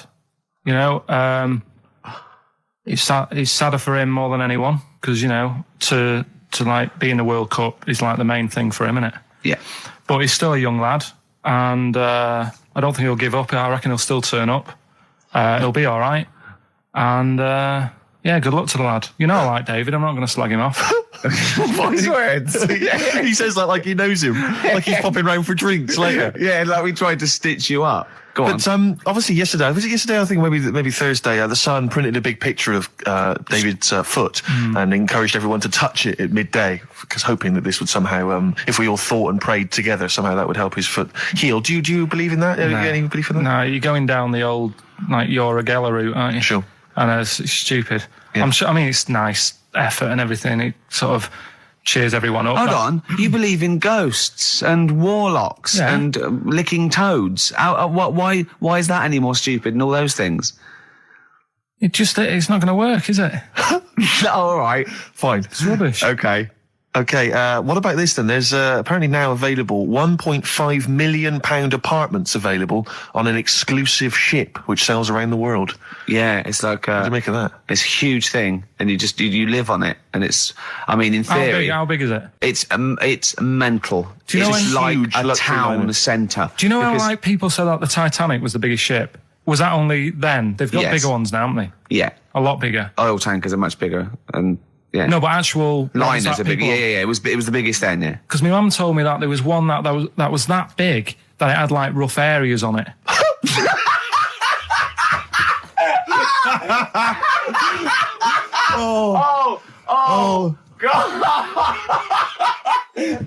Don't go starboard. Oh God! No, but do you know what I mean? It was like we're thinking of moving. We're seeing Yeah. the captain. We're thinking of moving to a nicer area. Oh yeah. I've heard they're very rough in aft. Oh God! Oh, that's They steal your fantastic. tyres. A ship's so big there was rough areas. Oh, how big is this one that you're talking about? Well, I don't know. It doesn't give me the specifications here, but they're it's huge. huge. They're huge. In theory, I mean, it's that thing with it's obviously marketing, but they're going to solve the overpopulation crisis, where soon we'll all just be floating around the sea. Yeah, But yeah, I can see that. The Shining, on XFM 104.9. We're doing White Van Karl. Got another one there? Well, it's just your thoughts really on the Queen Mum's very British send-off that she was given this week. Yeah. What do you make of all those people queuing up to see her? Did you think that was incredible? Right.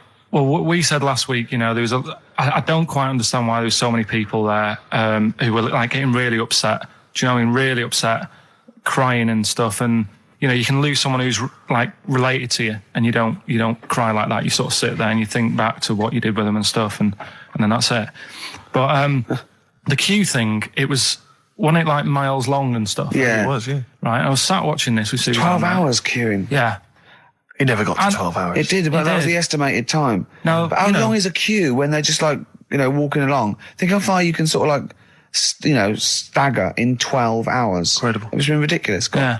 But again, if they want to do that, it's their time and that, isn't it? And Yeah. it was at the weekend, so they could have. It's not as if they got out of work to do it. No. You know what I mean, they used their own time, so good on them. But I thought, right, what they could have done. Remember when I studied Che Guevara? Yeah. Right? And don't be offended by this. It was just an idea because they did it with Che Guevara. Remember when they cut him up? Yes, Remember? they cut him up, yeah. What was the reason for cutting him up?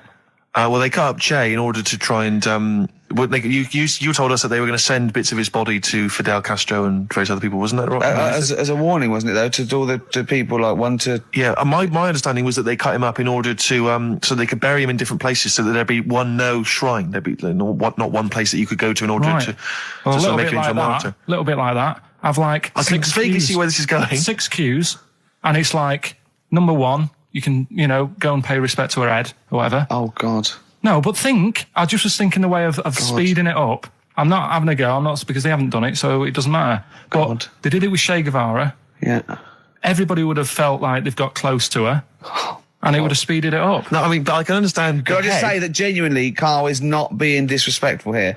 This is his best idea to cut down the queues. So don't phone in. He's not suggesting we should have done this. He genuinely Well, he is. But I mean, he's not doing it to be nasty or wacky or he thinks this is a good idea. So Can I just throw a Because they did it thought with at Che you? Guevara, who was like a powerful man. He did a lot for the world and what have yeah, you. yeah. And Are you aware that I feel slightly responsible for this, because have you heard of the quote, a little knowledge is a dangerous thing? yeah. Okay. Steve, next one. No, just a very quick question. I can understand those that have queued for 12 hours to see the head. I'd be a little bit annoyed if I got there to find a toe. I'll tell you what, though. I'll tell you what they could do without chopping her up. They could put about 9 queues. Each could see each hip she had. That's true enough. Because she's had about 9 of them. Yeah. So it'd just be, if you want to see the whole body, it's a 12-hour queue. If you just want to see a couple of the hips. Here's another suggestion for you, I've just thought, right? What? Instead of everyone queuing to see her, why not put her on a trolley and wheel her past everyone else. Running. So Yeah, you could have some students on Rag Week and they can combine it. Like when they're always pushing a bed. You know, they could just run it along the queue. No, that'd be fantastic. That'd be disrespectful. Right, as opposed to the chopping up. So, Sure. no, Right. but just an idea. Just I apologise now. Anyone's offended. Anyone offended, I'm sorry. But Yeah. No, okay, we just do White Van Karl then. This is your opinions. You can't be wrong on this, can you? There's no right or wrong answer here. Okay. Right. But this is where we ask Karl his views on the big news stories of the week. Basically, we've stolen an idea from the Sun newspaper, and So this isn't cruel, this programme, is it? I don't think so. picking on me. It's not, is it? It's weird because a few people have said, "Oh, you're picking on me." It depends how you look at things, doesn't Sure. it? Yeah. But you do like it. We could look at it like it's a laugh. So it's not a problem for us. You know we like you. You know you're our favourite. Yeah. I'm going to say thing in the world, but I don't mean that, in a derogatory way. No, I'm cool with it. Yeah? Yeah. Right. Okay. So your views, please, on the fact that attitudes are changing to the possible marriage of Charles and Camilla. Oh, what do you think of that? The roars at the moment, because the recent tragedies are apparently high in the polls, and people are coming around to the idea of Charles and Camilla getting hitched. What's your thought?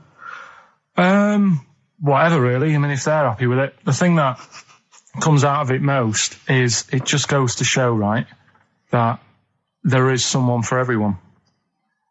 Just because, I mean, no disrespect to Camilla, I'm not a good-looking person either, but she isn't a stunner, and yet she's gone and picked up a royal. Right? Yeah. So I think it's good for things like that to happen, because it cheers you up. Do you know what I mean? Gives you a bit of hope. Thanks, Karl. So yeah, it's good. If they're happy, if anyone's happy, it's a good story, isn't it? Yeah. You know what I mean? Yeah.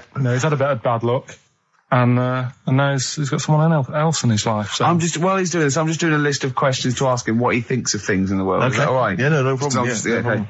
Okay, what about this then? Are you disappointed by the nation that a third of us are apparently unaware of St. George's Day? 23rd. Is St. George's Day the one with the snakes that we've talked about? No, that's... Are you one of that third, do you think? St. George is the patron saint of England who killed the dragon. Yeah, I mean, there's too many of these days, isn't there? That's the problem. If you make it a bit more special, like Christmas, so you buy presents and that for each other, then people will remember it. But there's so many these days with Easter and Pancake Tuesday and all that. So it's not surprising. I think as time goes on, we'll find that a lot of these days will just disappear because, people are busy. There'll be new ones, won't there? Right. White Van Karl. White Van Karl. Yeah, this is where we steal the White Van Man column from the Sun and basically fire those questions at Karl, getting his opinions on the week's news. Okay, Karl. What do you make of this? David Beckham apparently was driving despite having an injured foot and just further threatening his World Cup chances.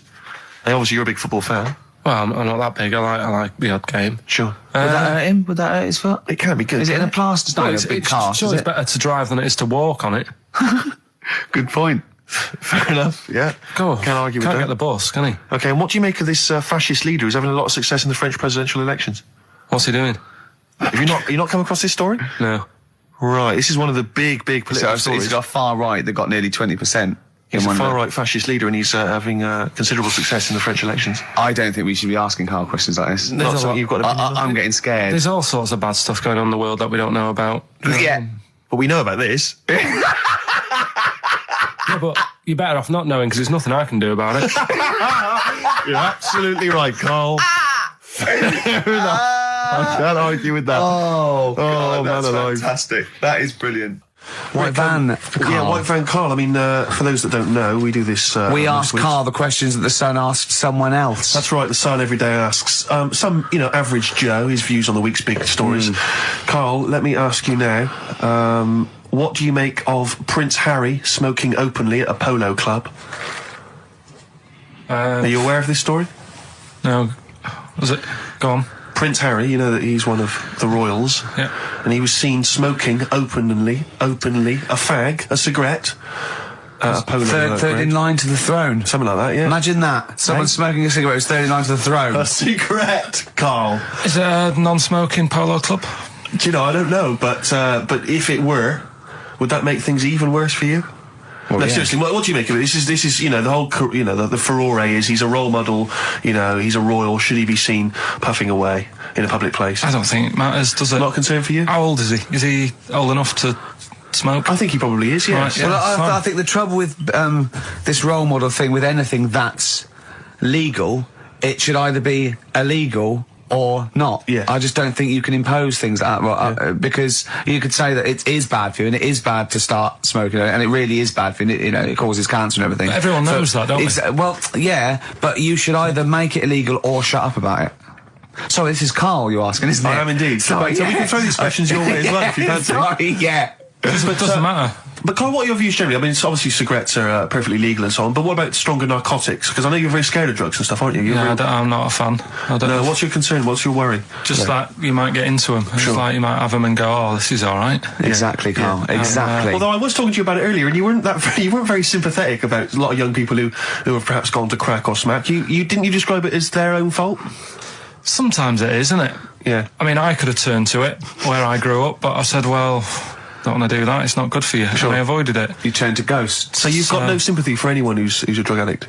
It's their own fault, is your... It depends, doesn't it? Sure. Do you know what I mean? You can be an addict if, I don't know, something... I'm trying to think of a nice way that Well, you most might people end up... start on stuff like that because something really traumatic's happened to them. Very few people go out for a laugh one night and go, let's all try it. Sure. So, but... Yeah. Just say no, I suppose, is the Just say action no. in the end. Listen to the cast of Grange Hill. Now, this will scare you. Now, Carl, you will be a little bit unnerved about this. Have you seen the film Jurassic Park? Yeah. You know what happened there?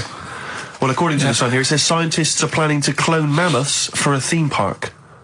Look at his face. Look at that. He looks like a dog caught in the headlights of a car. He's terrified. I love Carl. He sprung to attention Carl. there. Is that the best news you could have? Man moths.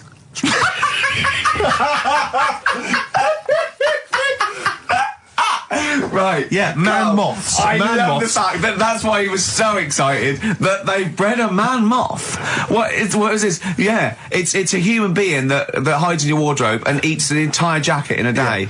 Yeah. What do you mean, man moths? Mammoths. Mammoth, the big hairy Have you heard cow of a from the mammoth? Ice Age. I mean, elephant. You're not so excited about that, then? You can take or leave bringing back mammoths to life, but a man moth... A man moth is a different matter. Oh, if we'd have never brought that up, he'd have gone and told someone now. Yeah. They've bred an half man, half moth. This is what we This is how mean. things start. This is what we mean when you hear these ghost Are you stories. slightly deaf? Is that it? When you hear these stories, you're slightly deaf. And his head was in the basket, and he went, count how many times I blink. Is it? Carl, is English your first language? Are you actually foreign? Is that the thing? yeah. Should we speak when we say slower? foreign, we mean not of this planet. Yeah. Should we speak slower? Would that be a help to you? No, go on. Next What do you one. make of that? Do you think that's good? The Well, idea of good to bringing bring back mammoths? prehistoric animals. These giant elephants. They're slow, aren't they? It's not as if they're going to, like, get out and run fast and they can't capture them. They'd probably be a Like fence, to be elephants, honest, aren't Carl. They'd probably be a fence. they? No, but I'm Big saying, fence. but you're asking it as if, like, oh, it could all go wrong, but it couldn't, could it?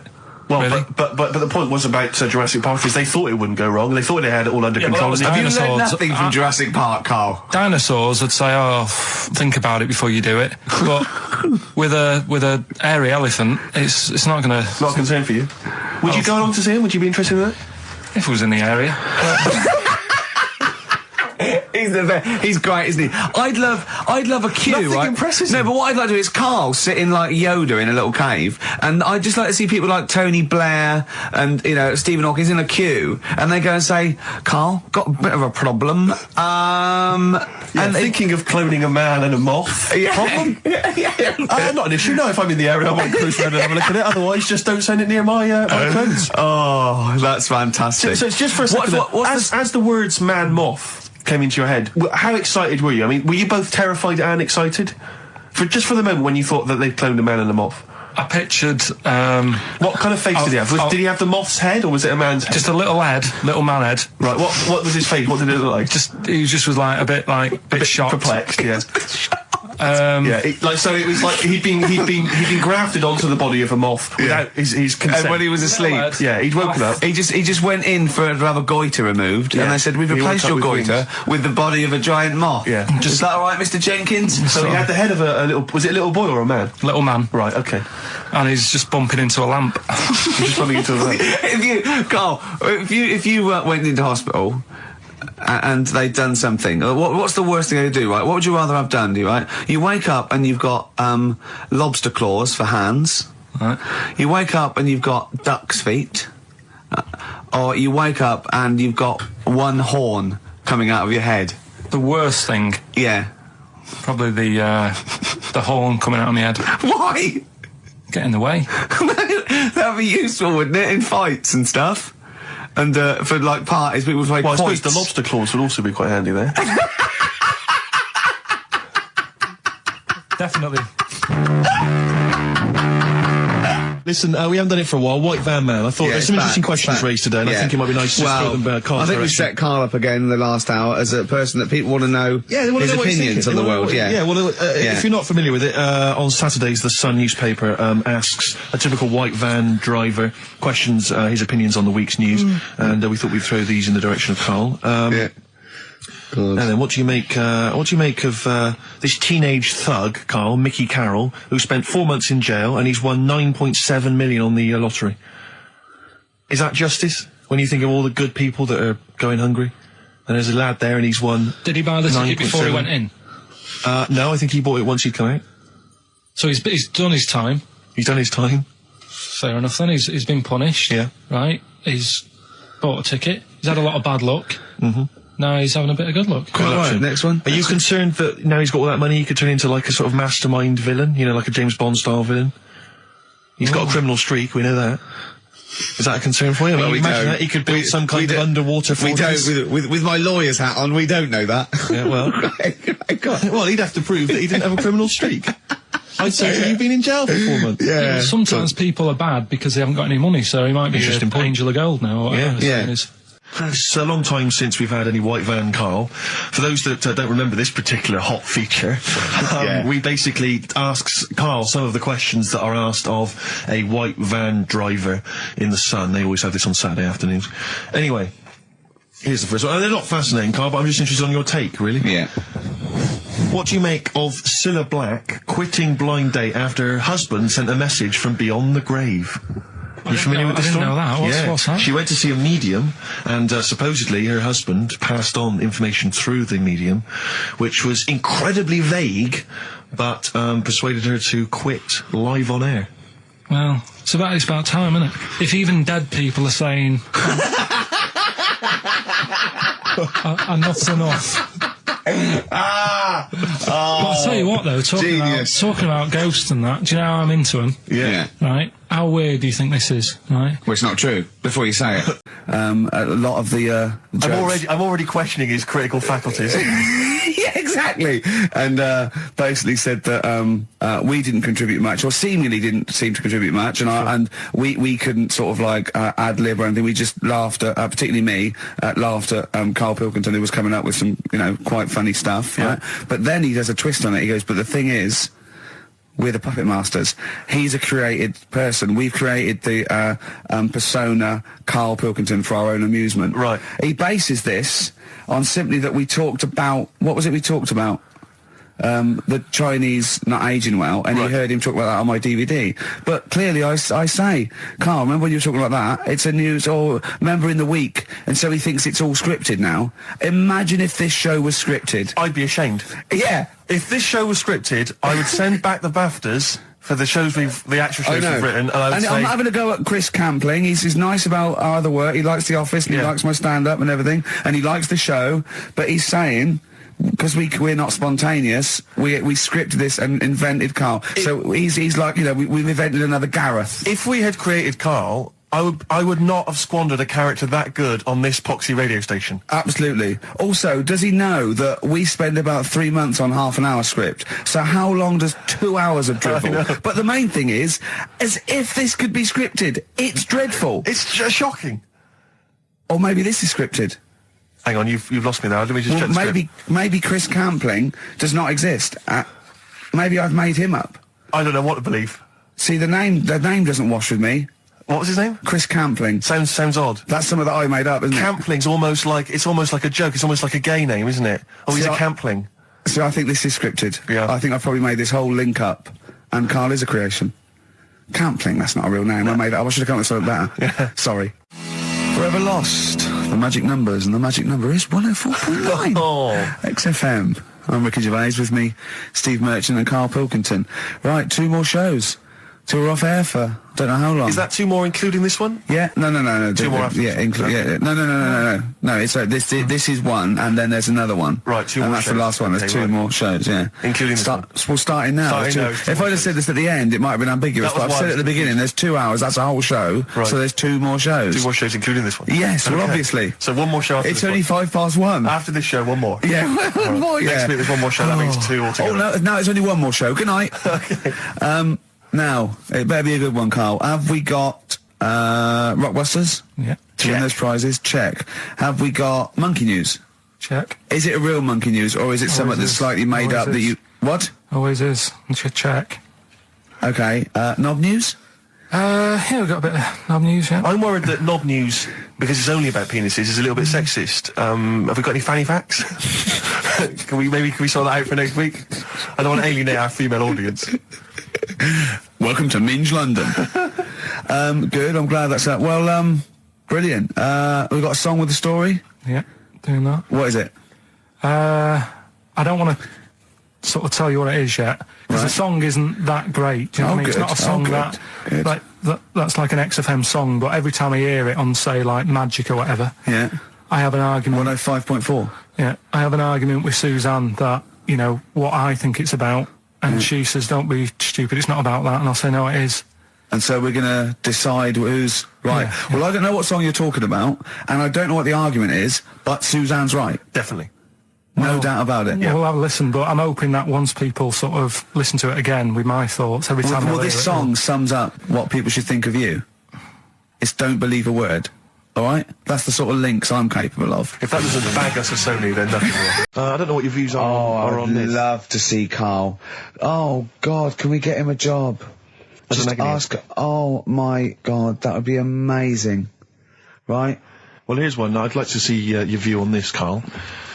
I'm a happily married 42-year-old woman with 4 kids, yet I've developed a huge crush on pop star Darius Dinesh. Yeah. It sent my hormone levels through the roof, and last night I woke my husband up at 4 a.m. for sex. We've been married for 20 years and he can't believe his luck. Recently I've been having... I want to go to a... I'll stop you there. Why are you telling me? Right, carry on. Sorry. Recently, I've been having erotic thoughts about Darius morning, noon and night. Yeah. I haven't felt like this since I was a teenager and mad about Donny Osmond. My husband is amazed at the change in me. We had sex twice last night and again this morning. Again, why are you telling me this? Yeah, go on. He's just boasting. This is not a problem. It's not a problem. What's here. the problem? No problem, just wanted to tell someone. Thanks very much. I watched Darius on TV last night, and when my husband came home, I dragged him into the kitchen and we made mad, passionate love. Right, they did it then, twice last night, once this morning. That's 4 times. 5 times she's mentioned it so far. Yeah. She's doing all right. My husband, this is a great bit. My husband thinks it might be his new moustache. Or that I'm going through the menopause, but I You know were thinking different. of growing a moustache? I was Just thinking of thinking of growing a changing moustache. luck with the ladies? I love the idea. That's what he thinks it is. He's telling his mates in the pub. You've should gone grow mad with for me. these. Growing The with old these, Tom right? Selleck. 5 times in the last 24 hours. Hooray for sexy Darius. So, what do you make of that then? What are your views on that? Hold on, though. If that bloke is reading that paper, that narrows it down It's a gotta bit. be, yeah. Who else did he know? His wife likes Darius. He's had sex 5 times that night, and he grew a new moustache. He's thinking, I wonder if that's me. Maureen. Yeah, go on. But what's your concern? Because I'll tell you what her problem is. She's worried that, the reason that she's now kind of overly excited and she's having this great sex with her husband is because she's actually fantasizing about someone completely different, younger. She's having these wayward thoughts, isn't she's a bit concerned about that? What's your concern? What are your thoughts? I reckon she's going to start shoplifting soon, coming out in hot flushes. Go on. Just, they're both happy, aren't they? He's getting what he wants. She's happy. I'd say, yeah, whatever, get on with it. Do you think that she should confess? She wants to be honest with him. I wouldn't, because not that many fellas like Darius. Right. So if you're sort of thinking, oh, she'd rather have him than me, I don't What do you think it's gonna Darius would think of this? He'd probably be happy with that. I mean, What would you do if you got loads of phone calls, right, from women going, Karl, whenever you're on the radio, I just have to do it. I just have to do it. Your voice makes me... I'd say, all right, well, you know, it's all right. I'd be happy with that. Would you? Yeah. I mean, just in case anyone is doing that. What would you do to sort of like egg them on a little bit to help them out? What do you think? What sexy things would you say? What do you think is your quality? What do you think people would find, you know, pretty horny about you? Is it your sort of mank wine? Do you think that? Just say this, London shit, innit? I think say that, but you know, London, it's not that good, is it? Like I think you've done it there. So that's say something quite sort of sexy though. Say something like, you know, well, I love to love you. Say something sexy. Say that. No, say something sexy. Sue's answers to me, you know, do you love me? I go, yeah, you're all right. Job done. The thing is, I know that's true. Yeah. I know that's true. That's brilliant. But because one of the things that Deirdre says is that she's wondering if this marriage is going a little bit stale and needs to be freshened up. They need to give a new spice, a new spin to the marriage. What would you do? What advice would you give to spice up, you know, something that they've been married for quite some time? Get I think get Darius, all Darius things, get David Snedden's new video on the telly. What do you reckon though, Karl? Just treat them. Do you know what I mean? Just surprise them now and again with stuff. That's what I do. It's what you got those condoms, didn't you, that you got two for? So hang on, what? You've never done that? What? You've surprised Suzanne with what? You know, I've like, you stood behind a door and shouted at her when she comes in.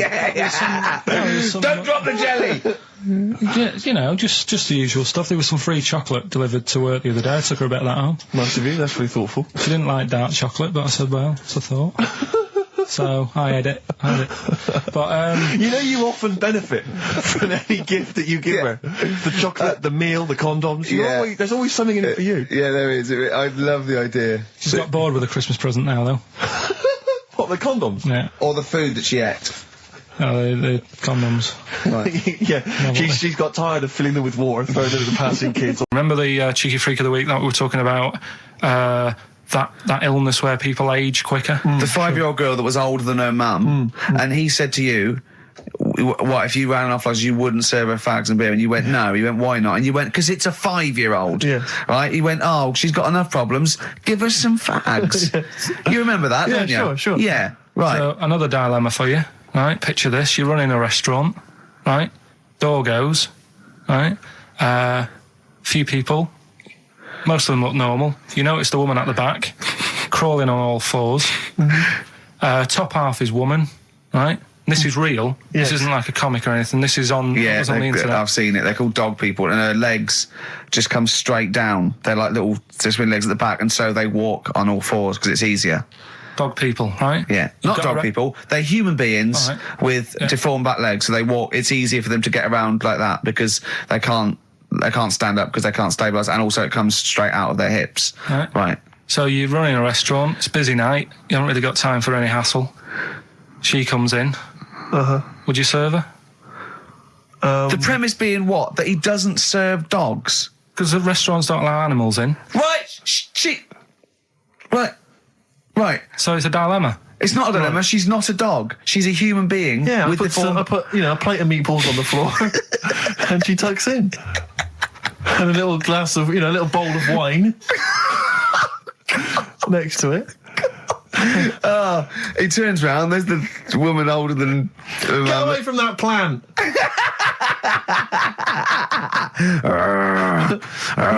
Is service included? Yeah. It's like it's like I always remember seeing in the swimming baths. There used to be those signs that would say no running, no jumping. Yeah.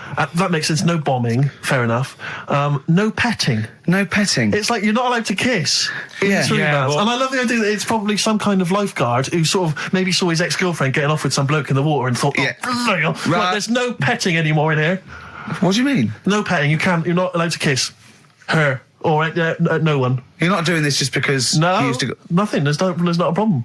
Okay. Not a problem. Just leave and don't kiss. You want to swim, but don't kiss. There's no petting. Did you just write that on in yourself in biro? Yeah. No. What's this? No fiddling downstairs in or out the swimming pool? No. No fiddling with her downstairs? No. Right. It does annoy me though. I was saying to Ricky the other night when we were walking somewhere. No taking her for a drink afterwards. You can't enforce that. People who kiss and that in the street. That annoys me. Yeah, people showing their affection for one another. No, they can hold their hand and that. Yeah. Sure. But it was just... Yeah, I agree. I agree, yeah. I see two people eating each other, like, in a restaurant or something. Two people eating each other? You know, snogging in right, public, okay. yeah.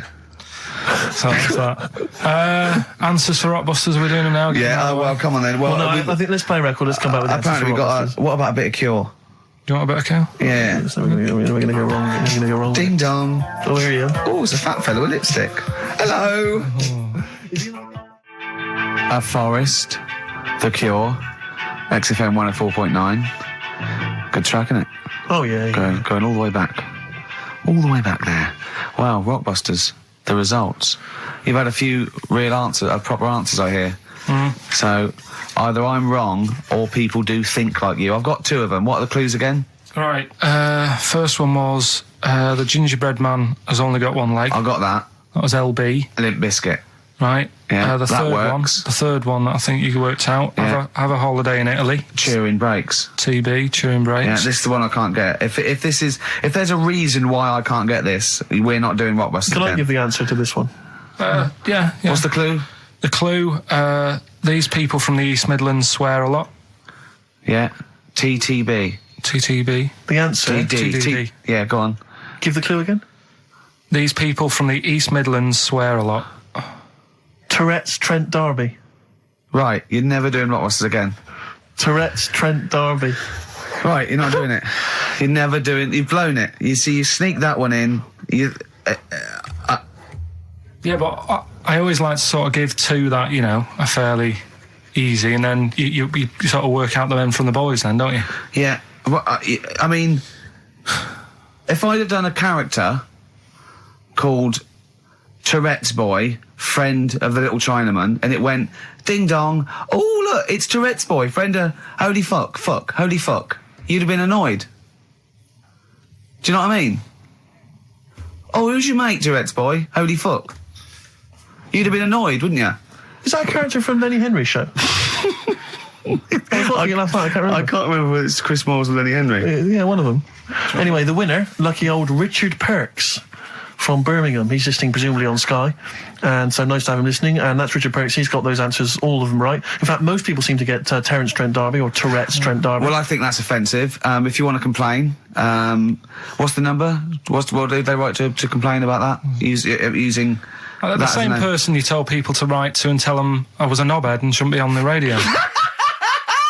Last week when I was away. Did anyone do it? I think a few went through. Did you listen to the show? I listened back to the recording of it. Did you get any emails before you listened to the show? Yeah, when I got in. Did it upset you? What sort of things was it? Just stuff, I can't remember. Just it was weird because there was like a few of them in a row, and I just thought, what's happened here?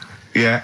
And because we said that, yeah, because you weren't here. So what did you say? I just said phone in. We had a couple of genuine emails that liked the show, didn't they? Yeah. And I said phone in and leave messages or email Andrew Phillips and Karl Pilkington and just say the show was great. The show was brilliant without him. But they went a bit too far, did they? What did they say then? Oh, I can't remember. I mean, it doesn't bother me because I'm not bothered what people say, am I? No. Do you know what I mean? No, you don't care what you say to people either. Poor little Robin, he looked crushed. Oh, whatever. Whatever. Well, it doesn't matter because he's doing well at what he does. He couldn't even hitchhike home because they wouldn't stop because his thumbs didn't show up. He was waiting there for ages by the side of the road. Do you know the difficulty he has buying gloves? Rockbusters answers next. I was going to say, well, do you want to do that? No, let's do it next. After the record. Just going to say something. What were you going to say? About gays and that. What? In a bit. What were you going to say? Oh, we'll look forward to that. Martina Topley Bird. Need one on XFM 104.9. Right, there goes the girls from Tattoo. See you later. Well Thanks, done. girls. Cheers. A couple of listeners Karl, what were you saying before we cut you off? Yeah, it's just like, you know, you had the girls in and that, and it reminded me, I was talking to Steve in a week. Yeah. I think it's when people were talking about going to Stringfellas and that. Yeah. I was talking about seeing naked people. No, yes, I asked him. I said when he used to watch, say, he accidentally flipped onto BBC Two, and So I'll give you a little taster. But we were having a pizza in a pizza establishment. When was it? Wednesday or Thursday? Yeah. And he was going, I'm a good organiser, I'm a good problem solver. Give me any any scenario, right? Obviously he didn't say scenario. And I went, okay then, so you're the manager of this place, and there's a couple there, elderly couple, they're about 60. They've had a lovely meal. He went, yeah, right. I went, but the gentleman, he's got a little bit of a heart condition. He takes a pill after his meal, as he should, after meals. He's only taken Viagra. Oh. And now he's stuck in. Wedged in? Wedged in. We've all been there. It's gone, and it's stopping him getting out from the table. Yeah. So what would you do? He went, what? He's stuck in because of his dick. I went, yeah. He went, right. He said, I'd use the situation. I'd make cash. I said, you're not going anywhere. Do you want a pudding? Entrepreneurial. Yeah. I like it, Carl. And he went, so that's that sorted. I've got the job on that. Next. I went, okay. You won't believe it. Next day, there's a little problem in the toilets. Two gay men were having sex and they got stuck in each other. Yeah. He went, right. I'd say, is it the same fella as yesterday with the Viagra? If so, why was he let in again? He was on the door. Yeah. I went, it's not. It's too different. He goes, right. Does his wife know he's cheating on him? Yeah. He went, right, I'd go down. I'd go, and then he went, I'd say this isn't a restaurant problem. Call an ambulance. Strictly speaking, not a restaurant problem, no. But am I right? Huh? Am I right? Well, I don't know.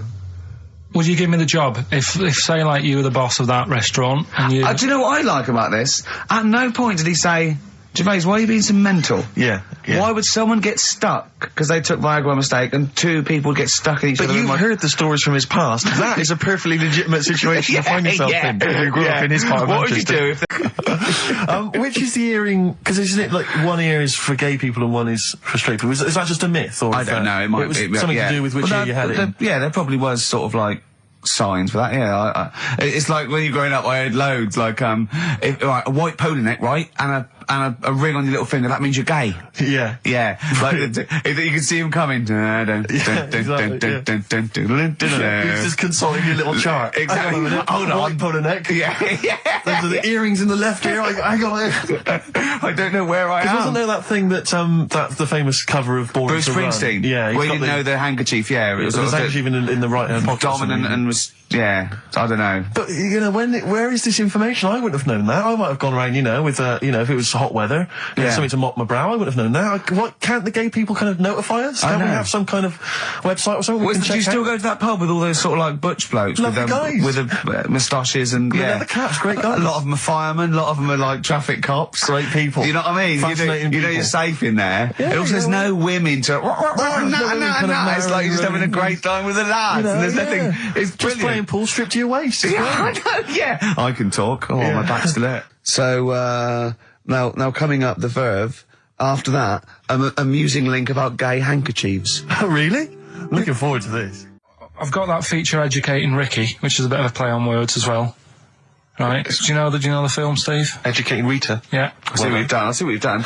Go on. I'm doing that, and I teach Ricky stuff. What do you teach me, Carl? Well, I've got a few different topics. Go on. Do you know, like how you taught me about Hitler and Che Guevara and Winston Churchill? Mm-hmm. I'm going to come in with topics every week, and this week I've got ghosts. No, hanging bacon is one of the topics. Say that again. Hanging bacon. Hanging bacon. All the titles. Francis Bacon. No, all the titles are sort of named to sort of tease you and get you more interested in it. Hanging bacon. Well, you've certainly intrigued. Go on. What's another title one? Hairy Chinese kid. I'd go for that one. If there was a university degree with that title. Yeah, no, I'm going to go for hairy Chinese kid, I think. The final one, yeah. Alien gives man a beard. Right. Alien gives man a beard. I am going to burst. Right, listen, Carl, you've got to tell me. Right, first, let's do it in reverse. No, we're not going to do it now anyway. What do you mean? We've got to do it now. This is the first interesting thing you've said in an hour. Okay, the listeners have just been subjected to rubbish and mistakes and everything for the last 6 months. Please, we've got to do Alien gives man a beard. What is that? Tell us that. Right. Sorry, this is just you telling me something, is it? This feature is you telling me something. I'm teaching you something. Educating Ricky. Huh? So are we playing it now? We're already into this feature. Well into this feature, are we? Yeah, I suppose we are, yeah. Should there not be a jingle or something? Yeah, can we have a jingle? There's no point, because look, I come up with ideas and you dismiss them straight away, so I'm not wasting my time making stuff. Right. If you don't like okay, let's play Educating Ricky. Right. Brilliant. Go. Right. So- Ding-a-ling-a-ling-a-ling-a-ling. Educating Ricky. Right, what are we going for then? Hanging the bacon, airy Chinese kid, alien gives man a bird. I think Alien gives man a bit. I'd like to do that. Right, there's this fellow, I think it happened in America, and he saw a bright light in the sky. And, God, if you're bored. and he stood there.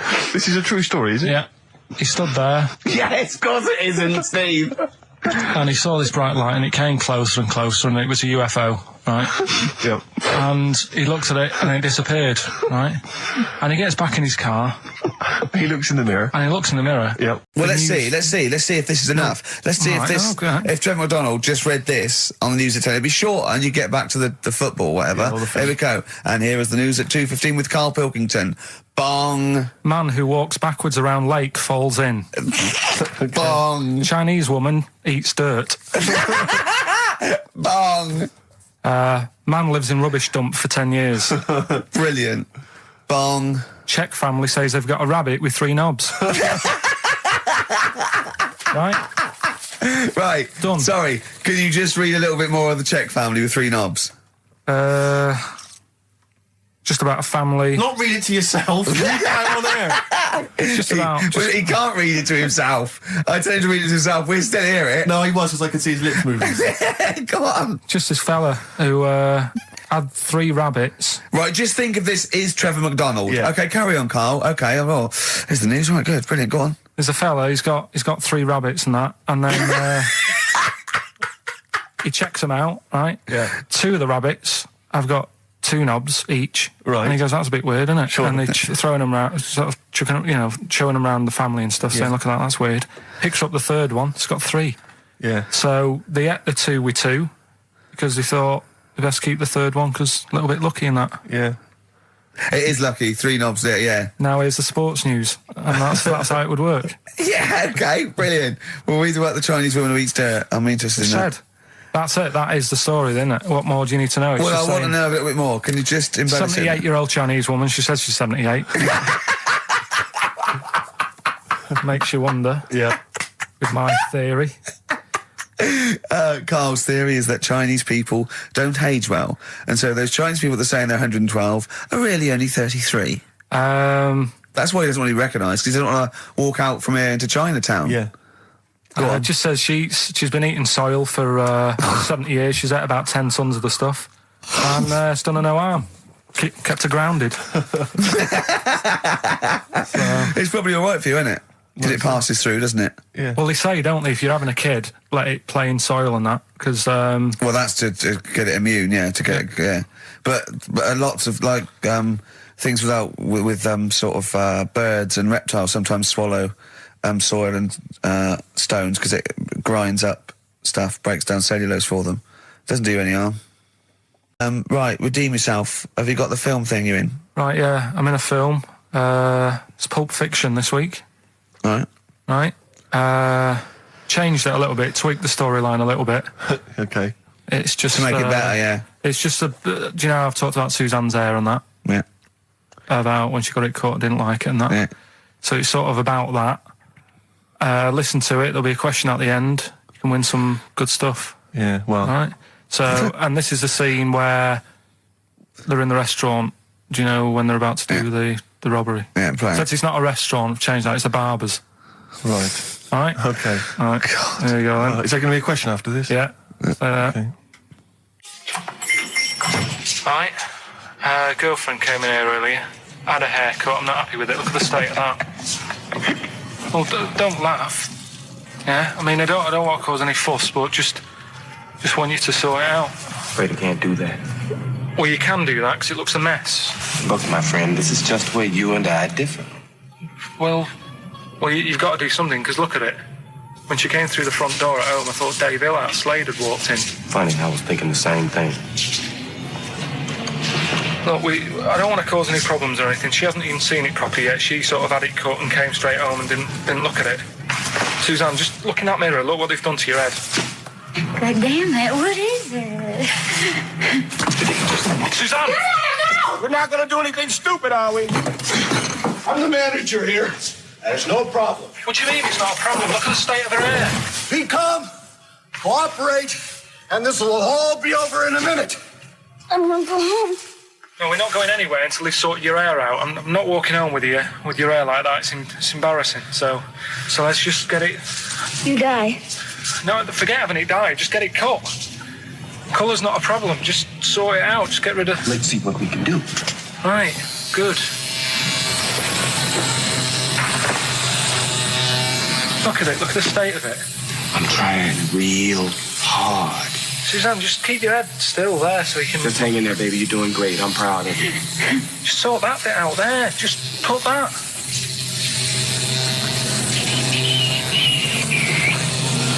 My barber says I've got the hair of a Chinaman. Have you heard that before?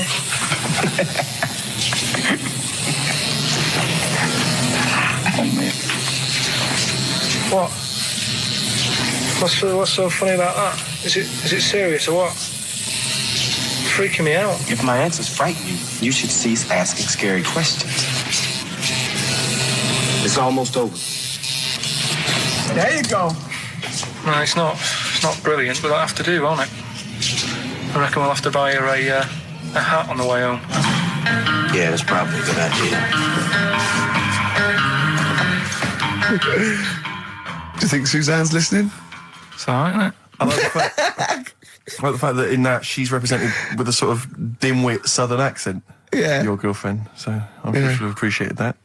All right, It was nice, yeah. It was a nice... I don't know what kind of copyright infringements that was made.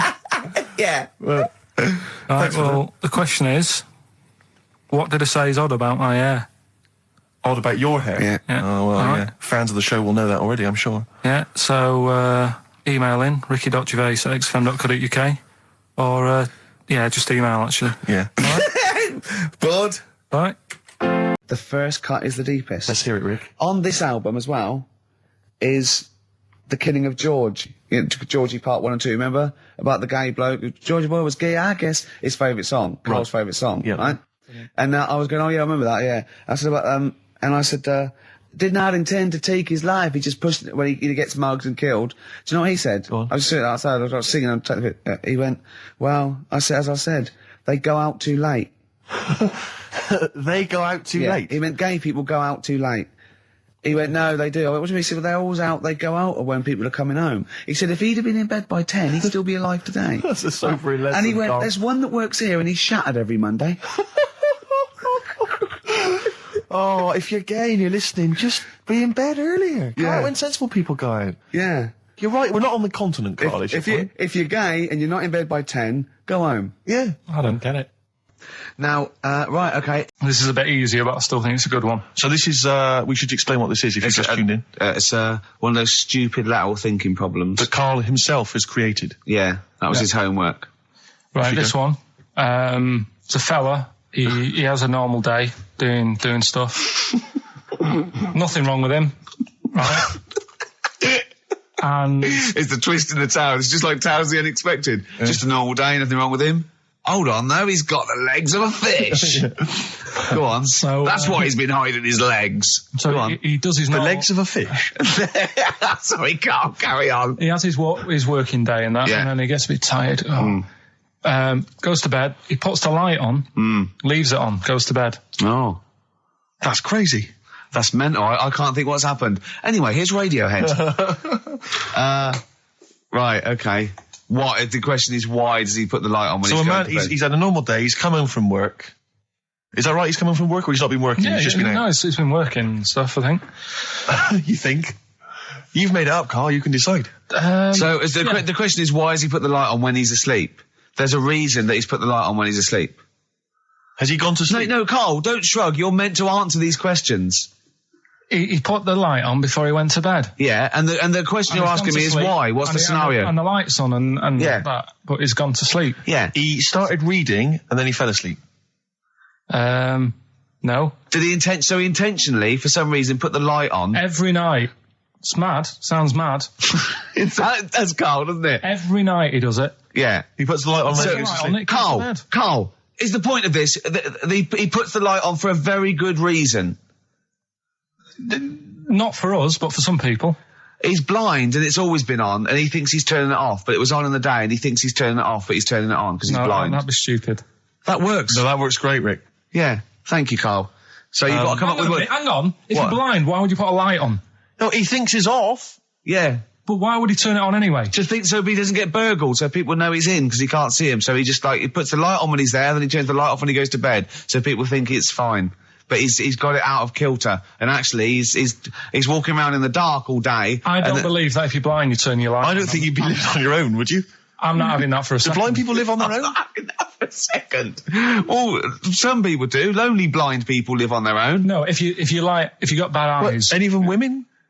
Are there any blind women who are living on their own, Rick? No, I mean, if you know of some blind women. 08700 800 1234. We've gone through this. If you are a blind woman with no standards and you don't care annoying voices and smell, yeah, then get in touch with you.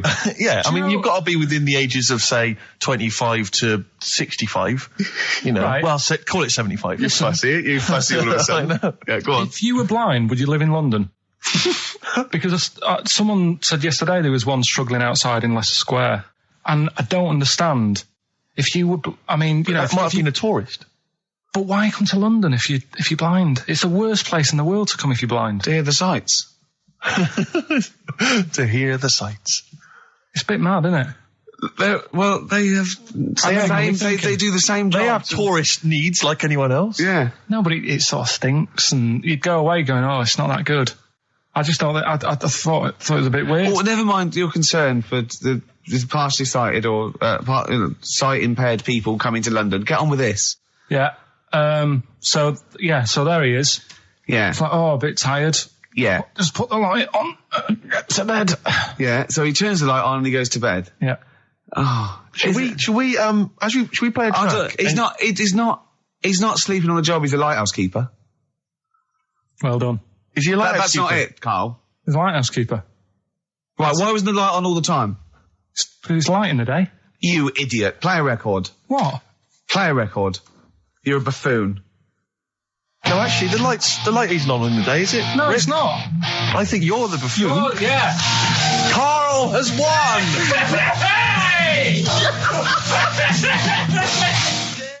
Hey! New Year's resolution, Carl?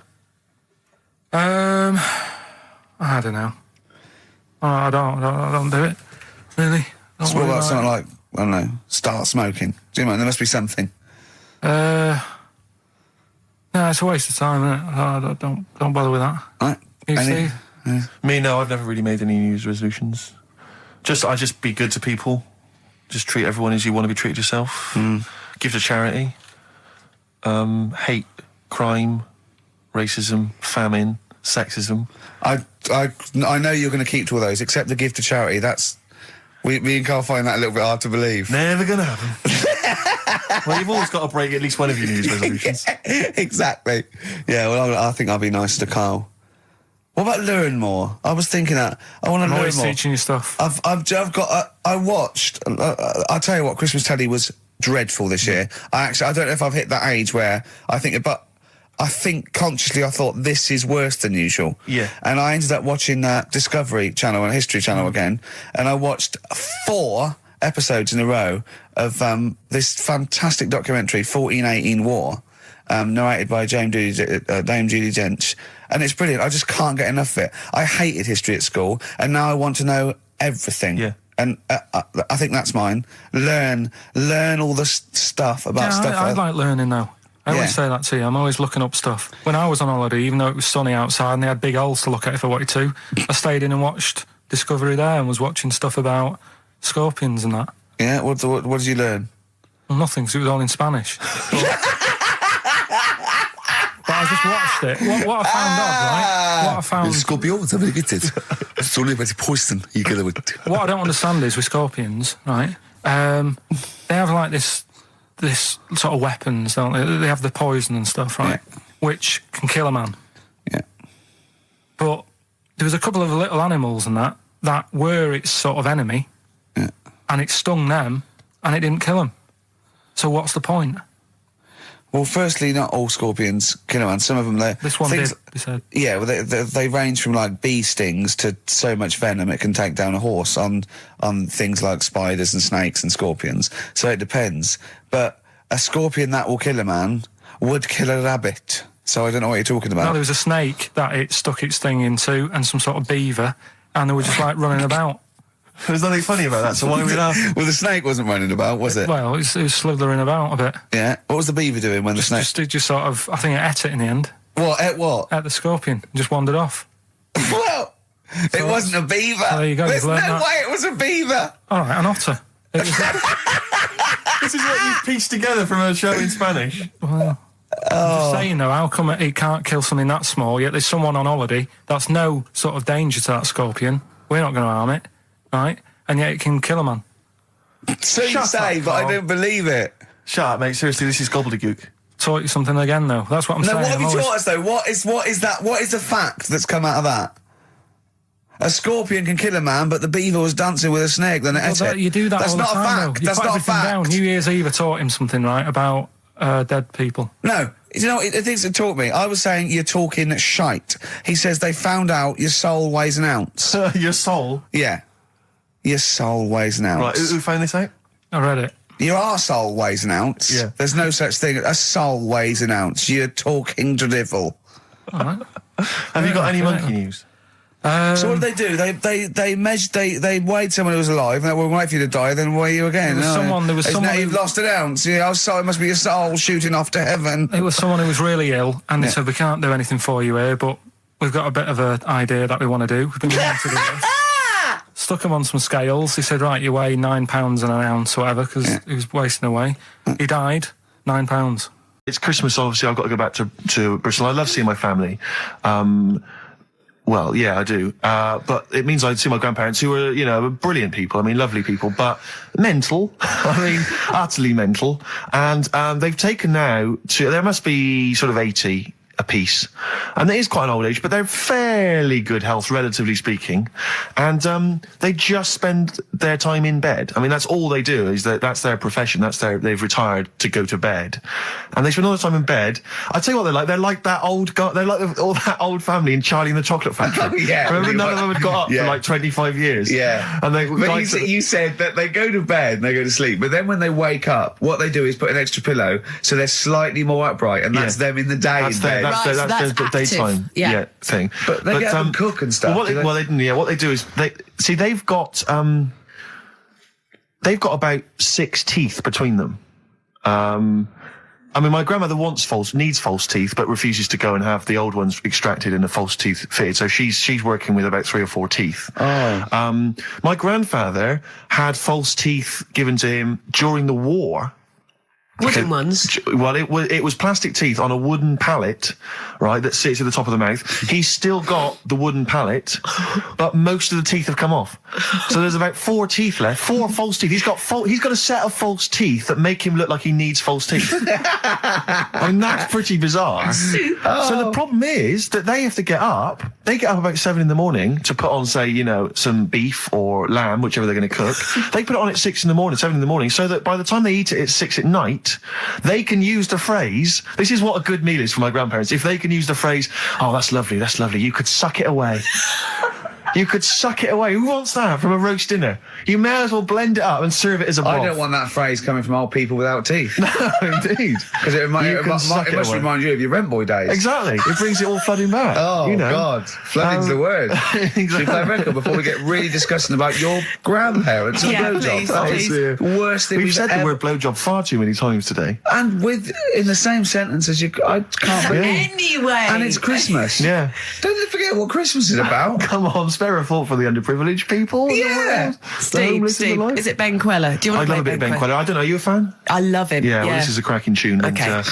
And I think we'll enjoy that. Let's just slam dunk it. Why don't we just stop and think about what we've done? I'll tell you, they do spend so much time in bed that they actually, I'm sure, war will have to cease. Those are the Red Hot Chili Peppers, and they're still going strong. Oh, indeed, yes. That's one of my favourite tunes of the year. You enjoyed that? Yes, absolutely. Yeah, These are all mutual. We love them all. We're not Absolutely, really, yeah, no, we're we're not not. annoying each other by putting in Not songs at all. the other one doesn't like. Not We're at like a all. team today, isn't it? I think that's the Christmas spirit. I don't know what it is. We've come together, we're sort of unified, yeah. Yeah. Yeah, in the absence of Karl. Yeah. Who often divides us, he often comes between us. Does he? Like, yeah, Does he well, I'll do tell you that? what, it's Yeah. like, it's like a child. Like, it's like we're a married couple and he's sort of our autistic child or something, you know, right, and sometimes it just puts a strain on the marriage.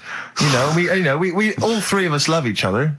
You know. Because he does love you guys. Yeah, exactly, but sometimes I it's hard. hear him you know. talking about you in the office sometimes, know. you know. He looks up to you, aspires to you too. But it's times like this Yeah. because Yeah. because of to be honest, the baby Jesus that we realise that there's beauty in everyone and it's all right. Yeah. And, yeah. Exactly. He's never had that before. No. Well, I have to say that I'm really getting into the Christmas spirit. When I was younger, I didn't really enjoy it. I was quite cynical. I was quite, You're rock and roll.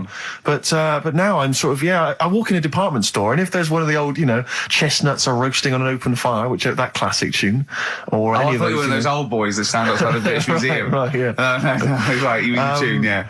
That one, or how does it go? Chestnuts roasting on an open fire. Chestnuts roasting on Yeah. Jack Frost nipping at your nose. But I couldn't get enough of them. I love it. I'm in a department store, it's frosty outside, it's warm in there. Have you ever roasted your chestnuts on an open fire? I have never done that. No, I have Imagine not done that.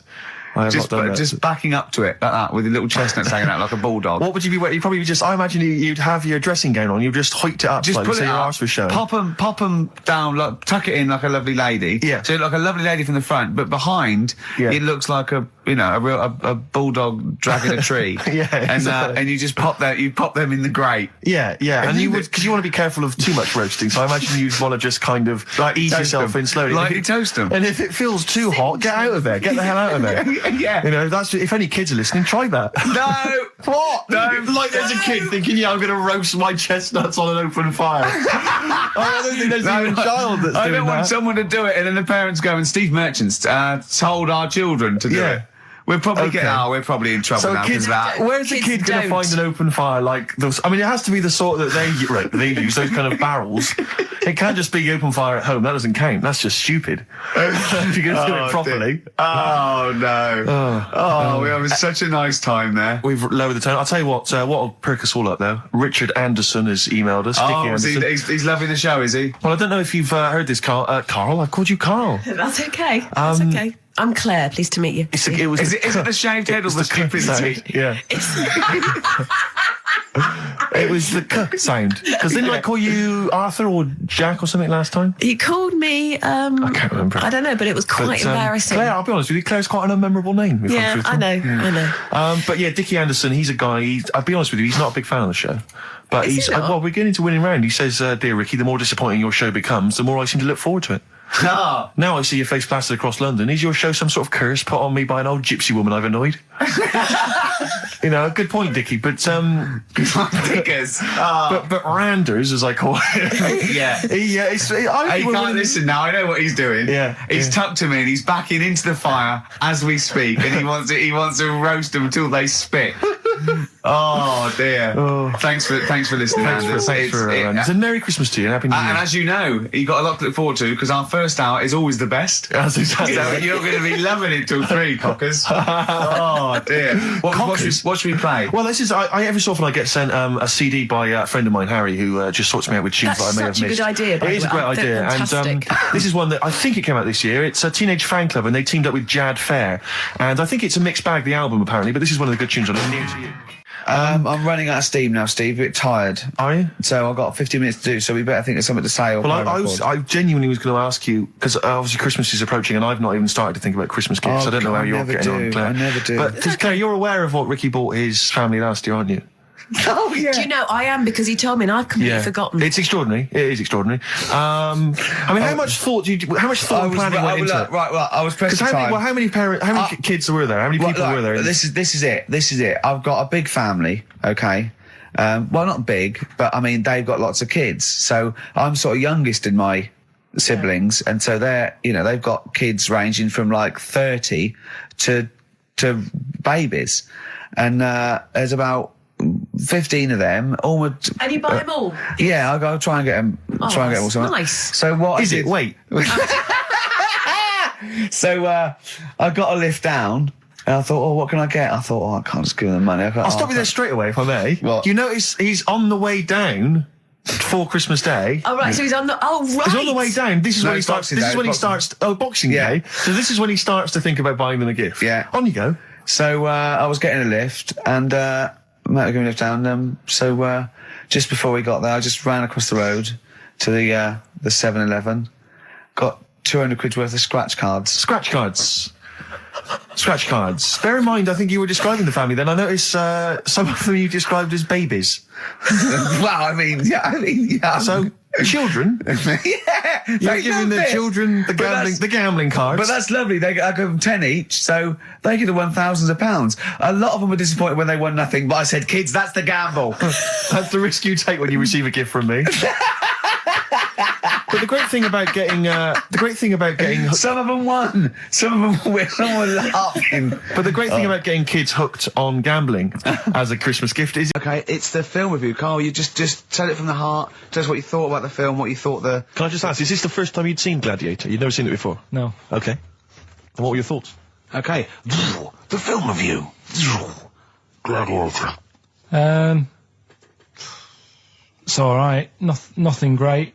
It's like an old, sort of an old version of Rocky done in the olden days, really. Right. A bloke fighting other people. Sure. How sort of well known is the story? Do you reckon people know the basics? Well, just very quickly, just do the plot. Quickly. There's a guy called Max. Maximus, yeah. Yeah. There's Caesar, and there's Caesar's kid, and Max goes to war, sort of wins it, comes back. Caesar says, you're good at what you do. I wish my son was as good as you. So I want you to be in charge when I die. His kid finds out, a bit annoyed about it, kills his dad, because he don't want anyone to hear that he said that he wants him to be in charge. Yeah. So his kid gets in charge and thinks, I'll show you. You're not going to be king, I am. You're going to be a slave or something. And then, next thing you see is... Sorry, can I just stop there? My only thought is the film's 3 hours long, so maybe we should go through the whole plot. We've done the first 10 minutes, but go on. So, yeah, he's a slave and then... Yeah, but then, that was an interesting bit that I thought, right? I mean, I was watching this with a girlfriend, she was already annoyed because she wanted to watch Friends on E4. Okay. Yeah. It was a good episode as well this week. Was it? Yeah. Don't tell her that. Okay. Right, so she was annoyed and she said, come on then, put it on. And I got it wrong straight away because it says on the back 149, so I thought that was an hour and 49 minutes. It turned out it was 149. No, I thought it was 1 hour 49. Yeah. But it was 149 minutes. Sure. So it overran anyway. By 40 minutes. Yeah. So anyway, the interesting bit was where he was going across the desert on a horse. And I think to show you how long he'd been going across the desert on his horse, he's showing you a shot of the horse's knees and they were bleeding. And I just wondered whether that's what horses do if they run for a long time. Do you know? I don't. Good. Right, so anyway, so he goes on, he keeps going on like this. He's a slave, and then he has a fight at the end with the Caesar's kid, and he kills him. And that's how it ended. Okay, good. What did you think of it? Just generally, what bits... What do you think was wrong with it? Right, well, I've read up on it, and there's already a fact that is wrong. Right. Caesar's kid, he didn't actually kill his dad. His dad died of a natural death. Right, in real life, you mean? Yeah. Okay. And, what's Caesar's kid's name? Comedian or something? I think it's comedian, yeah. Yeah. That's where the name comes from. When a funny person is called a comedian. He didn't actually get killed in real life by Max. No. He died by his sister poisoning him, and he didn't die. No. Are you saying that this is not a historical document? It's wrong. All over the place. Yeah. Well, next week I'm giving you Braveheart, and that is actually true. That is factually accurate. I can't handle it. It is. It was a little Australian fella that helped him out. Just for people who watched it, they know that the guy, Caesar's kid, yeah, he died. His sister tried to poison him. That didn't work. Apparently, he was a gay fella, and his boyfriend, who was a wrestler, strangled him. That's Where did you get this information? on the internet. I thought I'd look it up to see how much of it I actually got right, Yes. and that's what I read. Okay, so out of 10? 5. Really? Yeah, Okay. it's no good. I wouldn't get it out. And it's annoying the way it says, like, you know, this film's got to be seen at the cinema, because I saw it at home and I don't think I missed out on anything. Very good point. I think that's probably the point they're making, but yours is valid too. If you want to send a necklace in for Suzanne, that'd be handy.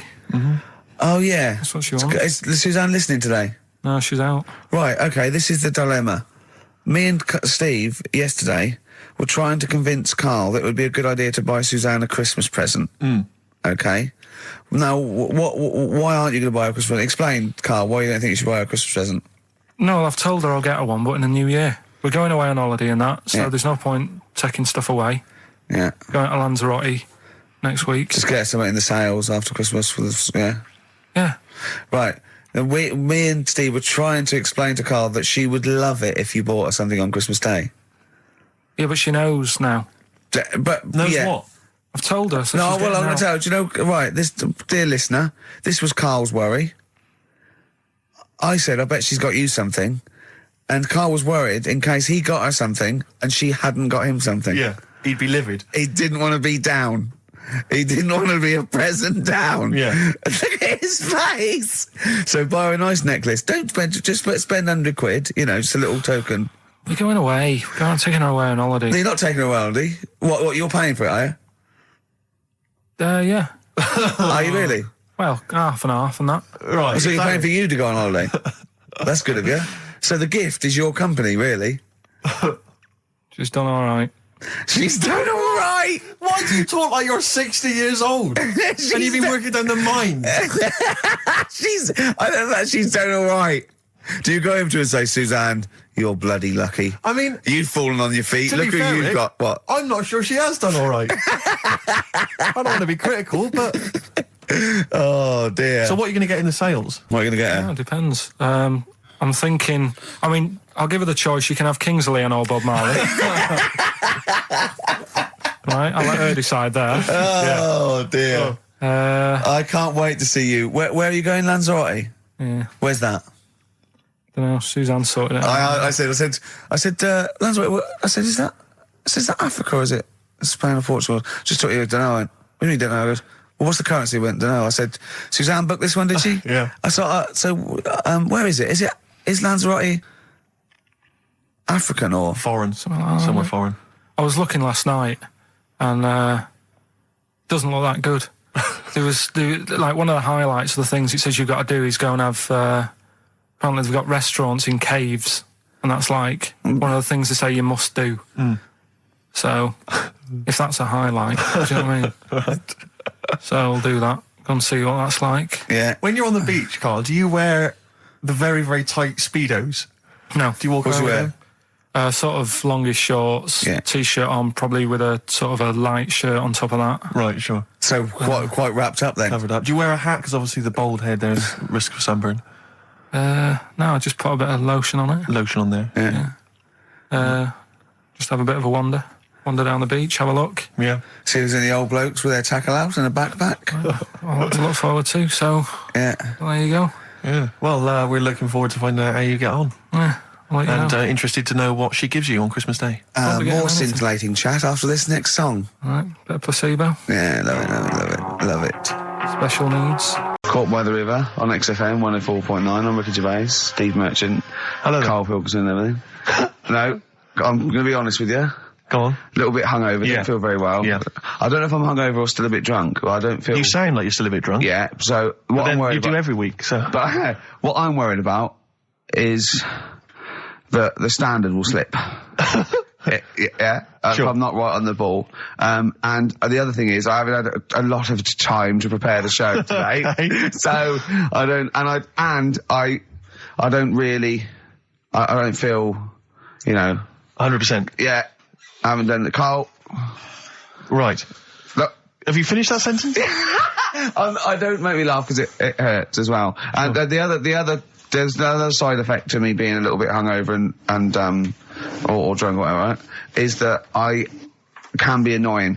Right, yes. Because just to amuse myself, I sort of like turn my body off a little bit and just poke and like that and annoy people and that. I want to sort of like.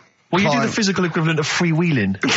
Don't you? You just I sort of want to climb on Karl and go to sleep on him. Yes. Do you know what I mean? Yes. They'll both annoy him and it'd be comfortable. Yes. Which is, can be annoying. Just a little thing just to make this show a bit easier. If you'd put your hand up when you want one of us to speak, because I'm not quite sure when the sentences are finished. The hands are up. Okay, good. So, the hands are up. Okay. Good, alright. Okay. Are you gonna just keep them up for the rest of the show, or? No, Karl, do what you, huh? Good, alright. Do you want to, is there an excuse as to why you're a bit hungover? Too much wine. Okay. Last night, yeah. Yeah. Good. Thanks for that. Because this is the only work you've got to do all week, isn't it? It's like, unless I'm very much mistaken, you don't have to do anything. You just sit at home eating cheese. Yeah. Then occasionally you do a bit of sort of shadow boxing, and that's exercise. And then you sit and watch TV. Yeah. Is that roughly what you did this week? Yeah. So this is the only 2 hours you had to do anything for all week. This is you had to prepare for this. Yeah, but who can plan a hangover? Remember this particular hot feature. We basically ask Karl some of the questions that are asked of a white van driver in the Sun. They always have this on Saturday afternoons. Anyway, here's the first one. They're not fascinating, Karl, but I'm just interested on your take, really. Yeah. What do you make of Cilla Black quitting Blind Date after her husband sent a message from beyond the grave? Are you familiar with this story? I didn't know that. What's that? She went to see a medium, and supposedly her husband passed on information through the medium, which was incredibly vague, but persuaded her to quit live on air. Well, it's about time, isn't it? If even dead people are saying, enough's enough. But I'll tell you what, though, talking about ghosts and that, do you know how I'm into them? Yeah. Right? How weird do you think this is, right? Well, it's not true. Before you say it, play a record. No, go on. Go on. Right, it's this woman. I don't even know if it's ghost, really. It's just a bit weird. Sure. Yeah, sure. There's this woman, and she's not a woman, she's a kid. Sure. Okay. Sure. She's walking down, like, a street in her area. It's a nice day and everything. Everything's normal. She's walking down, and a woman comes up, cycling past, right? The woman on the bike looks at the kid, absolutely terrified, right? Got a really scary face on her. Yeah. The kid's thinking, why is she doing that? Yeah. Right? So anyway, she thinks nothing of it, goes, I think she was playing in the park or whatever, goes and has a nice day. About 15 years later... Oh, right, yeah. She's, I don't know, I think she was going to work, right, on a bike. She was riding her own bike? Riding her own bike, cycling down the road. Oh, yeah. Looks at the kid. That's the thing that happened, like, 15, 20 years ago. Right. It's her on the bike looking at her as a kid. Right. Not another child. No. So it's her. She's seen herself. Karl? I mean, I don't know where to start. Firstly, where does this information come from? But I mean, why do you ever? I don't know what part of that you think can be true. I'm honest. I'm speechless. I don't know what to say. What are you talking about? Bit weird, though, isn't it? But it's not true. It didn't happen. Nothing happened like that. She said it did. Well, she's wrong. She said she saw herself. She saw herself as a kid, didn't she? Did she carry on and as an adult when she was a kid. Did she stop and talk to herself, or did she ride on by and think, that's a bit weird, there's me as an 8-year-old. I won't stop, I'll be late for work. Yeah, if I'm late again, the boss said he'd be in trouble. Yeah. Well, and where is this information? Did it happen to someone you know?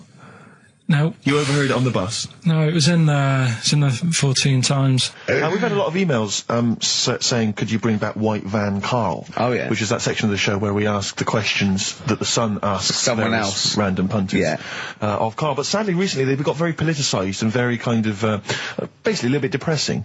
So there's not really anything appropriate. But I have trawled the papers looking for other questions posed in other sections of the Sun. Good idea. I was just looking here at the Dear Deirdre section, which is the sort of problem page.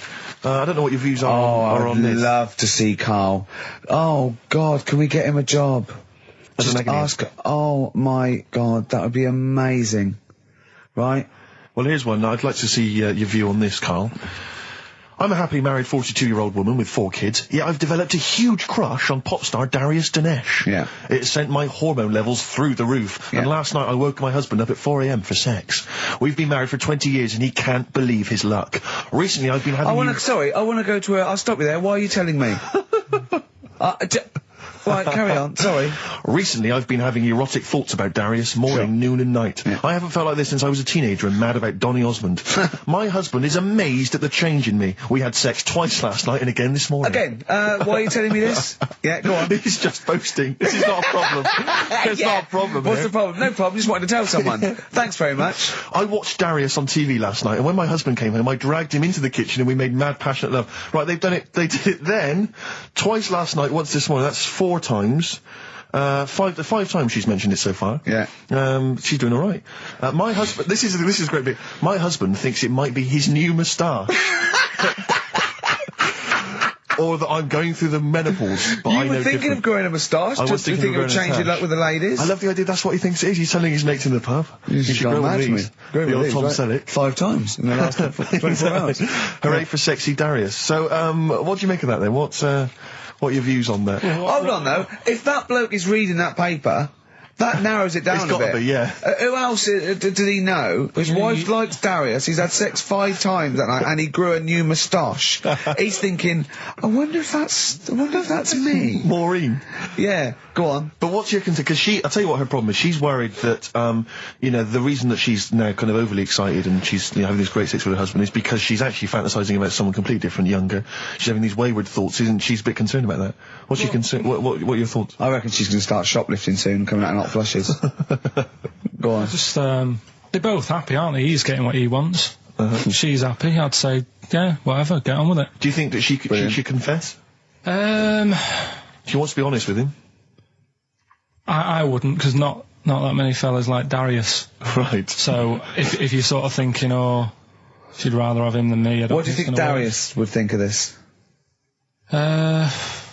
He'd probably be happy with that. I mean, what would you do if you got loads of phone calls, right, from women going, Karl, whenever you're on the radio, I just have to do it. I just have to do it. Your voice makes me... I'd say, alright, well, it's alright. I'd be happy with that. Would you? Yeah. I mean, just in case anyone is doing that.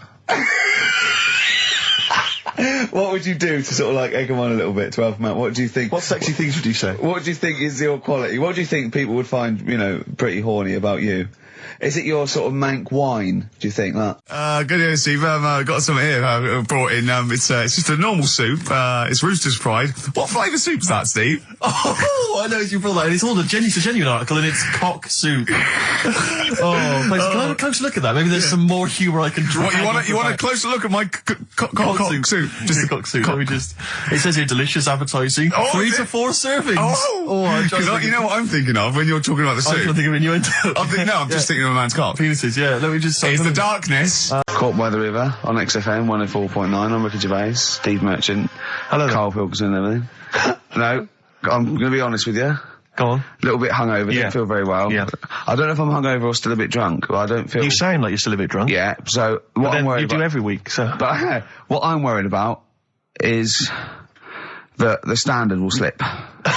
Yeah, if I'm not right on the ball. And the other thing is, I haven't had a lot of time to prepare the show today, so I don't, I don't really, I don't feel, 100%. Yeah, I haven't done it. Karl. Right. Look, have you finished that sentence? I don't make me laugh because it hurts as well. And there's the other side effect to me being a little bit hungover and or drunk or whatever, right, is that I can be annoying. Right, yes. Because just to amuse myself, I sort of like turn my body off a little bit and just poke and like that and annoy people and that. I want to sort of like... Well, you do the physical equivalent of freewheeling.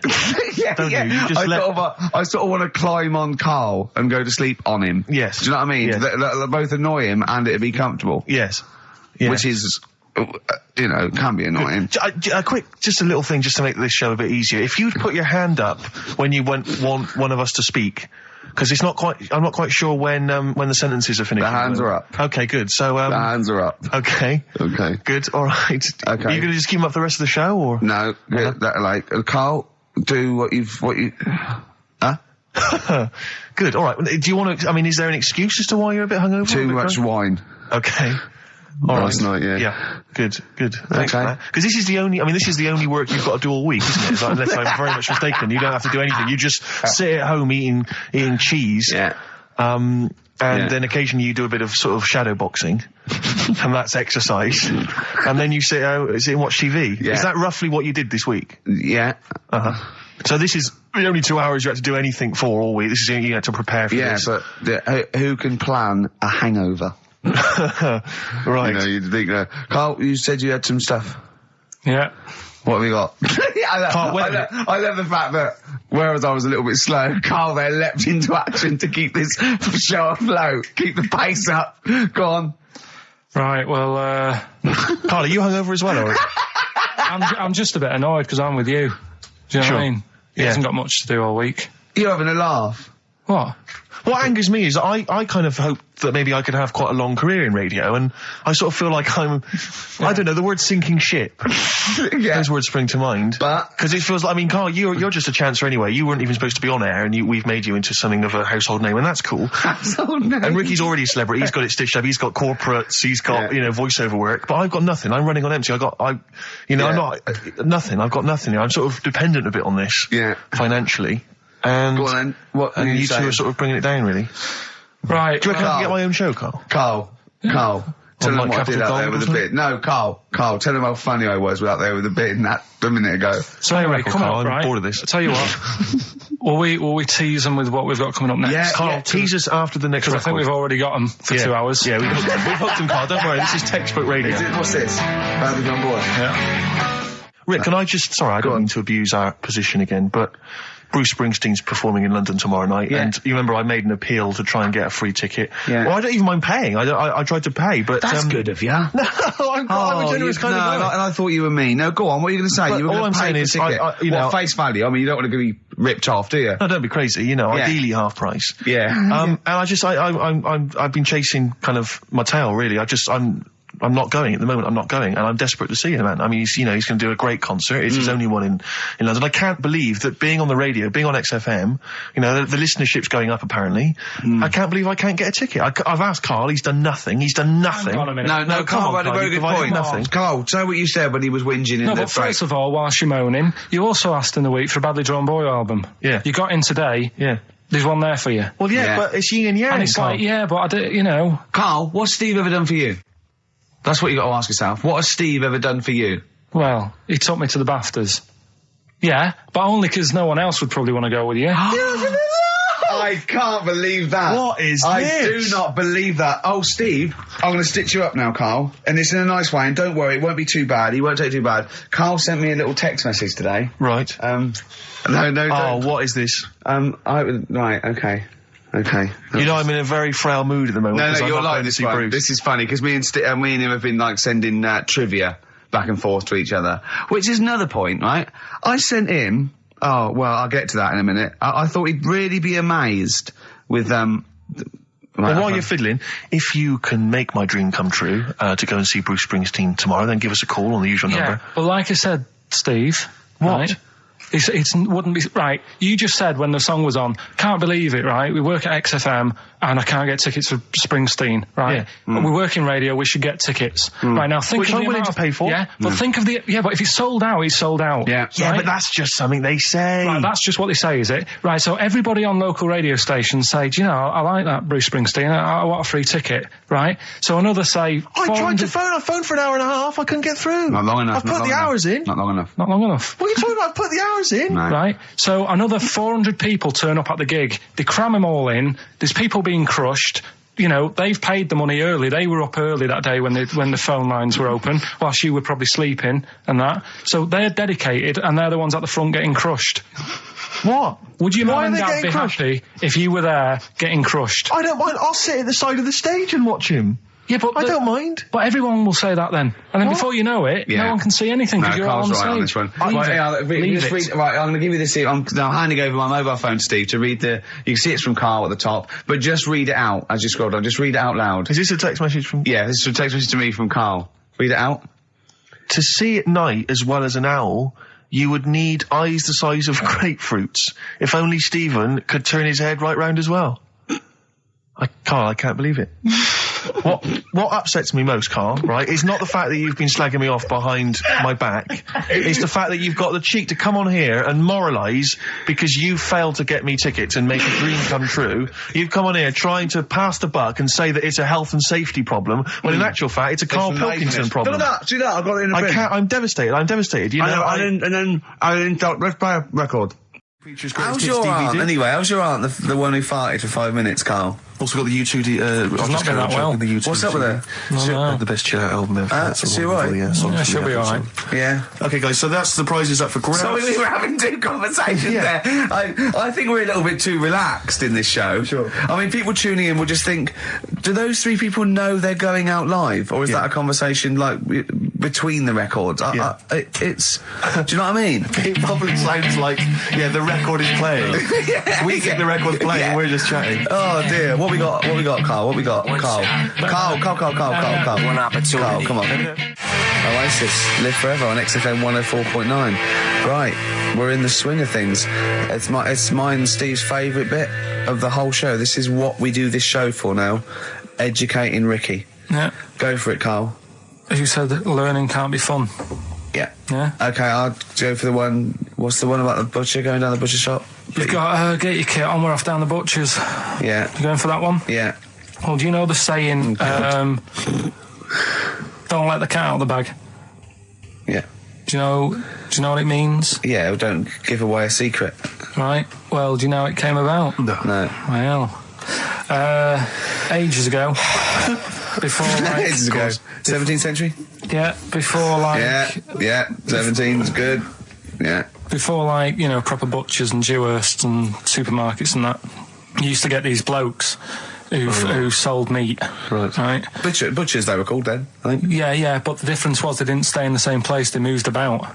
Right, so they'd turn up on a street corner, and he'd have, like, loads of carrier bags of, like... Carrier bags?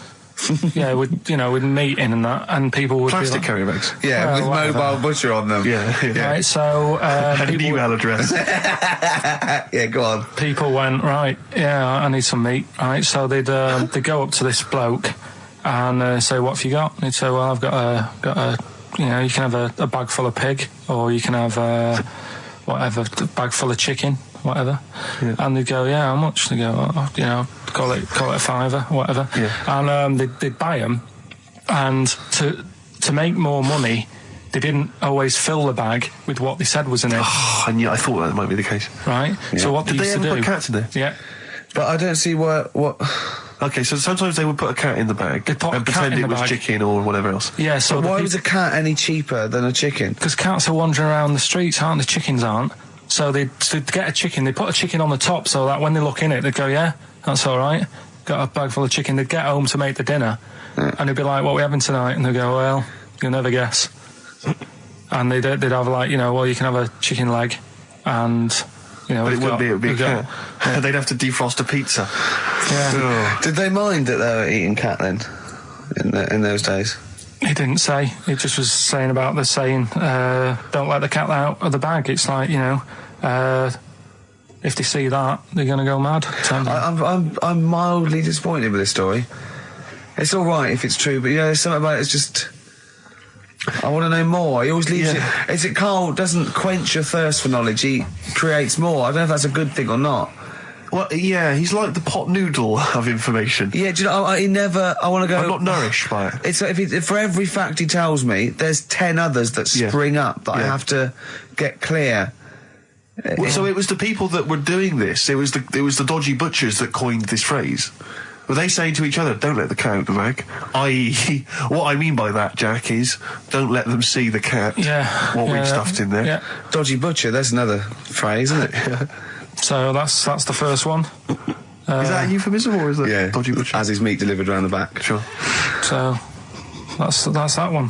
So let's get your kit on. What does that mean? Host. This is bizarre. I used to host a radio show on the BBC World Service, right? Now, if you want someone who's the voice of integrity, the voice of intelligence, the voice of a nation, you're going to come to me. That's obvious.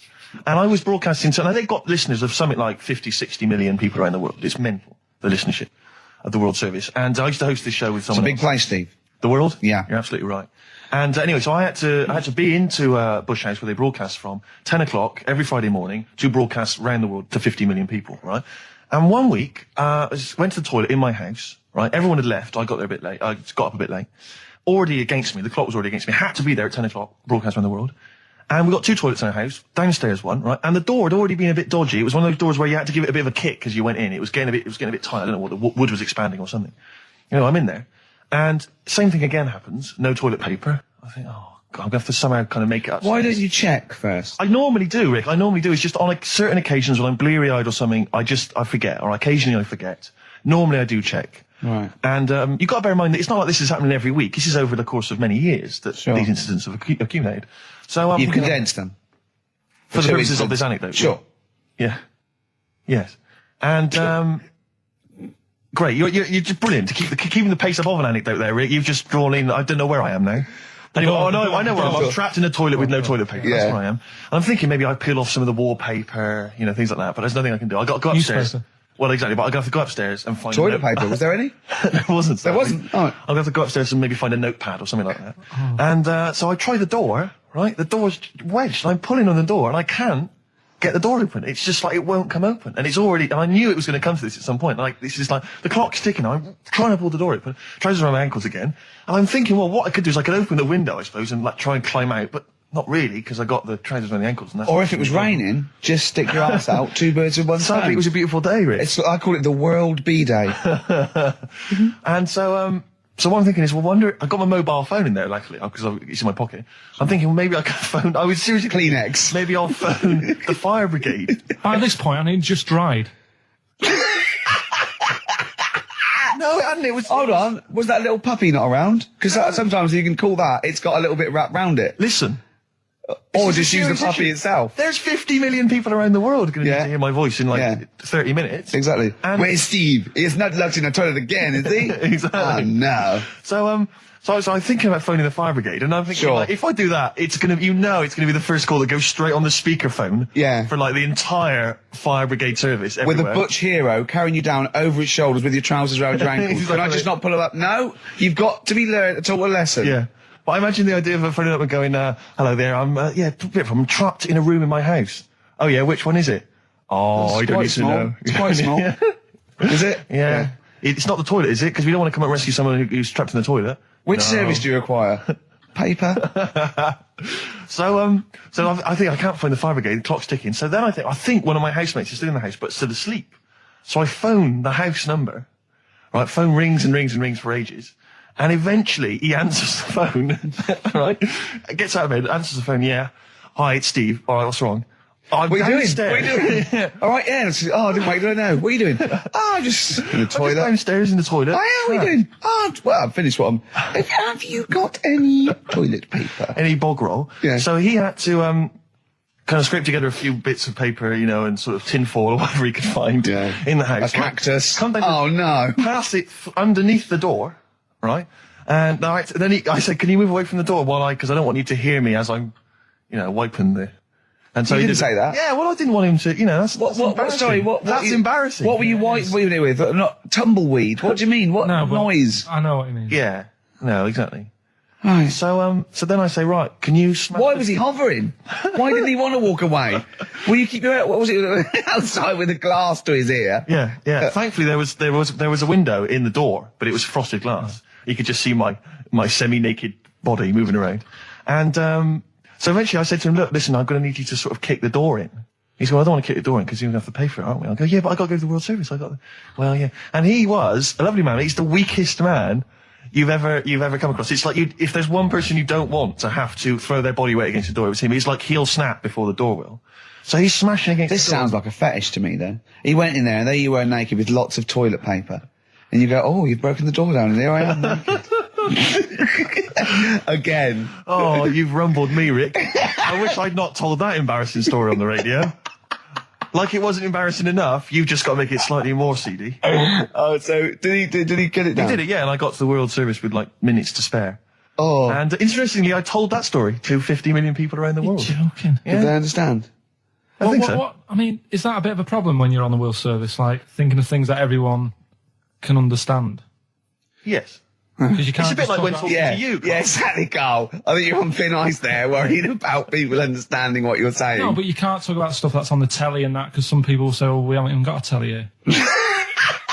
Oh, yeah, you're listening to XFM 104.9. Yeah. So let's carry on. Let's continue. Well, absolutely. Well, obviously, Carl was out with me last night, and he saw that I'm, he knows I'm a ladies' man, and that was obvious. Carl, you could see the vibe around me, couldn't you? When the chicks were talking to me, and just remembered recently, actually, I was on a train coming back from hometown Bristol, and I was on the train, and this girl walks on, good-looking girl. I thought, hey up, a largely empty carriage. I'm thinking, my luck's in, because I take every opportunity, Carl. That's the thing about me, I don't choose. She was a good-looking girl. She sat down. I thought she sat down right near me. I thought, brilliant.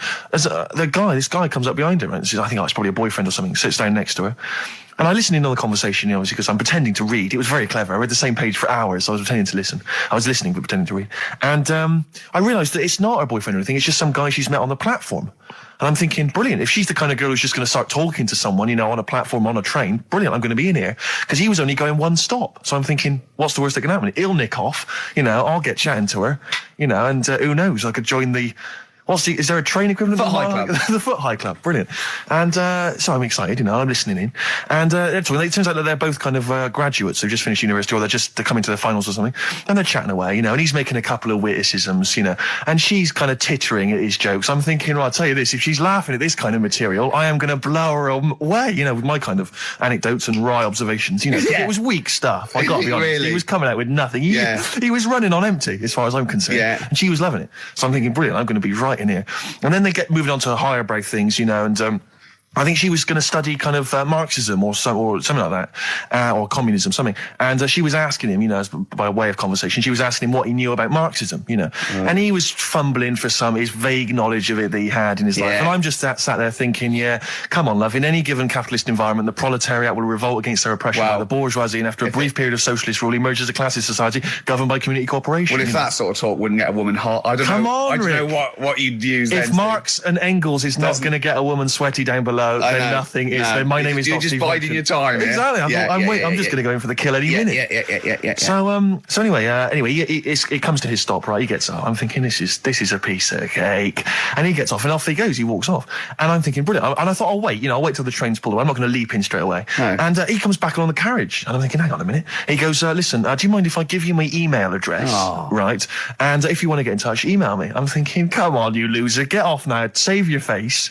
please, before it's too embarrassing. She accepts the email address because she obviously doesn't want to hurt his feelings, whatever. I'm thinking, fair enough. She's a good woman. I'm liking her. I'm loving her. I'm thinking that's my kind of girl.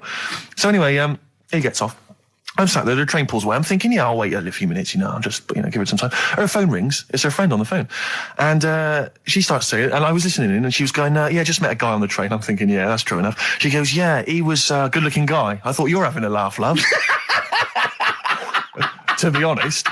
Because I was looking at him, and she said to her friend, he looks a bit like tennis player Boris Becker. I thought, you should be so lucky, frankly, because I saw him. He had awful facial hair, if that's what makes him look like Boris Becker. Terrible little goatee beard. It was laughable.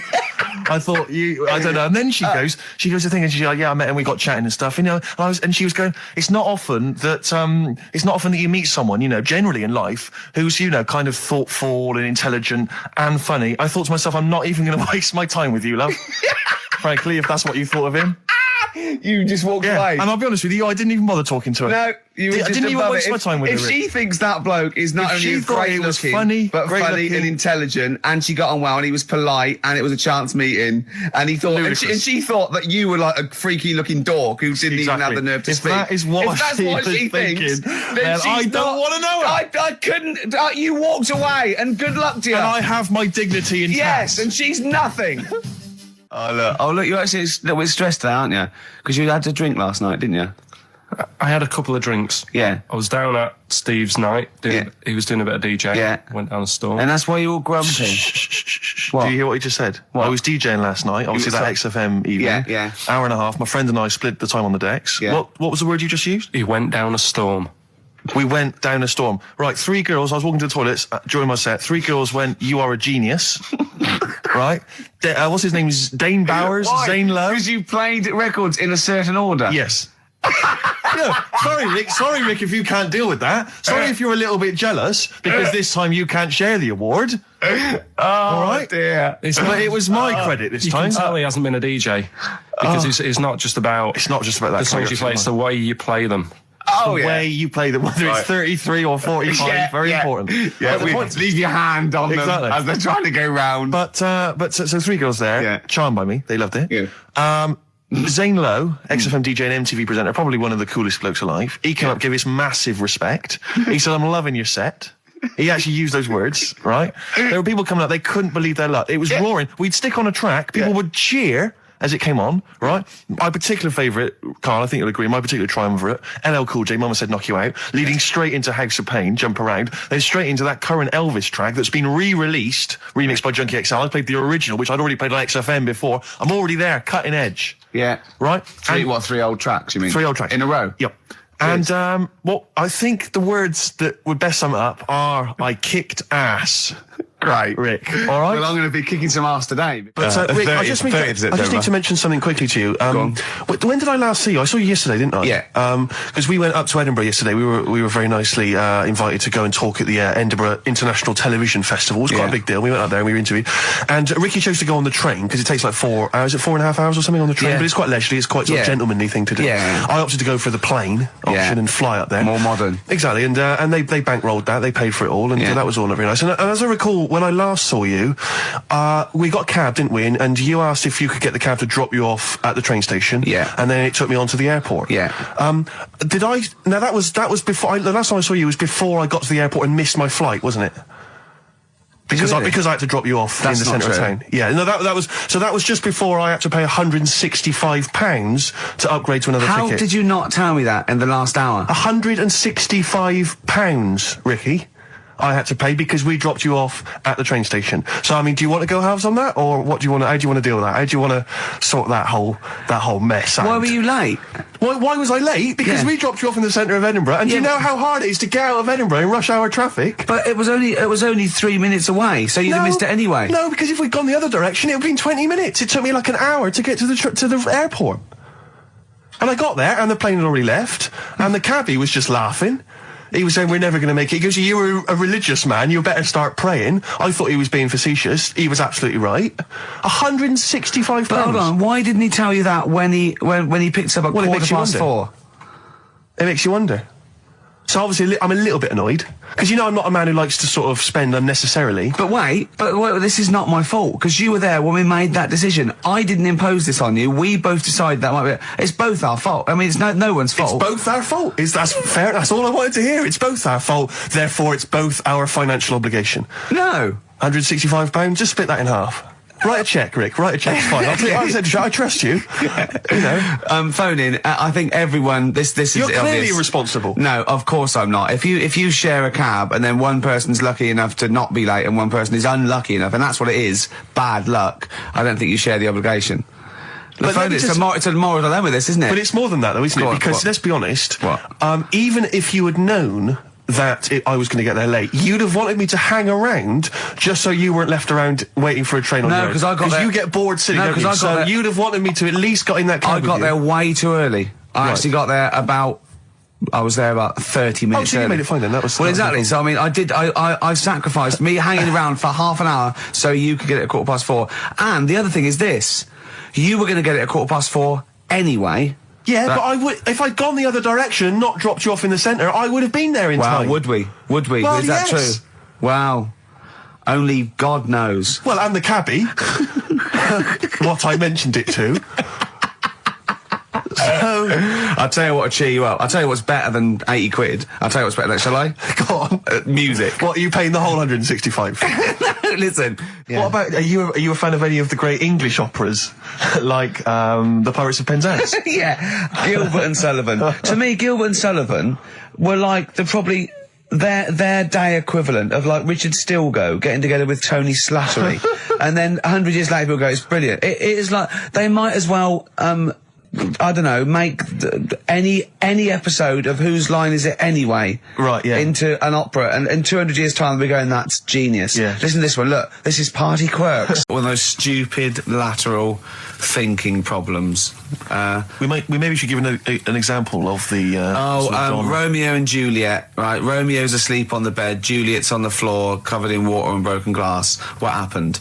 And you ask all these stupid questions, and it's Romeo's a cat and Juliet's a goldfish. Again, Awful. What am I thinking? Yeah. Yeah, go on then, Carl. Right. Yeah. There's a bloke lying on the floor, right? He's cut his head, blood's coming out of his head, and all his mates come running up, and they're all stood round him. Yeah. And they don't take their hats off as a mark of respect. That is outrageous. Why didn't they take their hats off? I'm laughing, but it's probably as good as the real absolutely. ones. A bloke's fallen with his... Yeah. He's lying on the floor. Yeah. He's dead. Yeah. His mates come running up. Was it important that his head was cut? I don't know. I mean, Would it have been okay if he'd have been wearing a hat? He wouldn't have been dead if he was wearing a hat. What's your answer? No, you're meant to answer a question. You don't just go, what's your answer? You say, where's the turn? So you go, no, and I have to guess. It's obviously like sort of a motorcycle stunt team or a parachute. Why didn't they take their hats off? Because they're probably still on the motorbikes or something, or... Well, yeah, but if you mark a respect to someone, you could take your helmet off. I'm getting angry. What? They're parachutists. Why can't they take their helmets off? Because they're coming down from the sky. But he's on the floor dead. Well, yeah, but they can look down and see him on the floor. Are they on the floor, Carl? They're on the floor as well. They're walking, are they? Yeah, well, they sort of stood there looking at him. They're stood there. Yeah. They're stood on the floor looking at him. They're soldiers. Why? But why? Because it might be in a battle zone. They might have their helmets on, and he's been shot in the head. No. Well, that does work. You see, this is my point. That one works. That one works. Unless you've given us a piece of information where that doesn't work. What's the difference? Why is yours different to he's been shot in the head in the trenches, and they're looking at him and they keep their helmets on? I just don't think it matters as much. If they're in the trench, they're already guarded a little bit, so they could take their hats off. It's the best mate, for God's sake. Okay, he's dwelling on this. Are they normal hats? What kind of hats are they? The answer. No, don't get ratty. What kind of hats are they? Baseball hats? If I told you what sort of hats they are, you'd have the answer. Wow. Okay, I've got to guess what sort of a hat it is then, have I? Right. Is it a trilby? No. Is it a bowler? I know what it is. What? They're spacemen. No. Oh, that's a good one. That one works as well. This is my point. I like that one a lot. It works. He's fallen on the moon, and not that the moon happened. It was set up, wasn't it, in the studio? We know that, yeah. Okay, Carl, what's your answer? Builders on a building site. Why is that different to soldiers? Because bricks don't fall in wars. But bullets fly. Okay. Right? So, it's annoying that, because my girlfriend said to me, just make a note at the time and they'll stop having a go at you. Yeah. Yeah? And I kind of thought, it's all right. Didn't listen? I don't think it matters anyway in this one. We're looking at the saying, right? So it's giving someone a cold shoulder, right? And what it is, right, ages ago, there wasn't enough houses for people. Right. Because there wasn't much money being made. You know, there weren't big businesses. People weren't earning good money like they are now. So there wasn't as many houses, right? So what you ended up getting is like, the rich people having a nice place to live. Oh. And the poor people were like wandering about, looking for places to live and that. And what they ended up doing is they had like, people would go around to the mate's house and say, look, I haven't got anywhere to live. It's a bit cold. Can you let me stay? Right? So they'd go, all right, then you can stay a couple of days. But they ended up staying for like weeks. Yeah. Right? So, to sort of get rid of them, what they'd end up doing, they'd be making the dinner, and they'd be making a lovely dinner, like a bit of meat, nice warm meat, and nice veg, gravy. And this happened every time, did it? This is where the saying came from. This is what happened, Rick. This is what happened every time. It was in that vague book. The book of vague sayings and stuff. Right, So they'd be making a nice meal, but what they did, they looked after all the family. But the person who won't go home, they just give them some, like, sort of a cut-off of cold meat. Right. So they'd say, you're giving them the cold shoulder. Meaning... Right. Okay, that's rubbish. Okay, absolute... Carl, why would that necessarily work? Yeah. Why do they always, in every situation when you want to get rid of a lodger, well, still feed him every day, but make the meat lukewarm. So they always leave then. Yeah. Oh, this food's lukewarm. I'm gonna become homeless and they again, go, wandering the hold streets. on, are you giving me the cold shoulder? Yes. Do you want me to leave? Yes, just say leaving. No, I like to do it cryptically. That way, in years to come, someone will have a little saying about it. Well, anyway, that was our bacon in the morning. If you've had enough of meat, we'll leave that. Well, bacon in the morning! Oh, bacon in the morning if you've had enough of me! Come back. What are the others? Just tease us again with the others. We'll come back to those. You've got, he's a bit of a nuisance, and we'll have a big fire tomorrow. Nice, looking forward to that. Right then, so we've got, we'll have a big fire tomorrow. Yeah, go on. Is that the one you want? Let's go for it. Right, I think this was like round the 1700s. Bluffing. And just bluffing. Who was the king then? Don't know. Go on. But it's about the word bonfire, right? Bonfire. Yeah. Do you know where it comes from? No, go on. No. Right, what happened is it's got nothing to do with Guy Fawkes and that, which is what I thought when I saw it. It's got nothing to do with that. But ages ago, at 1700s, right, they didn't have enough houses, like I mentioned. Okay. Yeah. So if that happens, you get people living on the streets. You get diseases, people aren't cleaning properly. So you get more deaths. All right? Yeah. So think about it. You've got all these dead bodies lying around. They're running out of space because there's like, I don't know why they're running out of space, but they haven't got much. I don't know why really. I was going to say they should have just buried them, but there's probably more land back then than now. Think about it. He doesn't need anyone else in the room to have a conversation with himself. Yeah, we could leave and we'd come back and he'd go, I've sorted it. Yeah. Anyway, for some reason, they presumably, if it's going to be they burnt them, it's presumably to do that it also kills the parasite or whatever's carrying the parasite on them, as opposed to burying them and not killing the disease. Well, yeah. So there you go, you've worked it out. They piled them up and they turned it into a celebration because there was a lot of fed up people at that time. Is this going to be the word bon, meaning good? No, I'll tell you in a minute. Go on. So you've got all these people who are like going around and like, oh, you know, so-and-so died the other day. And, you know, nearly every week someone they knew was dying. Yeah. So you can imagine like just constant like being depressed. So, and they've got all these bodies lying everywhere. It's like, oh, God, what are we going to do? So they said, we're all too fed up at the moment. Said, let's make this a better world. This was 1701 by the time they got together. Yeah. So they said, what we need to do is have a big party. So they said, yeah. Good thinking. See what you're thinking. So they go, right, well, we'll put all the bodies in a big pile. And they're all diseased and that. So they set fire to the bodies. And they said, let's have this as a celebration to remember them by. And, you know, we'll have a drink and that and have a chat. We'll have this big fire going. And it came from bone fire. Ah, right. So it was all the bones. Bonfire is bone fire. Yeah. Excellent. Yeah? That's interesting. So that's how it came about. Yeah, in the 1700s. Yeah. That was? No, probably, okay. I reckon it was 1600. Probably earlier. I reckon it was the plague. I reckon it came from. But interesting stuff. So that's... Did you celebrate Bonfire Night? Is that a big celebration for you? Do you like the fireworks? I'm sick of fireworks. I just think they're rubbish. I'm not impressed. I've never been impressed by fireworks. Even as a kid, you know, you have to go to like sort of community kind of gatherings with the bonfire and fireworks, and some local vicar or whatever would come out and... But I also think the adults think the kids love it, and if they just got together and said, should we go this year? They'd all go, no. Absolutely. Let's not go this year. What would be better is if the vicar had wheeled out like a massive rocket, climbed in, gone last one to the moon is a bender, and then fired himself off. Now that, I'd pay to see. That's a firework display I'd like to see. As it is, it's just rubbish. Oh dear. Yeah. That's excellent. Feeling, yeah, I'm not keen. No. Sorry, what clue was that? We'll have a big fire tomorrow. Bone marrow. Bone marrow. So you're the manager of this place, and there's a couple there, elderly couple, they're about 60. They've had a lovely meal. He went, yeah, right.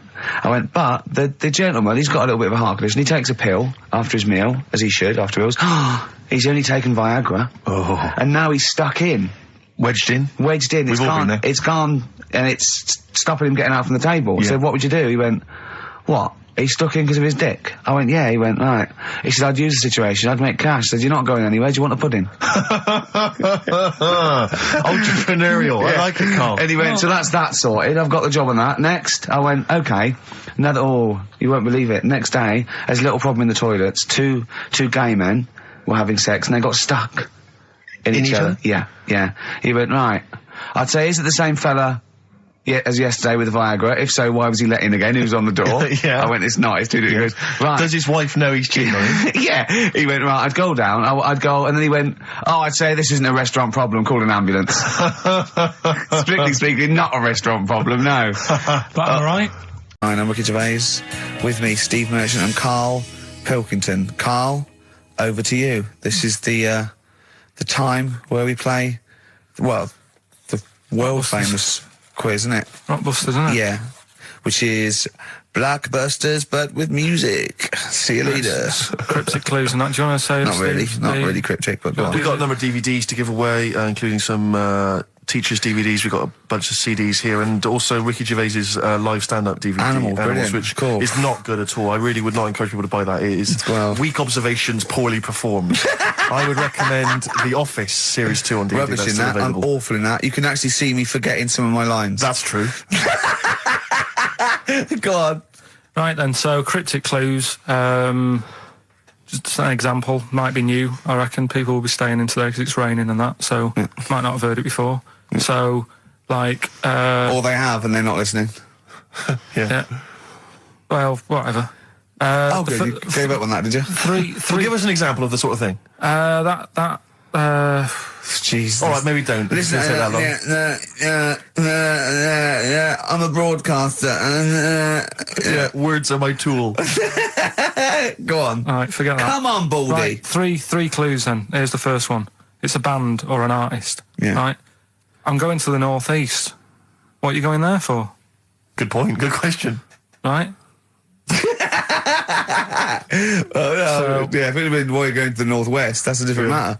Go on. Going to the northeast, what are you going there for? Right. Yeah. S is the initial, so it's a band or an artist who starts with an S, and that's the clue. Right.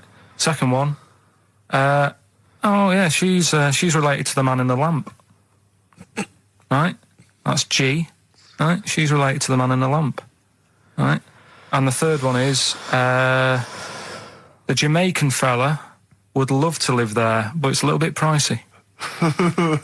Oh God, I feel an accent coming. That's on. one where you're gonna have to think about it with the accent. I imagine. There, DS for that one, right? So the Jamaican fella would love to live there, but you know it's a bit dear and that, and a bit pricey. So, so give us some again quickly. Right, the first one. I'm going to the northeast. What are you going there for? That's S. She's related to the man in the lamp, you know. That's G. Changes a bit. And the Jamaican fella would love to live there, but a little bit pricey. Mm-hmm. And that's DS, so email in or text and that. Ricky.gervais@xfm.co.uk. What's the text? 83XFM. What's With that? those surprises. Can I just tell you a story that Carl told me a couple of weeks ago? Is this another ghost story? Another spooky story? Yeah.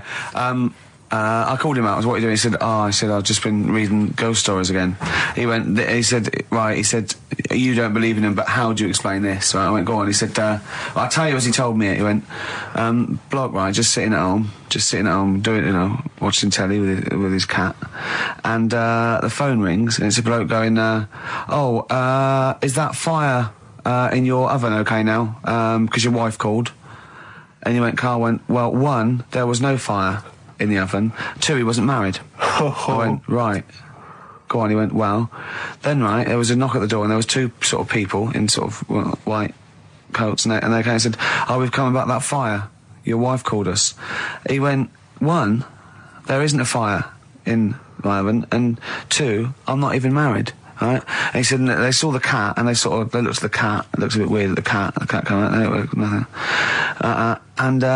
He said, and then he went back, sat down, phone rings, and they said, did they sort out the fire in the oven that your wife told us about? Oh. He went, 1, there is no fire in my oven. 2, I haven't got a wife. And Karl went, what do you think of that? I went, that's not it. He went, yeah. I went, That's the end of the story. What? He went, well, how'd you explain that? I went, explain what? I thought he was going to say, a year later we got married, but she died in an oven fire. Right? I thought it was going to be that. And I went, that's people winding him up. Yeah, or someone did report a fire oven, and their name was Johnson, and they looked up Johnson, they got the wrong thing, it was the gas board, and they sent it around to the wrong person, right? Do you know, he went, yeah. I said, I explained it to him, he went, yeah. Why did they look at the cat funny? Oh, man alive, Karl. This is really weird, right? I was in my house once, right, and the doorbell rang. Yeah. Right, I opened the door, there was no one there. Yeah. Right? And then I looked across the street, There's right, and there were some kids running away. Yeah. Now, how do you explain that? Yeah. There was another time, right, where, like, I opened the door and there was a bird goes, you've ordered pizza. I went, I haven't ordered pizza. And I heard my mate upstairs giggling and putting the phone down. Yeah. How do you explain that? Karl, seriously, why did you tell me that story? What do you think it was weird about that? The fact that it was 3 different people. Is this all the information? Is that the entire story? It was 3 different people. Did you fall hassling asleep and not read the about end? A fire that didn't happen, about a wife that didn't exist, and a cat that didn't look happy.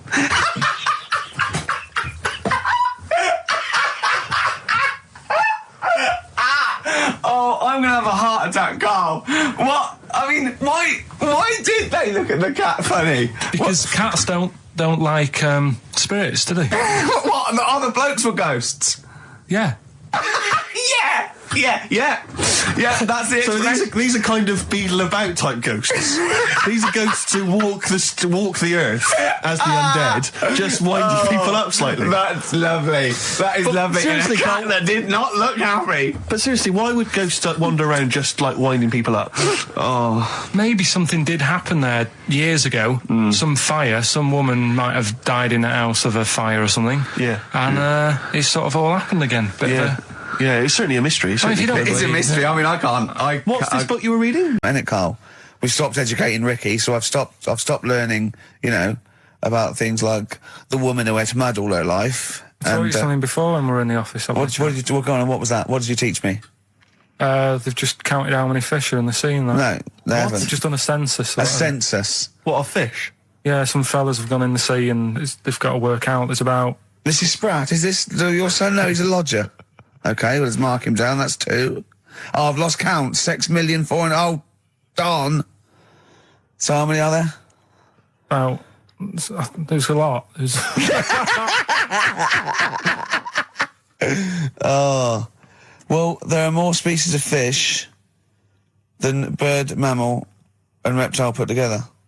Can I ask a question? That's on my DVD of animals. That's still available in the shops. Probably find that online. You'll get that slightly cheaper. $15.99. What? Go on, ask me a question. Features Ask me a question. Includes Karl Pilkington's also on the DVD. Yeah. That's a perfect Christmas gift. Yeah.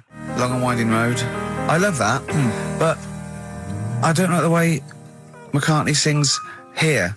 There's just one, he goes, you leave me waiting here. Well, he's always got that slightly affected But it sounds style, like Richard Burton or something, here. Yeah. But it's only one that does it, but I don't know why. I just think he likes it or wants to go back and change it. Maybe it's like... But having said that, I'm not taking away from the Beatles, one of the best bands ever. Well, yeah, good luck to Brilliant songwriters. Yeah. We've had a lot of emails, Karl. I don't want to sort of put a dampener on your Christmas, but a lot of people have been slagging off Lanzarote. One of them just said, I don't know if I can find it. It is Canaria, isn't it? It is one of the Canaries, isn't it? It's a volcanic island covered in volcanic dust. It's very windy, so you have to dig a hole to sit in on the beach, and there's hardly anything to do. That's from Mike Godham, and he says, unless you like quad biking, well, you've seen what happened to... no, don't go quad biking. Not with your little head. There's no protection at all, is there? I don't know what you're thinking. I don't know. At least Rick Mann and Ozzy had lots of hair. Yours would be like Humpty Dumpty. It would crack like a little egg. And then we'd seen, there's no kings or kings' horses. So, they couldn't do the job anyway. No, they shouldn't really send them. They're not really qualified. Horses not equipped to put send a medical man like Neil Fox in. Yes. To mend eggs. Some kind of military horse. I bet he's had egg on his face a few times, hasn't he? What, Foxy? Yeah. Well, most of the series are Pop Idol. Right, Karl. Lanzarote, good or bad? Well, you got to give it a go, haven't you? Yeah, well done. Give everywhere a go. Exactly. That's what I was saying. You know, don't just take the word for it. I mean, if it had said an Alanova, Lanzarote shit, he'd have believed it. Sure. You know, if he'd have overheard it in a pub, Lanzarote a crap, he'd have believed it. He'd have seen it on a website that was mainly concerned with monkeys and witches, he'd have believed it. As it is. Everybody raves about New York, and when I went there, I thought it was rubbish. Well, you're an idiot then, because that is possibly the greatest city in the world, along with London. Subjective, though. That's why they have holiday programmes and that, innit? So you see it and you decide for yourself and that. Yeah, but you saw Venice on a holiday programme, as you put it. You went there and you went, it was rubbish, full of black bin liners. Well, it is. Right. Didn't they show that? It stunk. Didn't Judith Chalmers say that? It stinks here and there's loads of rubbish everywhere. No, she didn't. Did she mention that? Oh, that's what I mean. So it depends what you want from holiday, doesn't it? Well, yeah. But you're an idiot if you don't like New York, so next. Anyway, come on, break up, guys. Kiss and make up. Right back, just for Christmas. Brilliant. I've only got 2, really. What? Because I was trying to work one out before, right, in my little room. Yeah. I was looking at different band names, thinking, what can I do? Yeah. Couldn't concentrate, because Ricky was in there, trying to spray deodorant all over the place. Right? Well, you should have done them yesterday. You should have shut me out. Right. So there's just 2. Brilliant. Well, I've kind of got an idea for the third one. fine, I'll have a go. Yeah. Right, so anyway, the first one... Should we play a record and come back to this? We'll do it quickly, we'll do it quickly. No, play a record. It's then. rubbish. Yeah. Rubbish. Libertines. Useless. Give me the gifts. Let me have a look what prizes you got. Libertines, Don't Look Back Into the Sun on XFM. Well, the general public are getting involved with Karl's holiday, and, I mean, this has been a damning report on Lanzarote. There's not been a positive word written about Lanzarote so far. Wow. It's volcanic, there's no natural water supply. Sorry, there's no natural water supply. It's you all have to sit in a hole. What do you think of this, Karl? What do you think of the people that want you to know that you're going to a rubbish place when you can't change it? What do you think of that? Rubbish though, will it? What do you mean? All right. What do you mean it'll be right? Because I'm going to go there thinking, oh, there's no water and that, and there will be water. No, they didn't say there's no water. What did they say then? There's no natural water supply.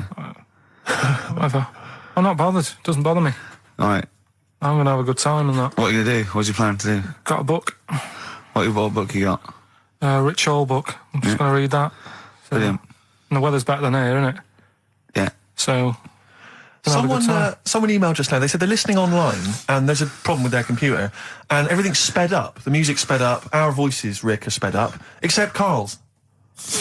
That's how slow he speaks. So when everything's sped up, he sounds normal. Right, we're doing Rockbusters. Yeah, come on. What rubbish. I wonder why we stopped this game. Well, I think it's probably exhausted him. He needs to go to some kind of volcanic dust island for a holiday. With no water, just to dry out and get some new ideas. Oh, I'd love to see you sitting there on these black ash sands, just sitting there going, I'm thirsty, Suzanne. There's no natural water. I've finished my Rich Old book. I can't focus. I'm going blind. I need some water. Oh, brilliant. Oh, bless him. Anyway, happy Christmas. We said we weren't getting out, didn't we? Right, go on then. It was the premiere. Did you see the coverage? There was a premiere of Lord of the Rings Part 3. I can't be bothered. I mean, man alive, I'm sick of Lord of the Rings. I watched the first one, and I was actually I've never been into all that sort of stuff. Never liked it. Gollum and Dungeons and Dragons and gatekeepers and weird magic and Harry Potter I want to punch his face in. I know what you mean. But, I mean, it's sort of like, Well, Lord of the Rings, when I was at school, if you were into that sort of thing, you were a nerdlinger. They would beat you up, they'd shout heckle abuse, all that sort of thing. You know, I wasn't a fan. I actually don't know anyone who admitted they were into that nonsense. It was shameful. It was embarrassing. Now, the whole world's gone crazy for it. Even the tough guys, the hard nuts, the streetwise kids, they're loving it. Can't wait for the third one. I see people raving about it. It's Jonathan Ross, all these people going, it's the best thing I've ever seen. It's 3 hours and 10 minutes of trolls and goblins and magic spells and large feet and magic rings. I'm loving all that crap. What's wrong with you people? I will smite you with my sword. It's just interminable. The orcs and the Norks. I saw some people playing this game. They had a big manual and a dice, and they're in a pub, and they're all fat with beards, right? And he threw a dice, and he looked down, he went, and he said something like, outside them, the 3 miles to Mumra. And they went, oh, well done. I know. I want to go and say, what is this game? Yeah. It's absolutely extraordinary. Well, they showed some coverage of the Lord of the Rings premiere on TV, and there were people dressed up as some of the characters. Yeah. There was a girl chatting saying, well, I just think Gollum's hilarious. What? People talking about telling me Gollum's hilarious in this new film. How is he funny, my precious? Oh, my precious. What's funny about this? I'm losing it. I'm genuinely. Is he like Yoda? I don't know what the joke is. I'm missing it all. And when the walking trees started talking, oh man, I love it. Gollum's the little one that looks a bit like Gandhi. Yeah, exactly. The computer animated Gandhi. Yeah. Yeah. Is that all right? Yeah. I think that's how he's described in the book. But this is the other thing. I say, then they go, Tolkien, J.R.R. Tolkien, he's a genius. You know, he created his own language. Whoopee! Carl comes up with a new word every week that he's made up. He's not a genius. Yeah. Well, the bloke, a look of frighteningness came across his face. Frighteningness. Yeah. Carl's new word. No Blue Sky, The Thorns. That's beautiful, isn't it? On XFM 104.9. Carl, you're losing your rag a little bit. What's the matter? Nothing, go on. See. What's the matter? What's the matter with I've Carl? got something to cheer him up. Someone's emailed in, Emma's emailed in, she said that for those that know, those in the know, they referred to Lanzarote as Lanzagrotte. Brilliant. He's a bit fed up. He's got 2 CDs for Christmas from a company that's been with for 6 years. He's a little bit grumpy about having to answer the phones. He wouldn't go and make Steve another cup of tea immediately. Selfish. Yeah. Carl, what are you thinking? Nothing. Go on, what were you doing? Come on, Carl, you're getting paid for this. Project. Out. We'll take one of those CDs away. All right. Right, okay. Are you in a film this week, Carl? We're doing that now? Yeah, go on. Get it over with. Hang on a minute then. Get it over with. Let's get this show over with. We can go home. You can go off to Lanzarote and sit on some ash. Some charcoal. He's not happy about that. That's annoyed him. The listeners have all ganged up on him. Yeah. XFM giving him 2 CDs. We've had more calls for his resignation this week than ever before. What do you think of that, Carl? What do you mean? There's another reason. Do you know what I mean, though? Because he's grumpy. He's not just giving it. He goes, well, I can't help it, can I? I don't want to. You're being paid well to do a job. People have tuned in to be entertained. Carl, you haven't told us about your holiday yet. You were meant to do it last week and you didn't. You started telling us, but we didn't have time because we had to do monkey news about a monkey who was a director who cared about lighting and stuff. Is there more monkey news this week? Is it as... okay. Is it real monkey news? Did it happen, or is it mostly embellishment in your round little head? It's proper stuff. Yeah. Okay. Good. So holiday. Where did you go on holiday? Sardinia. Good. Yeah, it's all right. Yeah. Nice food and that. It's important, isn't it? Yeah. And nice beaches and what have you. Excellent. Always like a nice long beach to walk down. Yeah. But so we're having a nice walk, right? You know how nudists do me head in. Sure. Right. Not a problem though, is it? It's not like being scared of spiders where they might jump out under the kitchen sink at you. You know what I mean? It's not a big problem having your head done in by nudists. Yeah, but it just annoys me. It sort of ruins the day a little bit because it makes me feel uncomfortable. Right. Take your clothes off if you feel uncomfortable.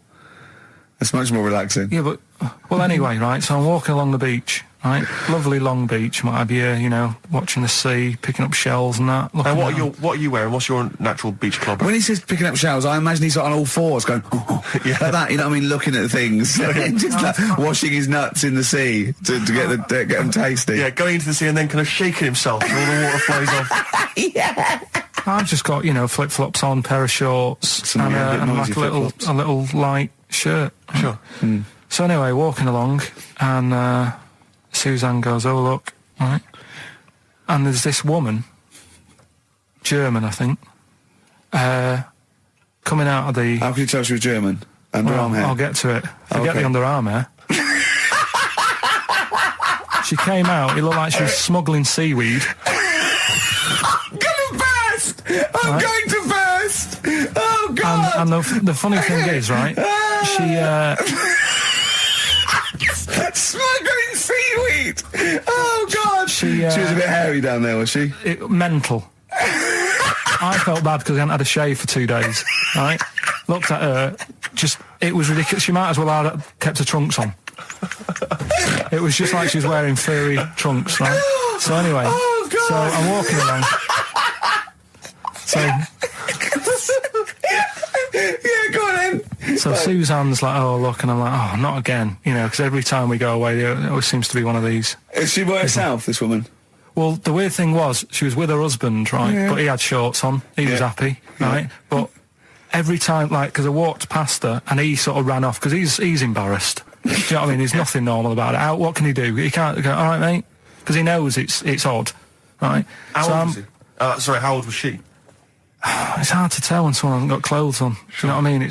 They always look older, don't they, when they haven't got clothes on anyway. But I'd say she was about 40, 41. Okay, right. So I walked past, and the annoying thing is, she got there on a bike, right?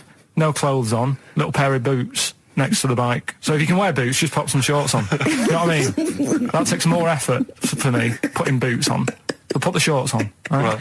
So anyway, so the husband kept running off.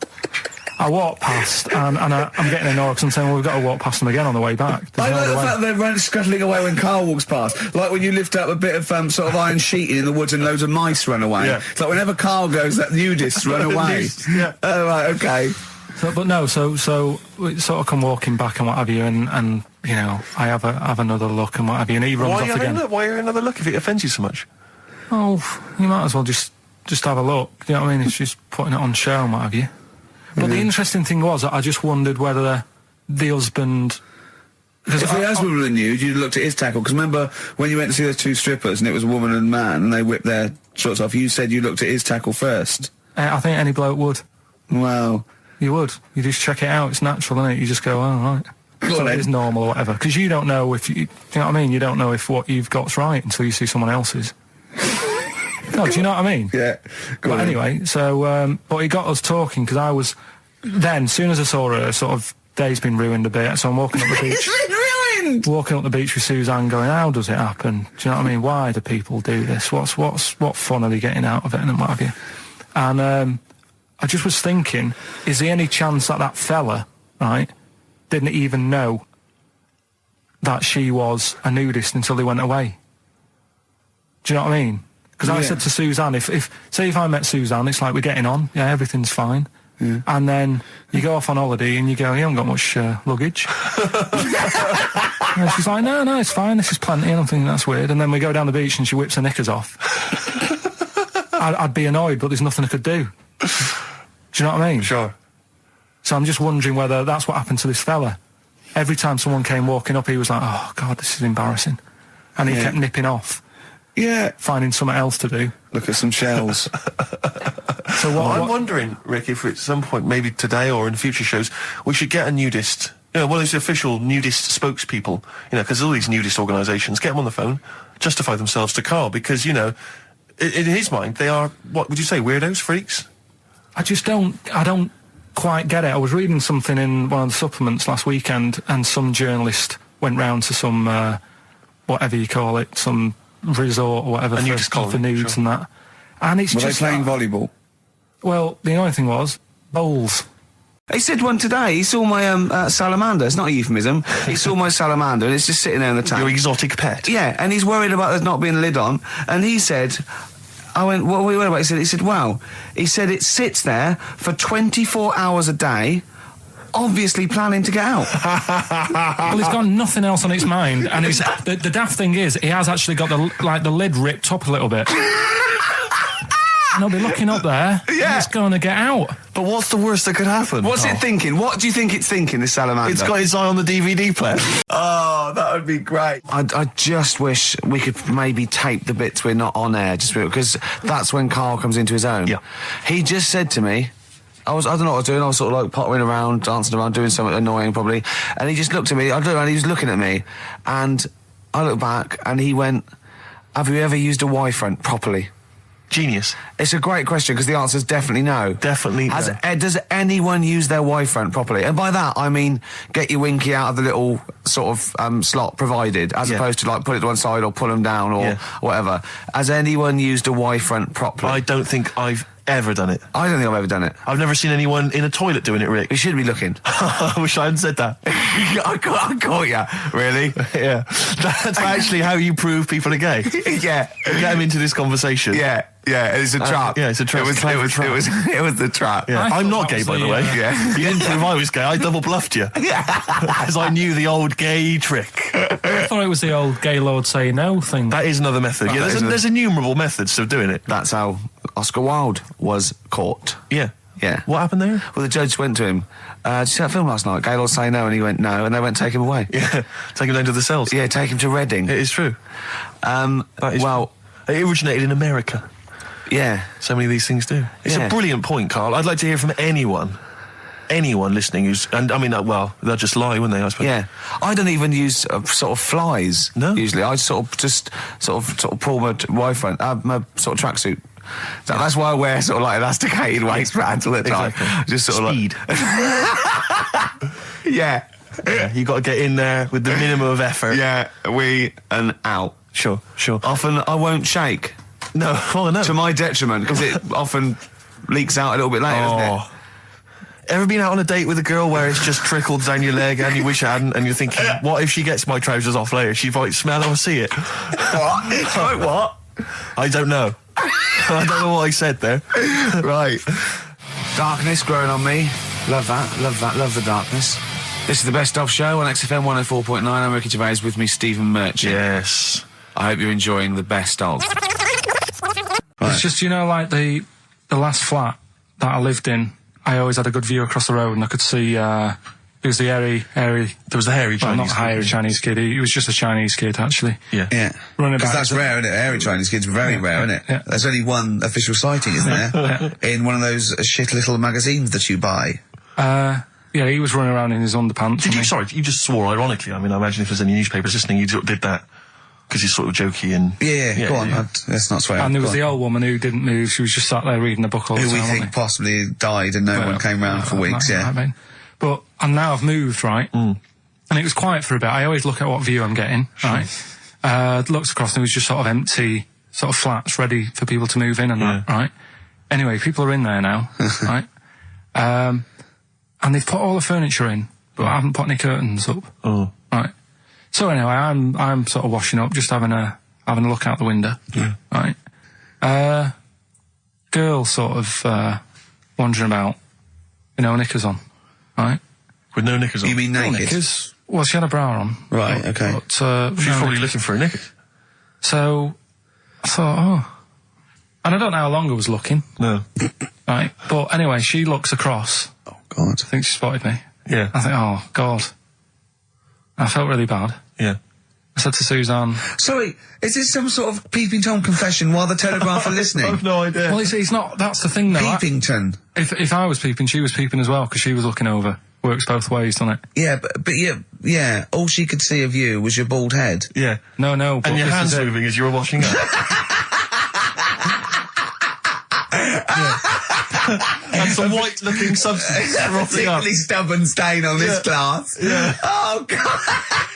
Imagine that. Imagine if she looked across. I'm assuming your sink is lower than the window. But didn't she just cover up or something? Or she looked back and go, oh, you're looking at my fanny? Well, the thing I did... What? I thought, just sort of drop me boxer shorts.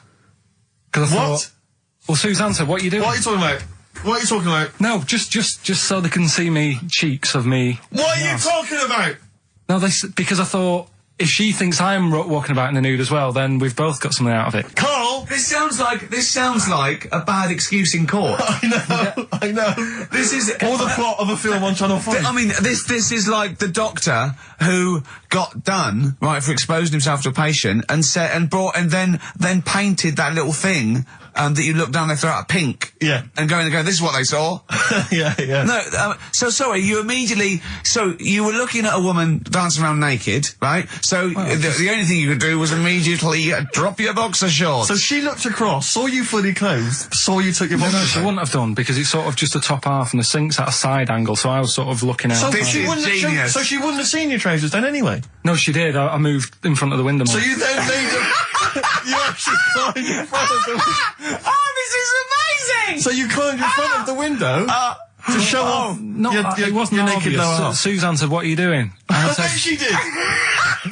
What are you looking at? I sent you in here to clean up. What are you doing? I'm just taking my trousers down, stand over the window. Why? Because there's a naked woman across the road. What do you think I'm doing, Suzanne? I'm exposing myself while looking at some free fame. Leave it. What's up with you, Suzanne? Leave it then, leave it. Christ. Are we doing Rockbusters? Or Yeah. Oh, she sent you in there to read up on Einstein. It's amazing. What an amazing show this is. Shake.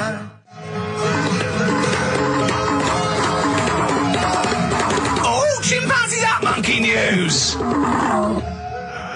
Excellent. So, monkey news time on XFM. Karl Pilkington, the man in the hot seat. Karl, what have you got for us? Okay, monkey news this week.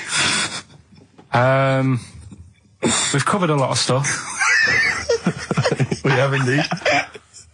Now, do you know, like, there's places where you can go for, like, weekend rests and stuff, Sure. and you relax, you sit in a little spa, you might have a swim and stuff.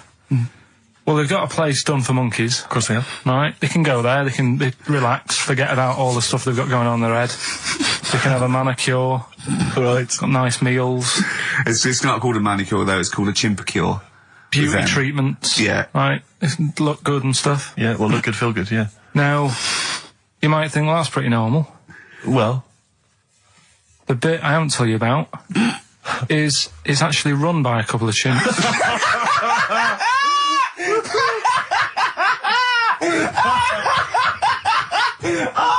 Oh God! Oh God! Oh God! You're a maniac! Right. Oh, for Christ! Oh. Let's just... That's like coming a chimp. Of course it's not. No, it is, because think about it, right? No, not think about it. What do you mean, yes it is? Of course it's not run by a couple of chimps. What do they do, get a loan? Right, if a chimp wants to have a rest, where would you go to? A place that's run by humans that don't know what chimps' needs are? No! My point is this, how did they get it together? How did the two chimps, Mr. and Mrs. Chimp, went for a loan and said, I'll tell you what we need, a spa. I think it started off quite simple, right? Just you know, basic stuff. But they've expanded over time because it's become so popular. It's gone mental down there. Sure. They've all heard about it. Now, the thing is, the problem is this, right? That isn't even the top and bottom of it, right? Oh, Christ. The problem is, it's been going on and on and on, right? It's been earning a lot of money and stuff. The monkeys are happy. The monkeys that go there are loving it. They're telling friends and stuff. They're all coming to it.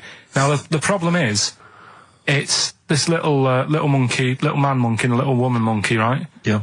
They were sort of girlfriend and boyfriend. Sort of. It's an open relationship. They can play around if they want. Well, the problem is they're not married, right? Now, trouble brewing. The lad monkey, fella monkey, he's getting quite old. Mm. And the problem is, because it's his name that's down on all the stuff. All the forms. Let him finish. I'm getting scared now. Let him finish. It's his name on the business. And the problem is, his missus is kind of like, what's going to happen? Sure. Where are you getting this from? Internet. Carl, I don't know where to start. No. Can we just hear the end? This is ridiculous. So the problem is, the female monkey is worried that the male monkey she's worried. What's going to happen with the business? What's going to happen? Of course. Right now. What do you mean the business? The health There isn't spa. a business. It's a joke. Rick, you're not listening. His name's on the form. The male monkey's name is in his name. Now the problem is, the woman monkey has got some kids, but because they're not blood relatives, it's not going to be handed down to them. And the court, they're kids from a previous monkey marriage. Yeah. Right. So that they're not going to get it. Let me just check this out. Yeah, otherwise you don't want to check the facts, otherwise you could look like a twat spouting shit on the radio. Please check the facts for scientific security. And they're just a bit worried because they're saying that the people in Ohio, which is where they've got the little health thing going on. So that makes it more believable that it's Ohio. Mm-hmm. I thought you meant it was Berkshire, in which case it would be rubbish. It looks like the local people are trying to get in there. They've seen the success of it. Sure. And they're They want a trying piece to of go the in and action. take it over and stuff. Yeah. So... Give me the piece of paper. Throw it away. Play a record. That's the worst. That's the worst one I've ever heard. And there's something wrong with you. You're educationally subnormal. Final tune from us, Tim Buckley. Lovely song called Wings. Back next week? Yeah. See you, Carl. He said, I'd never go on a reunion though. He said, I'd never do that. What, a school reunion? Yeah, and he wouldn't want to see anyone. And I went, well, I said, wouldn't you want to see those two lads with the big heads and the webbed hands? Oh yeah, these were people you went to school with, weren't they? Yeah. Well, I didn't knock about with them. They were in the class. What were they called? Freaks. Right. Right. Okay. And he said, no, I wouldn't want to see them. He said, because what could you say? Oh, you haven't changed much. Right.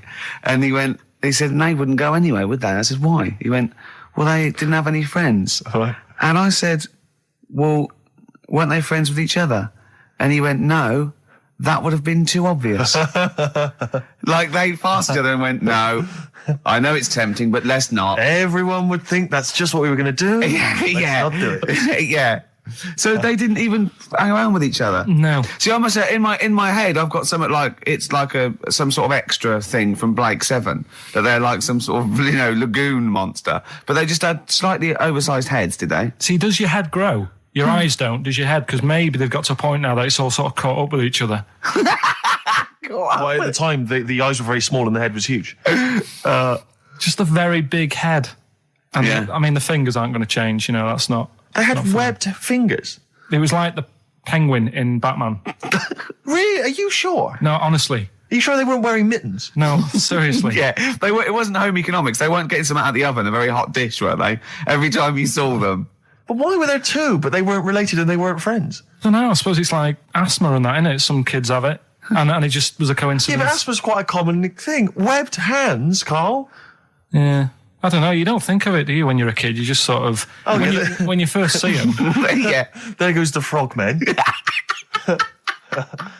Do you do that? I imagine you get caught staring at things. Yeah, do you go up to people with problems and go, Mummy, is that a monster? Well, I was telling you one about when I used to go with my dad in the taxi. Oh, yeah. Tell us this story.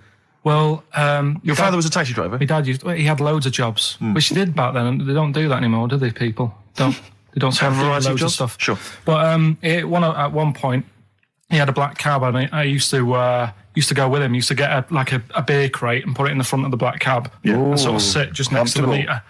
And anyway, we got this call, and the guy on the end of the radio said, "Oh, you've got your son with you, haven't you?" So he said, "Yeah."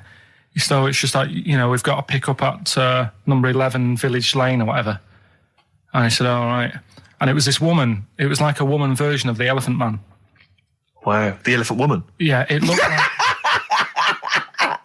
it was really strange because I was in the front of the cab, and when you're a kid, if something looks odd, you're a bit scared of it, aren't you? Yeah. And my dad was like, look, be all right. And we're driving towards her. Look, don't worry, son, I've got loads of buns. And just to I'll just throw one down the street if it lets you run after it. You're being mean, right? I am a little bit, How old were you, 18? No, I was about 12 or something like that. 11, 12. And as we got closer to her, it looked like she was holding like a bag of spuds on her shoulder. For a snack. Right. And her head was all a bit mangled and messy and that. And my dad said, whatever you do, don't stare at her face. Yeah. And she got in the back. Because you turned into stone. Well, she got in the back, and I had like the mirror, the driver's mirror thing, and sort of having a look, trying to work out. And he said, don't stare at her face. I couldn't work out where her face was. It was that weird. Oh, God. So I'm not sure you're from Manchester. I think you're from like Narnia or something. Yeah, you got frog boys walking around. The Lord of the Rings. That got like the claws of a lobster and the head of a toad. Yeah. And you got women getting in with spuds for heads. I mean, what is this? This is not the place you grew up. This is madness. Oh, you can't believe it in London, can you? You come down and go, look, symmetry. It must be amazing. It must be a thing to do with upbringing now, mustn't it? And because, again, do you know, I've said to you before, years ago, when I was a kid and didn't have any worries, good-looking lad, you go through it a bit, have a few more worries, and you look knackered. Now, back there's a lot more worries and stuff, so you get a lot more freaks. Whereas in London, everyone's like happy, aren't they? Got I loads love of the money. fact that stress can cause your fingers to fuse and your head to grow. No, but if She must have been really stressed to have a head. Yeah. She was Bag of was she an accountant or something? You know what I mean? But what did she do? What did she say? Where when was she got going, in? by the way? She couldn't speak. London Zoo, please. I think she was going to like To a the pet fair. shop. Seriously, honest to God. On my mum's life, she was. Because at the end of the day, that's a good thing with animals. They don't judge you, do they? She's not She an wasn't an animal. She's a human being. She's not actually an elephant. No, but you know the elephant man was not actually an elephant. You understand that? He's got no elephant genes in him at all. No. That was just a cruel name people gave him. Yeah. No, it's the name of the disease, isn't it? Elephantitis. Look, so listen. So this woman, why was she going to a pet shop? She was going to a pet shop. What, to find a husband? Is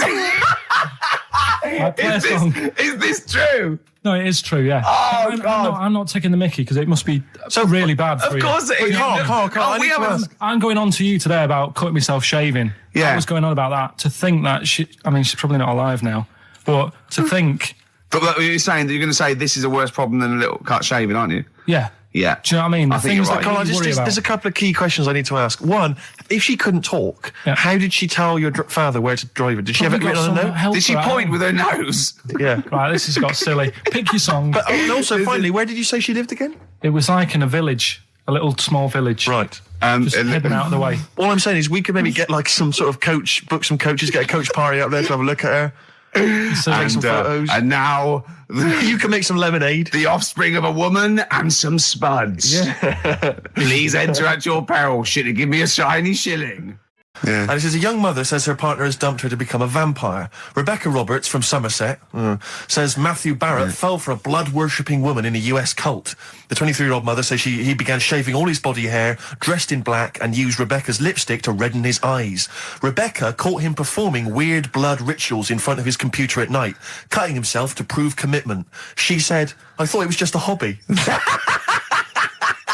Everyone's got a right to one. I was pleased he'd found an interest. Brilliant. This is apparently from The Sun. Apparently he's left. He's gone to America. He's living in this Ohio-based cult. But it's the last bit where she's been asked whether or not, if he came back, would she take him back? Sure. And this is where I wonder if the journalist, you know how journalists are supposed to just report the news, be objective. Yeah. I wonder if maybe the journalist here has maybe had some interference. Made the quote better for them than go on. Because it says, I never thought this would take over his life. Now, if he came back, I'd say fangs, but no fangs. Oh dear! I can't believe. Imagine you're the woman, Rick. Okay. And I've come round. You're the journalist. I'm the journalist, and I've come in and I've said, okay, I read about this. All I have to do is not say that thing. You've come. I understand you're obviously quite upset. Your husband's gone gutted. off. If he came back, would you take him back? Definitely not. Right. Really, what would you say to him then if he came just back? get lost. Right, but I'm really pissed off with you. Would you perhaps say something a bit more pithy? Not in this situation. No, You're upset. He cuts himself. He drinks blood. He's left me. Sod off. I'm not interested, mate. Because I tell you what. Go on. I mean, I like what you said there, but I wonder if we could condense that a bit more. If he came back, would you say... Go away. Would you say something? Would you ever say something like, thanks, but no thanks? No, because it makes it flippant, because I'm really angry. I know you're annoyed. And I'm upset, so I wouldn't say... I certainly wouldn't say thanks. I might say no thanks. But what if you sort of said it like aggressively, like you were giving him the finger, thanks, but no thanks? Like you didn't really mean sort it. of sarcastically? Sarcastically, would you possibly say I might say thanks, but no thanks, and that'll be it. And that's and I'd leave it there. I'd never change that. Sure. I'd never change those words. Can I ask you a question? Go on. Do you like puns? Hate them. Right. I don't like Countdown. I don't like QI. I don't like any of those posh Cambridge, Oxford types. I hate puns. If you had to say thanks but no thanks in the form of a pun, what would you maybe say? I wouldn't. I never would. Right. I'd say thanks but no thanks. I would. I mean, I feel embarrassed that I'd even say that because I don't think I would even say thanks but no thanks. Okay. But if I did go that far, I'd leave it there. Sure.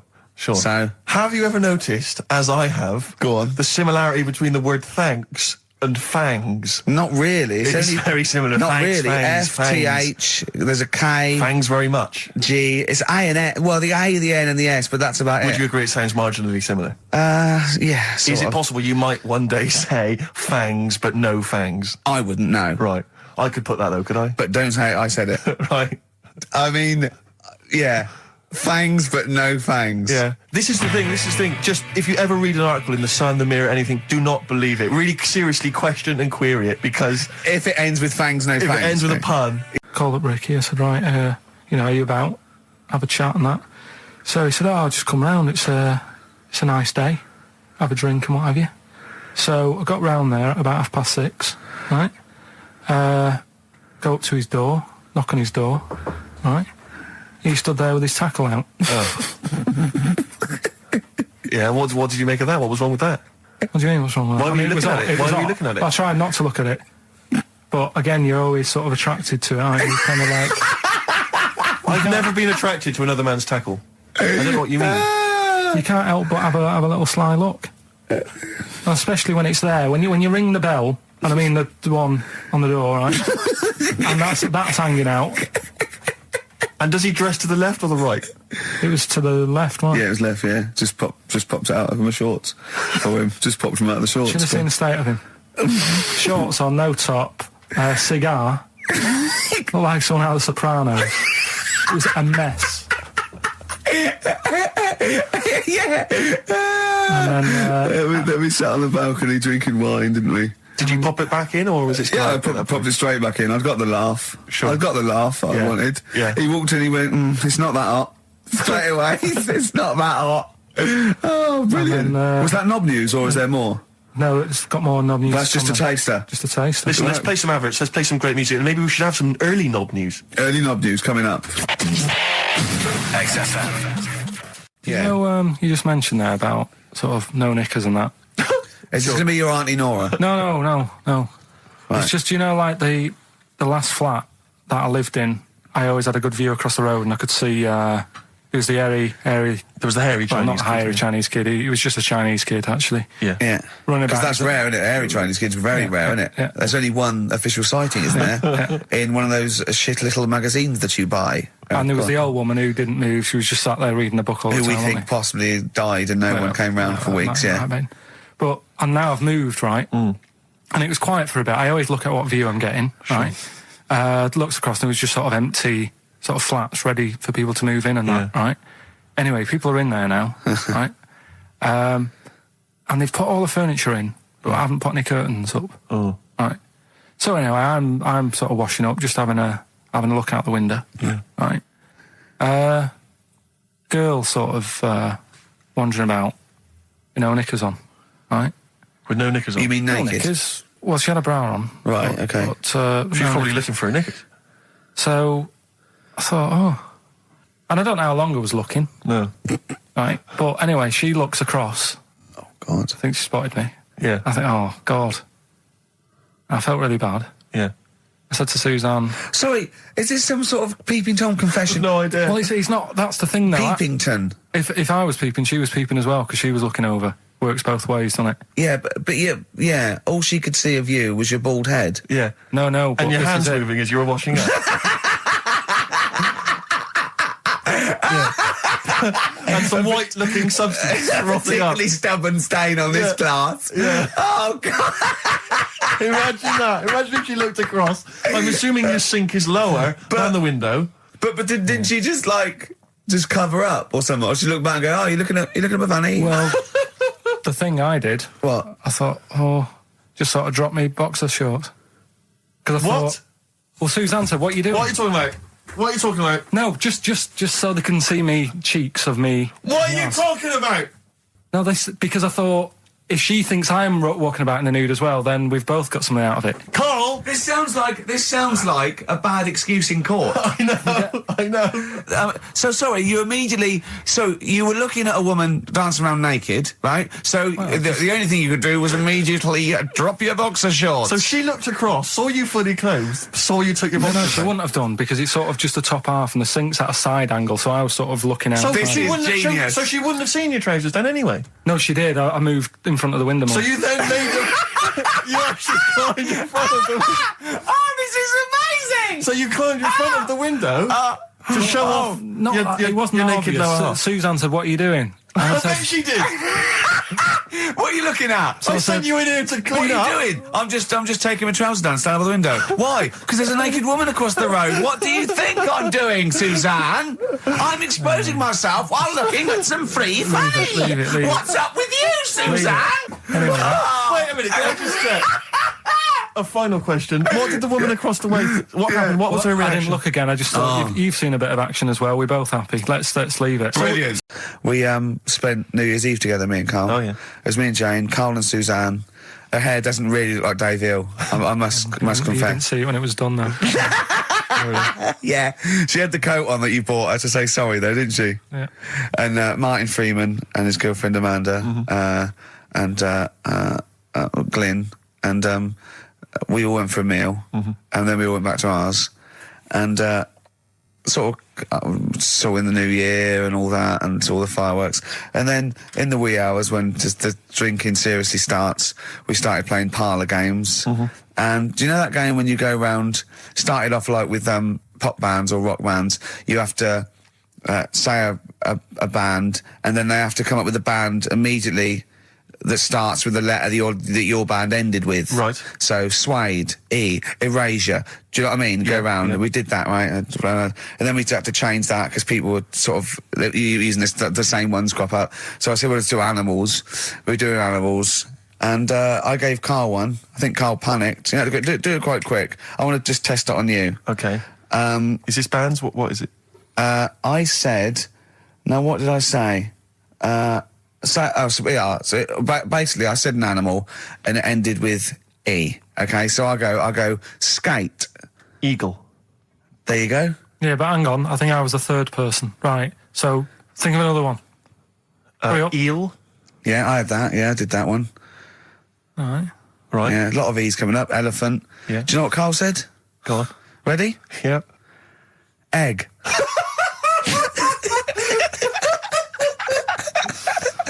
Oh, in a sense, I suppose. Egg? He went, yeah.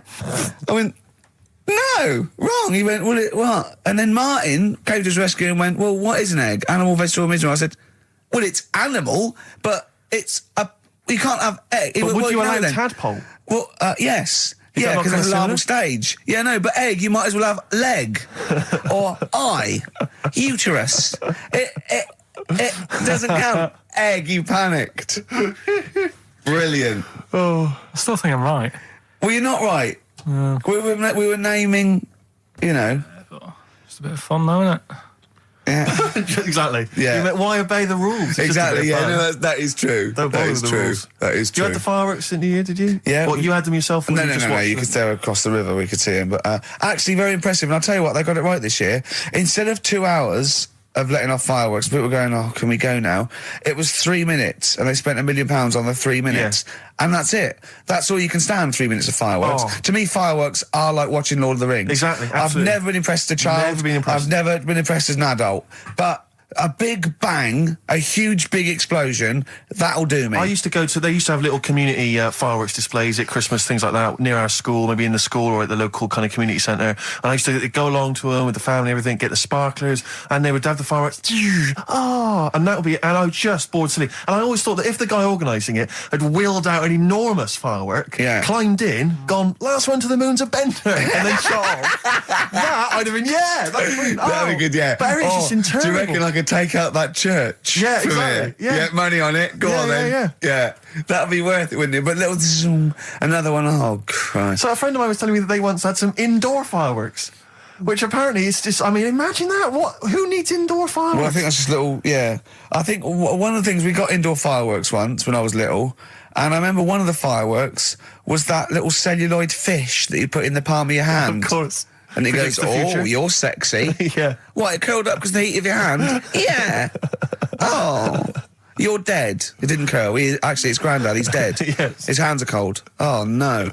That's the only way that would be... Oh, yeah. So that's the only test. How you did you can discover do. he was dead? We used one of those predictive fish. It came out dead. Yeah. Just flat. I'm Ricky Gervais. With me, Steve Merchant, Karl Pilkington, pressing the little buttons there. XFM 104.9. What's that? What's that little... Well... I think I do more than press the buttons. Right, see, this is it, right? Carl has had a little strop on since last night, okay? And it's... He's had a little strop on. Yeah. You said strop on. I just wanted to clarify. And I don't know why. He says that I'm an annoying person. He says that I wound him up, right? Which I don't know. He says that you're winding up because you're sort of like negative about everything. Negative? Yeah.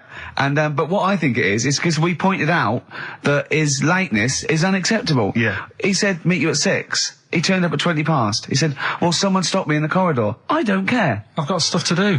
We had stuff to do. I think we're a bit busier than you, Carl. You've got one job. We've got loads of jobs. I keep telling you that. You got one job in a little room, a 9 to 5 there, that you don't even get done in 9 to 5. That's why you're late and mucking around all the time. There's loads of work to do. Yeah, one job. No, cool. It's not. It's one job with a lot of other jobs in it. It's like those little Russian dolls you get. Right? Well, it's so not, don't is have it? to go, yeah, it is. Yeah. Everyone thinks, oh, he only sits in his studio messing about, making songs a phrase. That's what I do in my free time. Which we've got coming up later. Super slick. I still think 20 minutes late is an outrage, though. Yeah, 20 minutes late is... Yeah, but I didn't say bang on 6. I said around 6. No, you didn't. You said 6, which means 6. Well, it doesn't. Wait, sorry, it doesn't? If it was a newsreader, I'd say, yeah, you've got to be on time. Do you know what I mean? If it was a 6 o'clock news, I wouldn't want to be late. But it's the fact that I said to you, I'm busy, I've got stuff to do. No, you didn't say that. You said 6 o'clock to sort out tomorrow's show. I didn't. I know what I said. So yeah, well, you don't, because I remember you sent me a text. You didn't even, it wasn't even a phone call. You didn't even have the politeness to call. Stephen has stitched him up by being a little bit more precise than him. It was a text and it said, see you around 6 tomorrow, question mark? Around. You just said it. Well, around 6. That doesn't count. That doesn't mean anything. Well, yeah, no, it does. What? So, all right, you told me you said 6. Well, he did. I'm paraphrasing. 6 o'clock, Rick. To me, even if it was around 6 o'clock, that would be 5 to 6 or 5 past 6. It would not be 20 minutes after the event, because that is late. Well, you've got nothing. You see, you haven't even got an excuse. Yeah, but then I turned up, right, and I said, right, well.